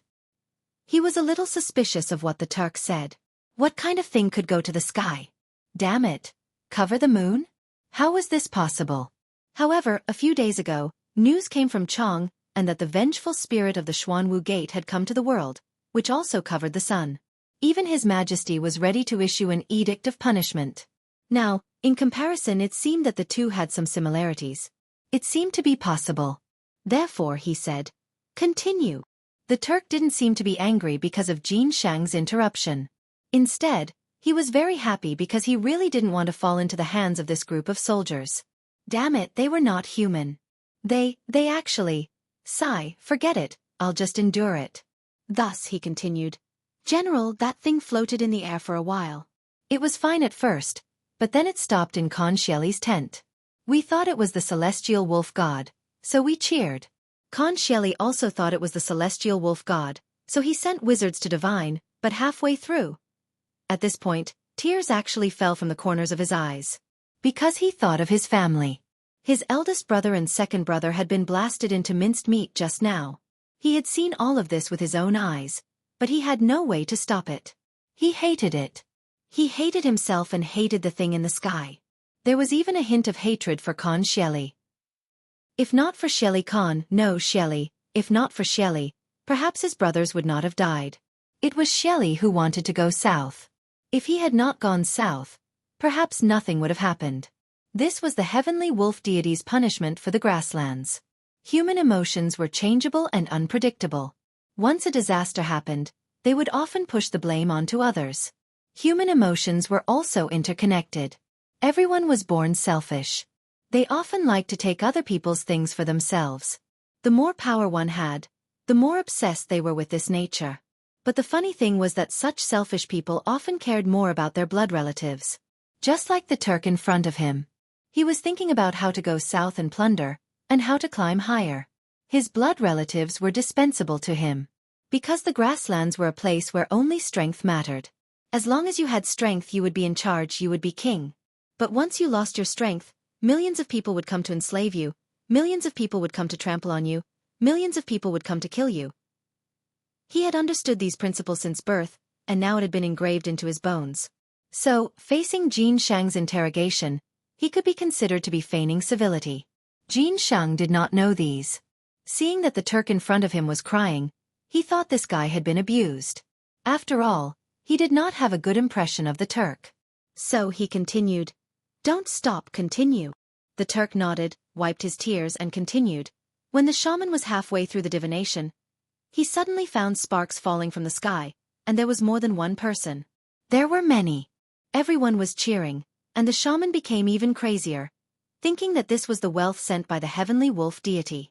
In the end, these sparks suddenly exploded, and everyone was injured. It seemed that many people died. In a daze, I heard that someone had retreated. Retreated? Jin Shang was not surprised by this news. He had heard it once just now. This time, he just wanted to confirm it. Shelley had suffered so many casualties this time, it was impossible not to retreat. However, Shelley's life was a big matter. So he asked again, "What about Shelley and Tuli? Did they die?" Chapter 1887. Con Shelley. Speaking of this, the Turk seemed to realize something was wrong and hurriedly corrected himself. When I was in a coma just now, I vaguely heard Shelley's voice and little Con Tuli's voice. They seemed to have withdrawn together. Jin Shang held his chin with his hand and smiled. He felt that this Turk was a bit interesting. Just now he called Shelley Khan. Why did he suddenly call him Shelley? Also, why did this guy only call Shelley by his real name and still be very respectful to Tuli? Did he want to please him? But that was impossible. The Tang dynasty and the Turks were feuds. Even if he wanted to please him, he would not let him go. What was this guy thinking? No, he had to ask. So he said again, "Why did you call Shelley by his real name? Isn't he your Khan? Also, since you already called Shelley by his real name, why did you call Tuli little Khan?" The Turk seemed to dislike this topic. He glanced at Jin Shang and was a little angry, but soon flashed away. After all, he was under the eaves and had to lower his head. So he said, "If it weren't for Shelley, how could I have one of my legs blown off? How could my two brothers die? So, do you understand?" Jin Shang nodded as if he did not fully understand. It seemed like this guy had placed all the blame for the heavenly thunder on Shelley, which could also be considered a good thing. Perhaps he could make use of it in the future. After a short pause he asked again, "Then why did you call Tuli little Khan?" Little Khan Tuli is different from Shelley. The Turk raised his head, and a smug look flashed in his eyes. Little Khan Tuli is the son of the previous Khan, and he was originally the successor. It was only because he was too young that he was taken away by Shelley. If little Khan can lead the grassland, we will definitely fight our way into the Tang Empire. Speaking of this, he seemed to realize something and quickly corrected himself. No, I mean it was not little Khan Tuli's idea to come to the Tang dynasty this time. He even opposed it a little. Jin Shang raised his eyebrows. Unexpectedly, there was an unexpected gain. Tuli opposed to coming to the Tang dynasty to plunder. Could it be that this guy wanted to show goodwill to the Tang dynasty? Thinking of this, he quickly asked, "Why did Tuli oppose it?" "This?" The Turk frowned, clearly thinking about something.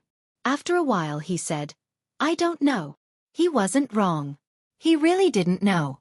As for why Tuli opposed the abduction of the Tang dynasty, the fundamental reason was that he did not want Shelley to grow bigger and bigger.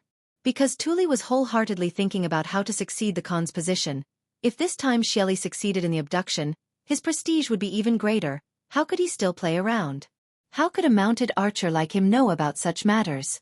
Jin Shang didn't blame him. After all, this was no small matter. He said, "Forget it, let's leave it at that. After that, he glanced at Wu Pu behind him and said seriously, take this guy back. Remember, lock him up alone. No one is allowed to get close. As he spoke, he intentionally or unintentionally glanced at the shirtless soldiers around him. These fellows had tormented this Turk to the brink of death. If he were to fall into the hands of these fellows, he would most likely die. The soldiers didn't seem to care about the general's gaze, because they felt that they had done a good deed. Wu Pu looked solemn. Yes, General. After that, he waved his hand and shouted, go back to the city. Jin Sheng wasn't in the mood to care about these trivial matters. He jumped on the horse and rushed to Shenzhou City. Everyone tidied up, extinguished the bonfire, and prepared to go back to the city with the Turk. The next day, the sky was already bright. A group of soldiers riding tall horses galloped on a country road. They were dusty, their faces were full of dust, and their lips were dry and cracked, as if they were about to faint. However, their strong military consciousness still made them struggle. They held the reins tightly and didn't want to give up. However, horses were different from people. They didn't have strong willpower. After a long journey, many of them began to foam at the mouth, as if they would fall to the ground at any time. Finally, a horse seemed to be unable to hold on. Its front hooves were stuck in the pothole. Its body suddenly leaned forward and fell heavily to the ground. Its whole body twitched, and at the same time, the soldier on it was thrown to the ground. The soldier was completely unprepared for this sudden turn of events. He rolled to the ground and fell unconscious. Of course, the matter was far from over. The collapse of the first horse immediately affected the second, and the third. Soon, a large number of horses behind him lost their front hooves and fell to the ground one after another. They foamed at the mouth and panted heavily, as if they were struggling for their lives. The soldier in front heard the sound and immediately reined in his horse. He glanced back and then turned pale. He shouted to the front, General, something happened in the rear. The leader was Li Jing. He was ordered by the emperor to search for Zhang Feng. He rushed all the way and didn't dare to neglect. He didn't even rest on the way. He was about to reach Shenzhou, but now something happened? How could he not be anxious? Chapter 1888. However, the soldier could not ignore it. Thus, he reined in his horse and turned it around. He squeezed the horse's belly and glanced at the people who had fallen. The horses were twitching. They were probably too tired. The soldiers kept wailing. However, they had only suffered some superficial wounds. There was not much of a problem. Thus, he said, military officer, call the doctor to treat them. At the same time, count the horses of the injured people and the horses of the uninjured people. Present them one by one. After speaking, he looked around at everyone. Take advantage of the time when the military officer is counting. All of you should rest. After settling down, Li Jing dismounted from his horse and handed the reins to the guard. He stood with his hands behind his back and looked at Shangzhou City not far away. This time, he came to Shangzhou for two reasons. The first one, needless to say, was naturally to find Zhang Feng. The second one was to check on Shangzhou. The current Shangzhou's general, Jin Sheng, was an archer under his command. After the war was quelled, he was sent to guard Shangzhou City. This old man used to be a brave general on the battlefield. Ever since he came to Shangzhou, he complained every day about how desolate Shangzhou was. There was not even a woman. Even the cows were male. His brothers had a hard time and so on. He came today to check. If it was really so desolate, then he would ask His Majesty to allocate some money and find a few women. After all, they had followed him before. Just as he was thinking about his experience, a voice came from behind him. General, the number of people has been counted. Hearing this, Li Jing slowly turned around and glanced at the military officer. He said with a serious face, report it. Yes, General. The military officer nodded and opened the report in his hand. As he read, he said, 50 horses are injured and can no longer walk. They need to be treated. 60 people are injured and temporarily cannot follow the army. The rest are not injured and can continue to march. Oh, Li Jing frowned. He did not expect the injuries to be so serious. In such a situation, he would have ordered them to rest. However, His Majesty's orders were very urgent. There was no time to delay. Thus, he said, Those who are injured and cannot walk, stay here and recuperate. The rest will continue to march with me. In this era, it was difficult to raise war horses. The money spent on fodder could provide a family with food and clothing for a year. Thus it was very precious. Moreover, a good war horse could often decide the outcome of a battle. Therefore, even if it was injured, it had to be treated. The soldiers also understood this, so they usually treated the war horses as their own brothers. No one had any objections to the commander-in-chief's order. After leaving the doctor behind, everyone got on their horses again and rushed towards Shangzhou. In less than a moment, the gate of Shangzhou city was in sight. These few words seemed to have some kind of magical power. After the soldiers saw them, they all seemed to have gone mad and ran wildly. However, this was also understandable. After all, they had been traveling for a few days and hadn't eaten much. Now that they finally saw people, how could they not be excited? Li Jing did not stop him. He took the lead and ran ahead. Soon, he arrived at the city gate. Huff! Li Jing reined in his horse and looked up at the city gate. Then, he looked at the guard beside him and said, "Go call the city gate."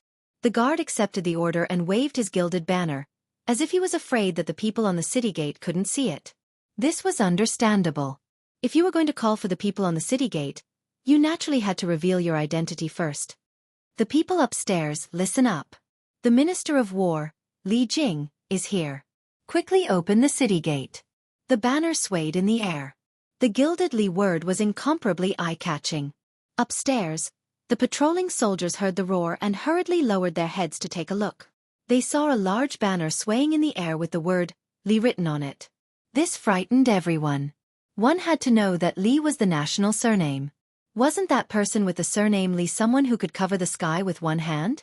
And now the Minister of War, Li Jing, was downstairs. That was their immediate superior. How could they dare to be negligent? They all panicked. They informed General Jin Sheng and prepared things to welcome Li Jing. Jin Sheng, who was in the residence, quickly received the news. His first reaction was excitement. Why? Firstly, he was a soldier under Li Jing. Now that his superior had come, he naturally thought highly of him.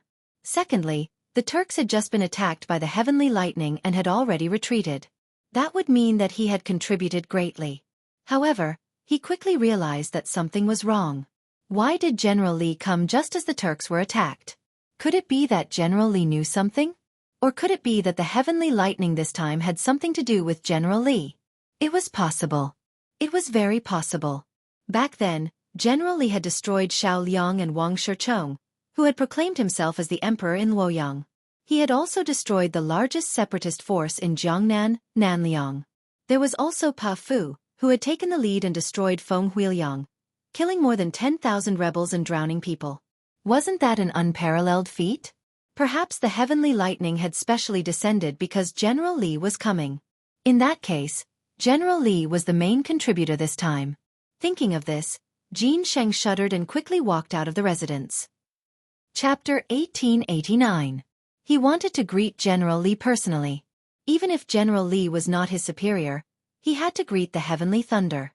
He ran all the way and finally arrived at the city gate. At this time, the city gate had been opened. Seeing the neat and strict team, Jin Sheng hurried forward. "General, I'm late. Please forgive me." He cupped his hands and looked at Li Jing with admiration in his eyes. Li Jing looked indifferent. In fact, he had a good impression of this subordinate.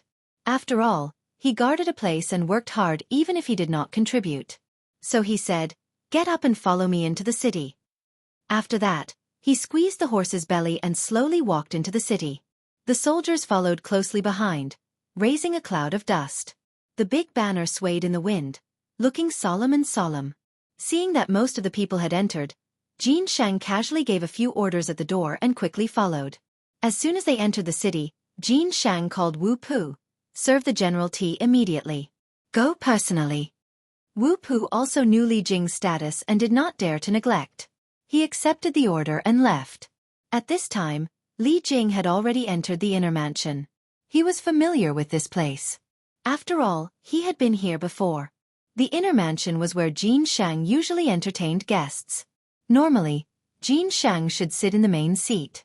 However, since Li Jing was here today, his superior naturally sat in the main seat and Jin Shang sat on the side. The two sat upright.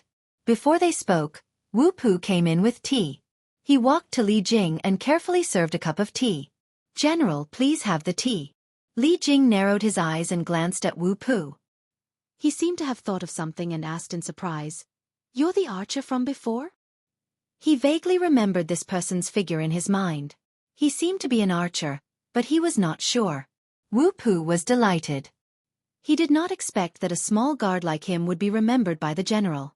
He quickly said, "Yes, General. It's me." Li Jing glanced at Wu Pu, but this time he valued him more. "Good. Since you're in Shenzhou, assist Jin Shang well. You won't have followed me in vain." Wu Pu did not dare to say anything. It was the greatest grace to be valued by the general. He nodded repeatedly. Seeing that the general did not say anything more, he could only serve another cup of tea to Jin Shang and left in a hurry. Only Li Jing and Jin Shang were left in the entire inner mansion. The atmosphere was solemn. Li Jing was about to ask about Zhang Feng when Jin Shang spoke first. He suddenly stepped forward and half knelt on the ground. He said excitedly, "Thank you, General, for sending down the heavenly lightning." "Wait," Li Jing hurriedly interrupted. He was a little confused. What did he mean by sending down the heavenly lightning? Was he really that capable? Confused, he could only ask, "What did you mean by that? What lightning?" "You don't know."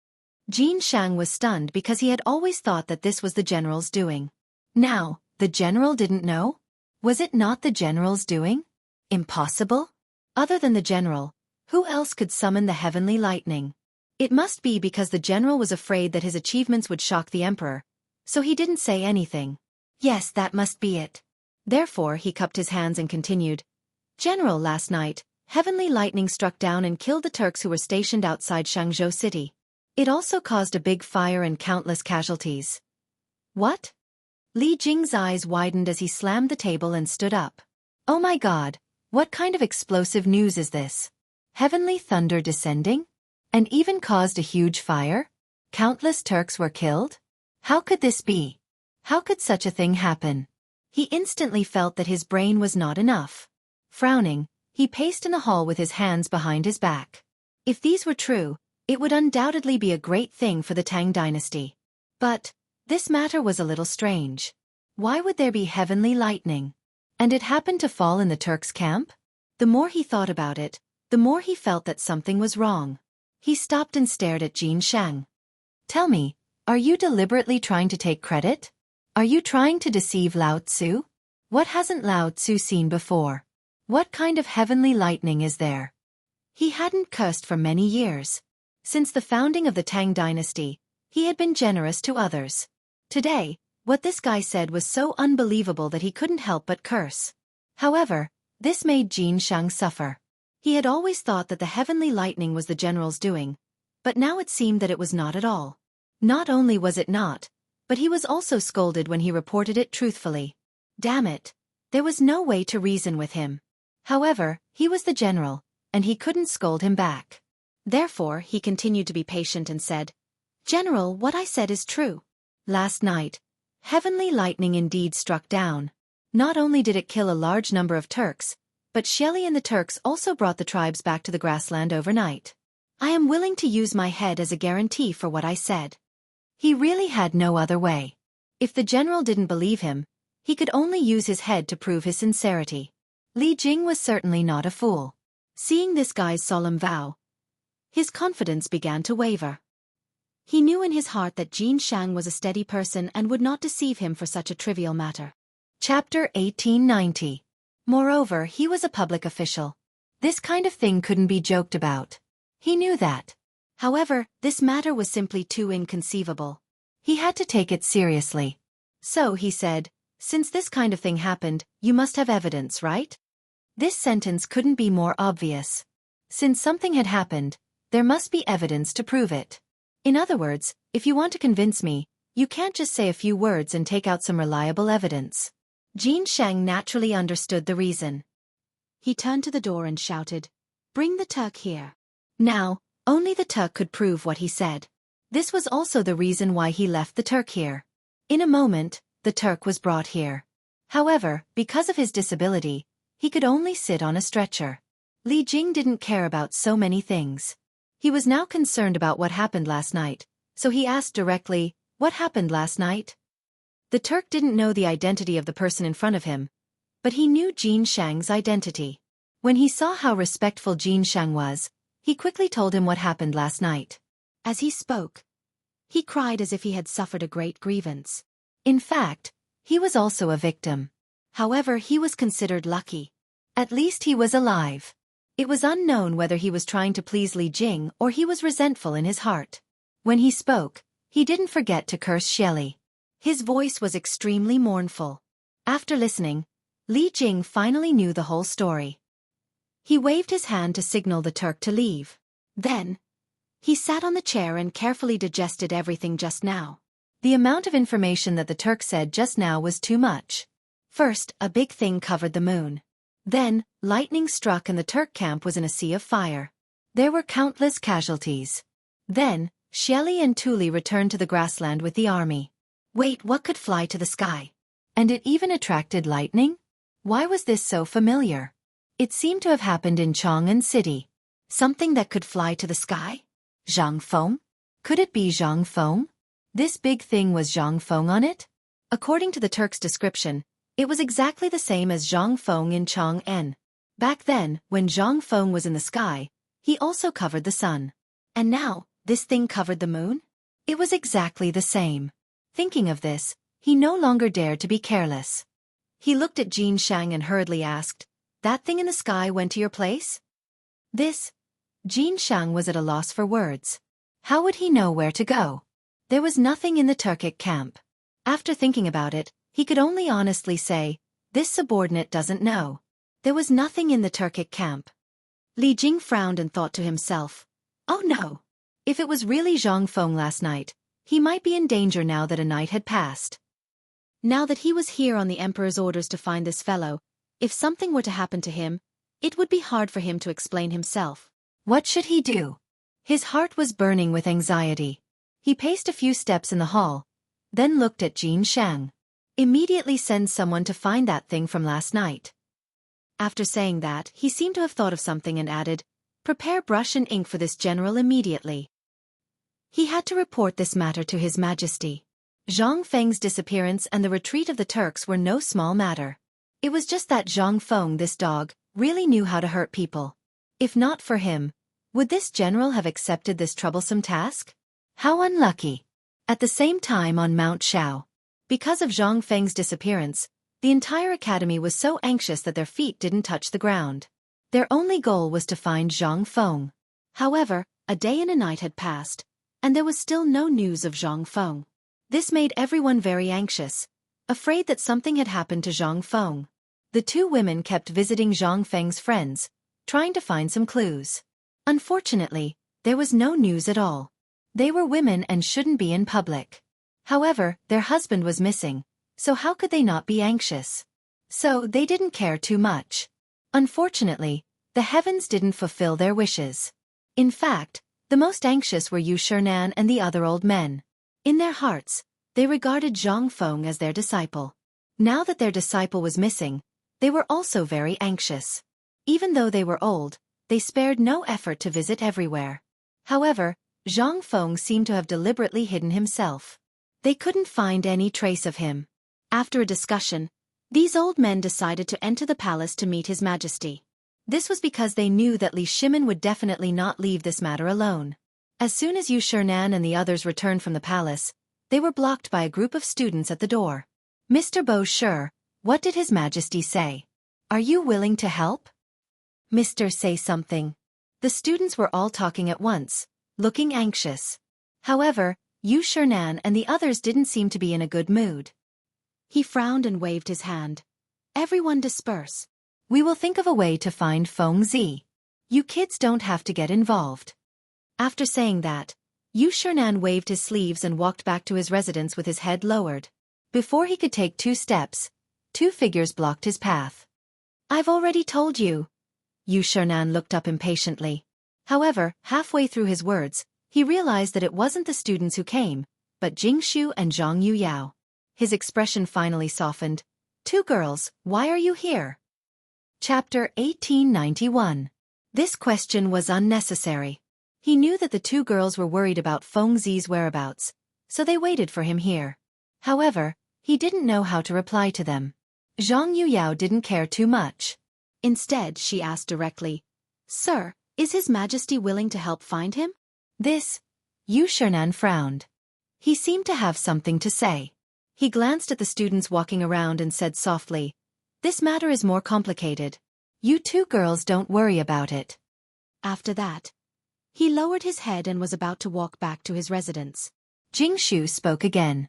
Sir, why don't you come to our place to have some tea? Prince Zhang isn't here now. We sisters should do our duty as disciples. After that she even bowed. It wasn't that she didn't care about Zhang Feng's whereabouts. She just noticed that Sir seemed to have something to say. It was probably because there were too many students here, so she had to come up with this plan. Yu Shernan stopped and frowned. He seemed to be thinking about something.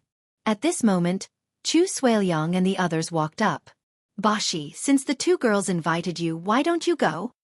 Greetings to the three gentlemen. Jing Shu bowed. Her original intention was to invite the four gentlemen over. She mainly wanted to ask about Prince Zhang's whereabouts. The four gentlemen were the great scholars of this generation. Naturally, they were more well-informed than a weak girl like her. Since Sir had agreed, she quickly said, Gentlemen, please. We sisters will go back and prepare some fragrant tea. After that, Jing Shu pulled Zhang Yuyao and left. Yu Shernan didn't say a word during the whole process. However, it didn't mean that he didn't know anything. Instead, his heart was as clear as a mirror. Looking at the back of the leaving figure, he smiled. This girl may become Feng Zi's good wife in the future. That's right. Chu Suiliang stroked his beard and looked at Yu Shernan. He changed the topic. We have to talk about Feng Zi sooner or later. Since these two are so anxious, let's go and have a seat. Yu Shernan narrowed his eyes and nodded thoughtfully. In fact, he had seen through Jingshu's thoughts at a glance just now. As the saying goes, the older you get, the wiser you become. However, he was also happy in his heart. After all, it was a good thing that there was another person who cared about Feng Zi. Let's go and see how this girl's tea tastes.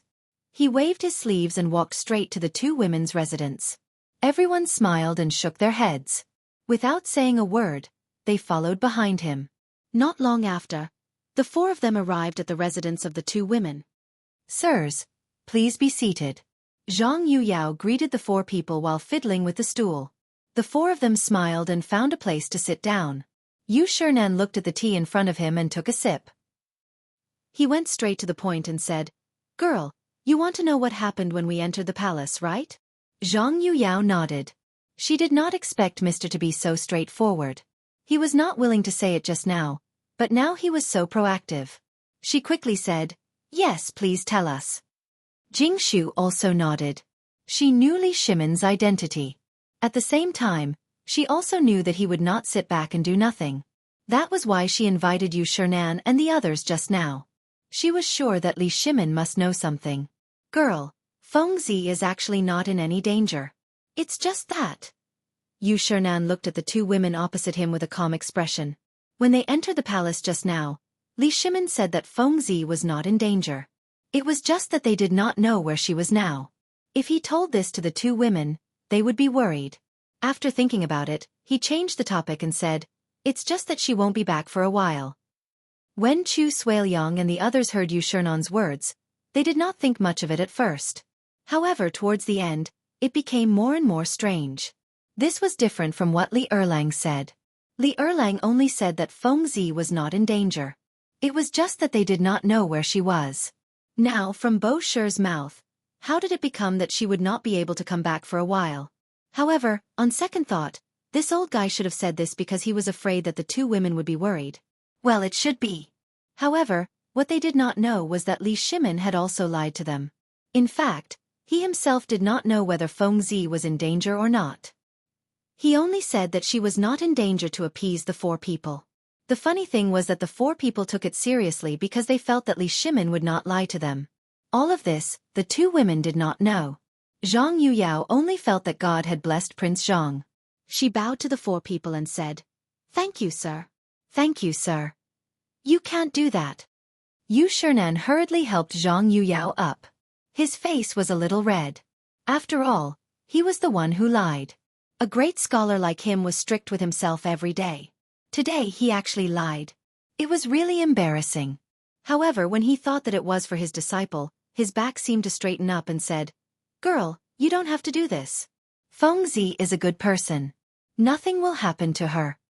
These words made him feel guilty. After all, he did not know what was going on. Jing Shu seemed to have noticed something. She picked up the teapot and filled Yu Shernan's cup. She smiled and said, "Since Prince Zhang is not in danger, when will he be back?" Chapter 1892. Yu Shernan frowned. This question stumped him. He really didn't know when Fengzi would come back. Even the emperor didn't know. How would he know? Xueji saw that the situation was slightly deadlocked and quickly interrupted. "Girl, Fengzi is someone who is going to do big things. We don't need to care about this." His words were more pertinent, and there was a double meaning in his words. The first meaning was that Fengzi was now doing big things. As for what big things, they didn't know. The second meaning was that Fengzi's matter was related to Li Erlang. Everyone shouldn't make wild guesses and shouldn't care about it. Of course, Zhang Yuyao couldn't understand these words because she didn't know who Li Erlang was. But Jing Shu was different. Not only did she know who Li Shimin was, but she also knew everything about Li Shimin. Now the words of the four gentlemen were very obvious. They were meant for her to hear. Jing Shu frowned as if she understood something. She smiled and said, "Thank you for your guidance." "You're welcome." Xueji waved his hand and then looked at the other three. "Everyone, let's go." Since the matter had been settled, there was no need to stay any longer to avoid attracting gossip. The other three obviously understood this. They slowly got up and prepared to walk out of the door. Seeing that the gentlemen were about to leave, as the future wives and concubines of the disciple, the two women naturally couldn't stay. They both got up and stood at the door. "Gentlemen, please take care." The four men waved their hands, indicating that they didn't need to send them off. After a while, they disappeared from the sight of the two women. Seeing that the gentlemen had gone far, the two women returned to their seats. Zhang Yuyao was actually a little puzzled by what the gentleman said just now, but it wasn't appropriate for her to ask directly. Now that there was no one around, she looked at Jing Shu and asked, "Sister, why do I feel that there is a hidden meaning in what the gentleman said just now?" "Sister, you don't have to be like this." Jing Shu smiled. She put her hand on Zhang Yuyao's hand and comforted her. "Since the gentleman heard from His Majesty that Prince Zhang is not in danger, it must be true. You don't need to worry too much." The stone in her heart had already been lifted. After all, she knew what kind of person Li Shimin was. However, she couldn't tell Zhang Yuyao about all this. Otherwise, with the other's temperament, the whole city would know about it the next day. However, Zhang Yuyao didn't know that. She couldn't help but worry.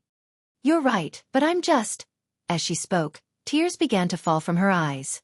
When Jing Shu saw this, she quickly comforted her. "Sister, don't worry. Prince Zhang will be fine." As soon as he finished speaking, there was a series of knocks on the door, followed by voices. "Ladies, I'm a servant of the Zhang residence. Housekeeper, do send someone to invite master." Hearing this, Jing Shu quickly took out a handkerchief from her waist and passed it to Zhang Yuyao. With a concerned look, she said, "Sister, wipe your tears. I'll go out and take a look." Saying this, she stood up and walked out of the door. There were two men standing outside the door. One was fat and the other was thin. The striking word Zhang on their clothes made Jing Shu certain that these two were servants of the Zhang residence. Because no other residence would dress like this.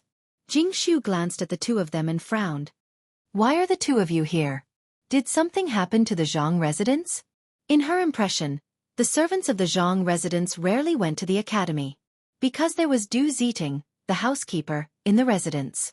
He would take care of everything. Unless there was something big that couldn't be solved, otherwise they would not easily disturb Prince Zhang. Think about it, if every trivial matter had to be reported, then how could Prince Zhang live? However, it was obvious that something big had happened this time. The two servants frowned and seemed to be thinking about something.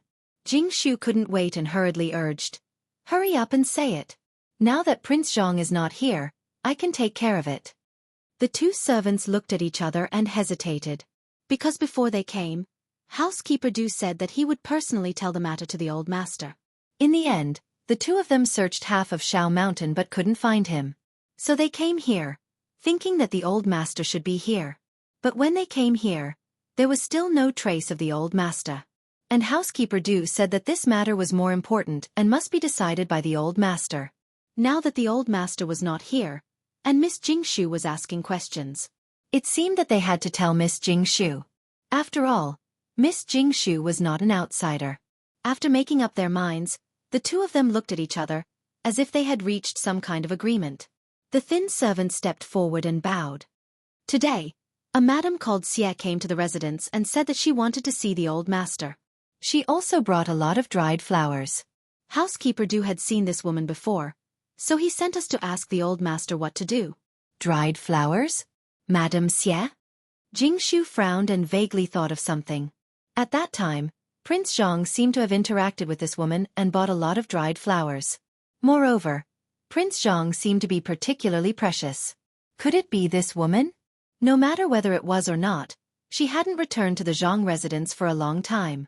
She could take this opportunity to go back and have a look. Chapter 1893. In any case, Prince Zhang wouldn't be back anytime soon.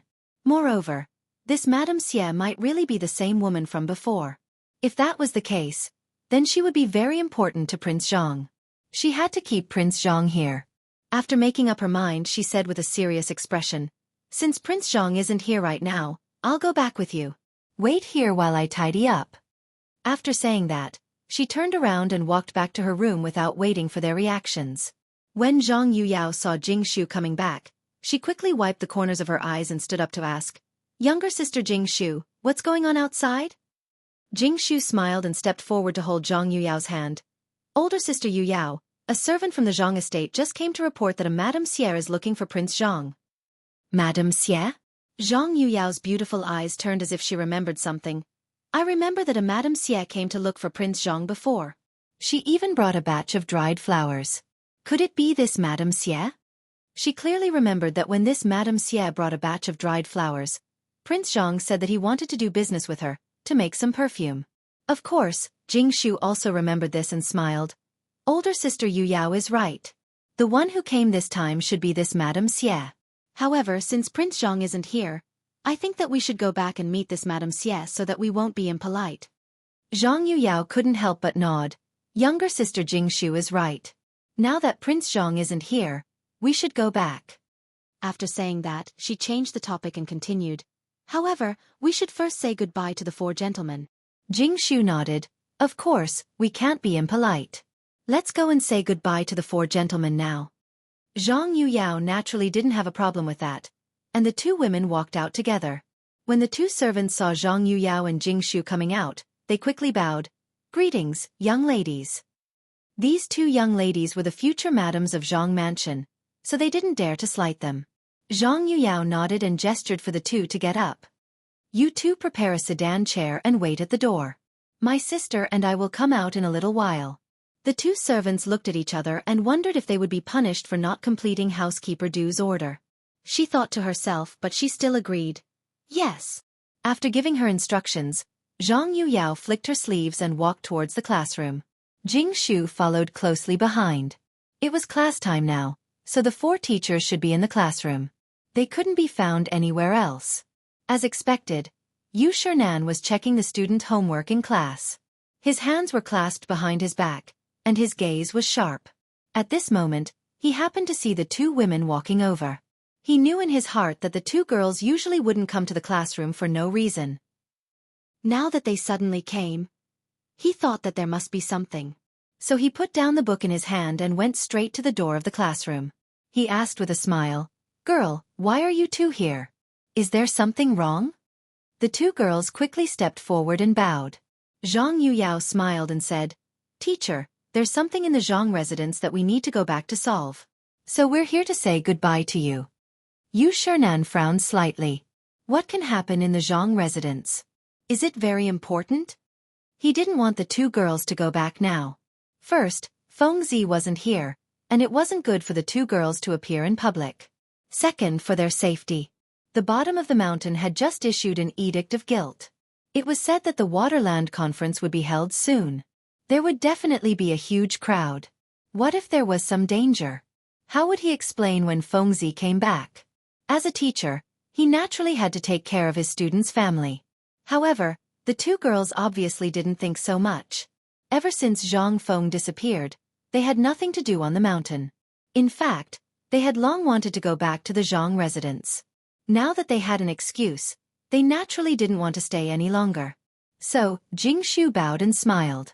Teacher, a Mrs. Xie came to the Zhang residence today. She said that she was Prince Zhang's former business partner. This time, she also brought a lot of dried flowers. So we need to go back. Oh. Yu Shernan stroked his beard. He remembered that Fengzi seemed to have mentioned this before.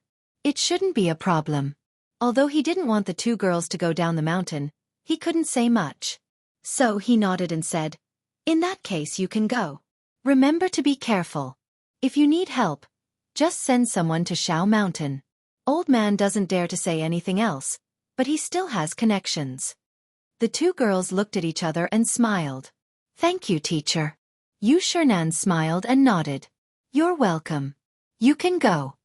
The two women bowed and saluted again.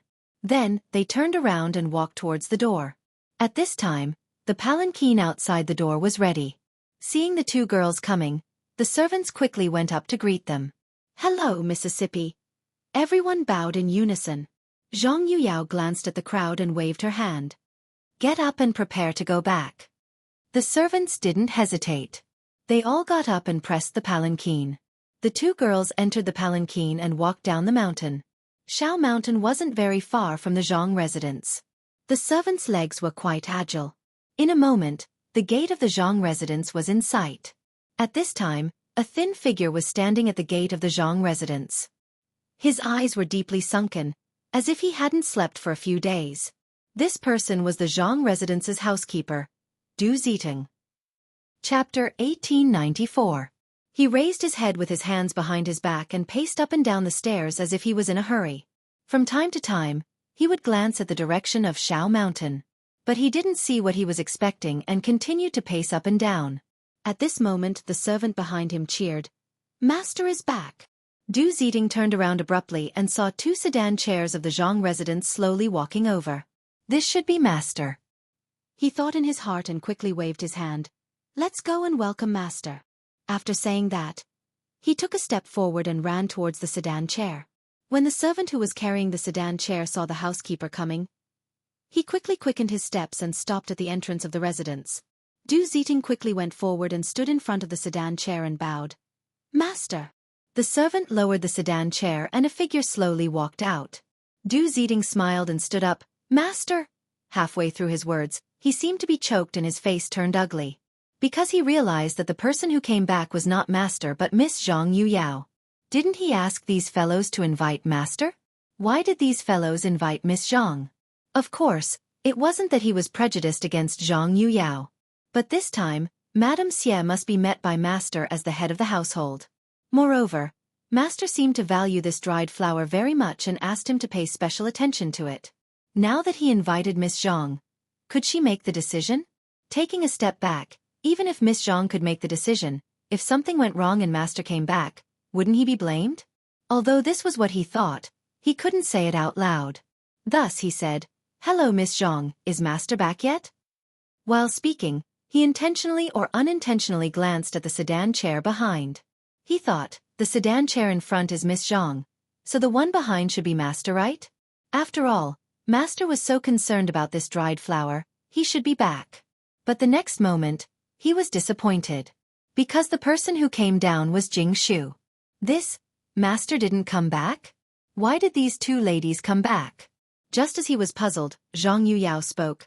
"Housekeeper Du, this time Master didn't come back, so we sisters specially came back to meet Madame Xie." Du Ziting didn't reply because he didn't know how to reply. He couldn't possibly say that this was a big matter and that his master had to make the decision, right? Wouldn't that be cutting off his own path of retreat? One had to know that these two young ladies were the old master's future wives, so he didn't dare to provoke them. After all, he still wanted to work in the Zhang mansion for a few more years. Jing Shu seemed to see Du Ziting's difficulties and smiled.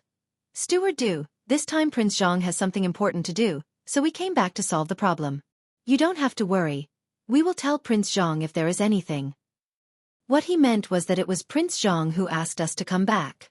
Of course, she said this because she didn't want the people in the Zhang mansion to know that Prince Zhang was missing. Although she knew that Prince Zhang wasn't in danger, others didn't know. If the people in the Zhang mansion knew that the old master was not around, it would cause a huge uproar. For the peace of the Zhang mansion, it was a last resort to temporarily hide it from everyone. Obviously, Zhang Yuyao also understood Jingshu's meaning and interrupted. Yes, Steward Du, we will talk to Prince Zhang. Don't worry. Du Ziting lowered his head and frowned. He could understand what the two young ladies meant. It was nothing more than letting them take charge of the overall situation, which was not impossible.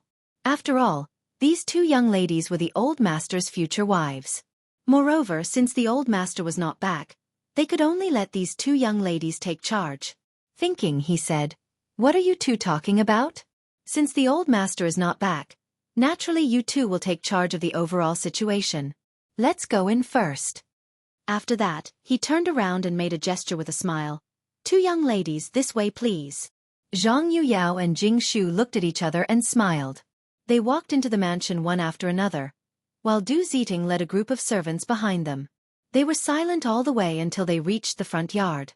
Zhang Yuyao pointed at the cotton-padded clothes in front of them and asked, "Steward Du, how is the production and sales of cotton-padded clothes now?" Du Ziting hurried forward and stood still with a touch of pride in his eyes. Now the production of cotton-padded clothes has doubled compared to before, and the sales are in short supply. The whole Chang'an city is fighting for our cotton-padded clothes. Since the old master left, he had been supporting the family alone. Coupled with the miscellaneous matters in the mansion and the cotton-padded clothes, it could be said that he was exhausted and had not slept well for several nights. Of course, he was not tired of these things and thought that working for the old master was not tiring at all. The two young ladies were well aware of all these. Looking at Steward Du's panda eyes, they naturally understood. Therefore, Zhang Yuyao said with concern, "Steward Du, you have been working hard recently. When Prince Zhang comes back, he will definitely reward you." "It's not hard, it's not hard." Du Ziting waved his hand and smiled. "How can it be hard to work for the old master? There are not many kind-hearted and charitable people like the old master. It is my blessing to work in the Zhang mansion." Chapter 1895. The two girls smiled and nodded. They understood Du Ziting's loyalty and did not say anything else. However, a pile of dried flowers in the corner attracted their attention. Jing Shu glanced at the dried flowers, then looked at Du Ziting. "Housekeeper Du, are these dried flowers sent by Madame Xie?" "Yes." Du Ziting nodded and glanced at the main hall. Last time, Madame Xie sent some dried flowers. Master treasured them and reached an agreement with Madame Xie. This time, she sent some again. Jing Shu looked at Zhang Yuyao and nodded. They were now certain that this Madame Xie was the one who visited Prince Zhang last time. These dried flowers were used by Prince Zhang to make perfume. Since she was already here, they naturally had to meet her. Thus, she looked at Du Ziting. "Housekeeper Du, prepare the tea. We will go and meet Madame Xie." Du Ziting nodded slightly and waved her hand to signal the servants to prepare. She then said, "This way, Madame Xie is in the main hall." The two girls nodded, brushed their sleeves, and walked to the main hall. Passing through the corridor, a group of servants playing with cotton appeared in front of the two girls. However, they were not in the mood to care about this. They walked straight to the main hall. As soon as they entered the main hall, they saw a woman sitting in the main hall. It was Madame Xie.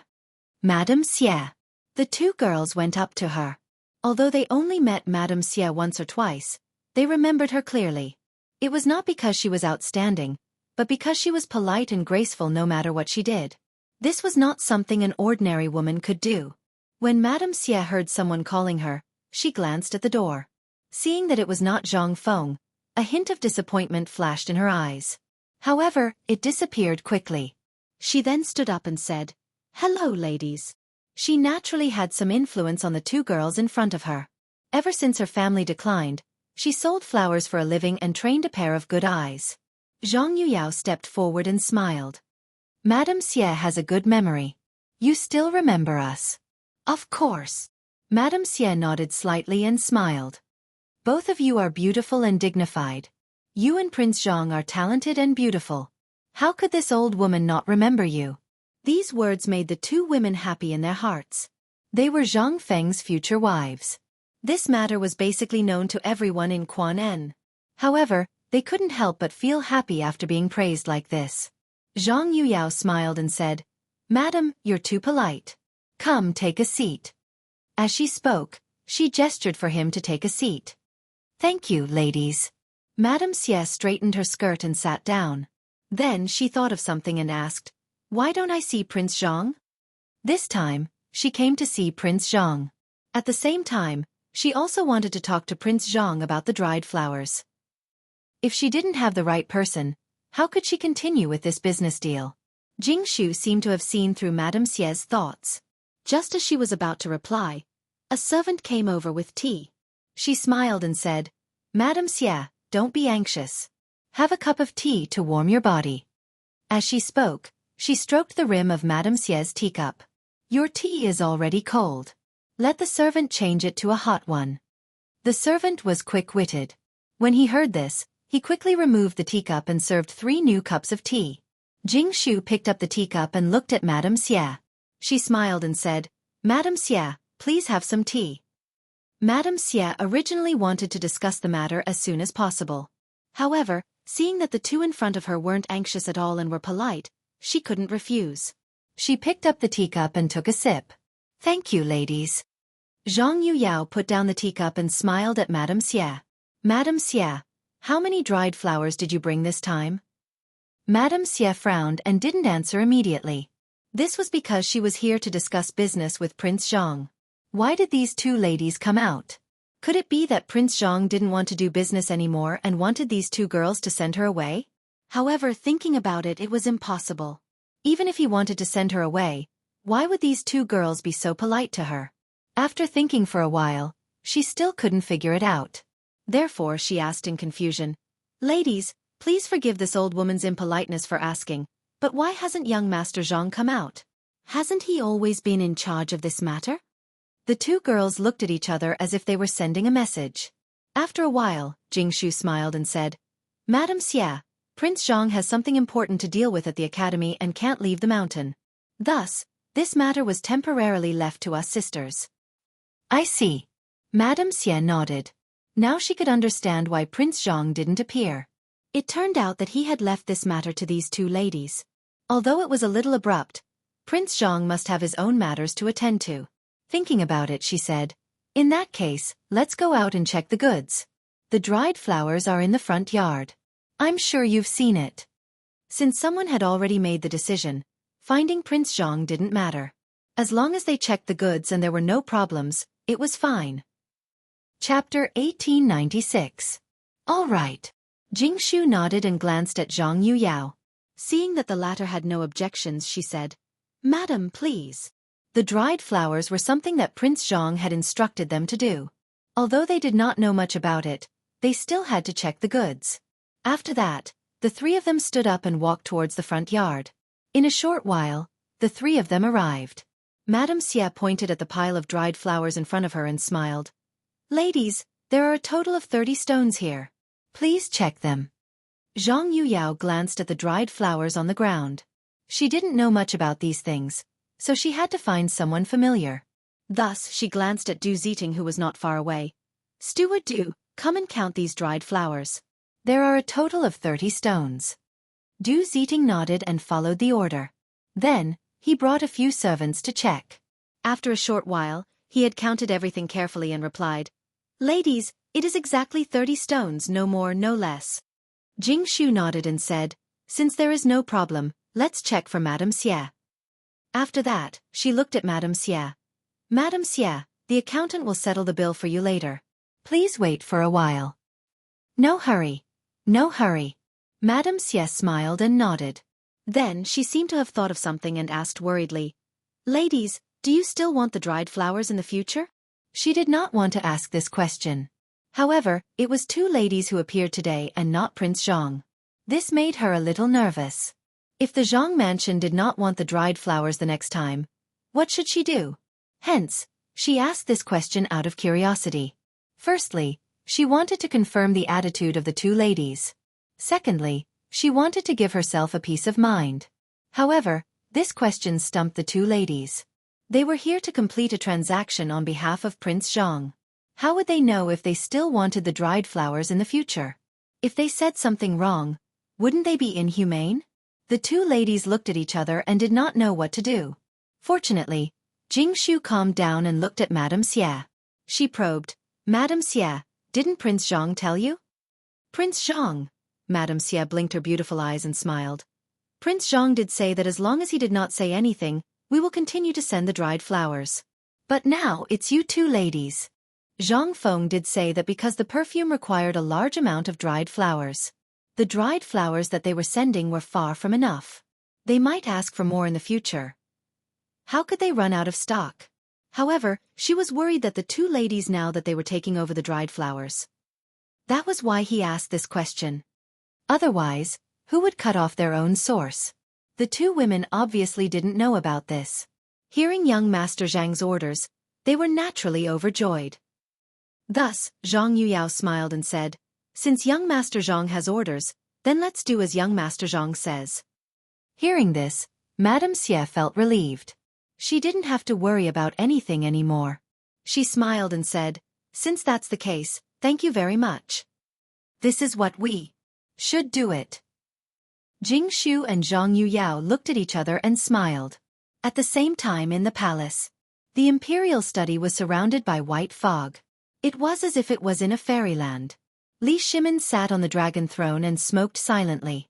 It was as if he was trying to use cigarettes to send away all his grief and pain. Everything that had happened recently flashed through his mind like a video. Hundreds of officials forced him to abdicate, issued an edict, and held a water and land assembly. Even Guanyin was forced to go to the temple to pray. The worst thing was that even Feng Zi had disappeared. There was no news from him until now. He even doubted if he had the hearts of the people. Thinking about this, he took another puff of the cigarette in an attempt to numb himself. Little Gizi looked at His Majesty and frowned. He had been following His Majesty closely these few days and knew His Majesty's worries. Hundreds of officials forced him to abdicate, issued an edict, and held a water and land assembly. His Majesty had never been willing to do these things. But now, he was doing them all. This was all caused by Zhang Feng. He used to have a good impression of Zhang Feng, but after this incident, he had already blacklisted Zhang Feng. It was because this guy often did strange things and caused others to clean up for him. Now, even His Majesty wasn't going to let him off.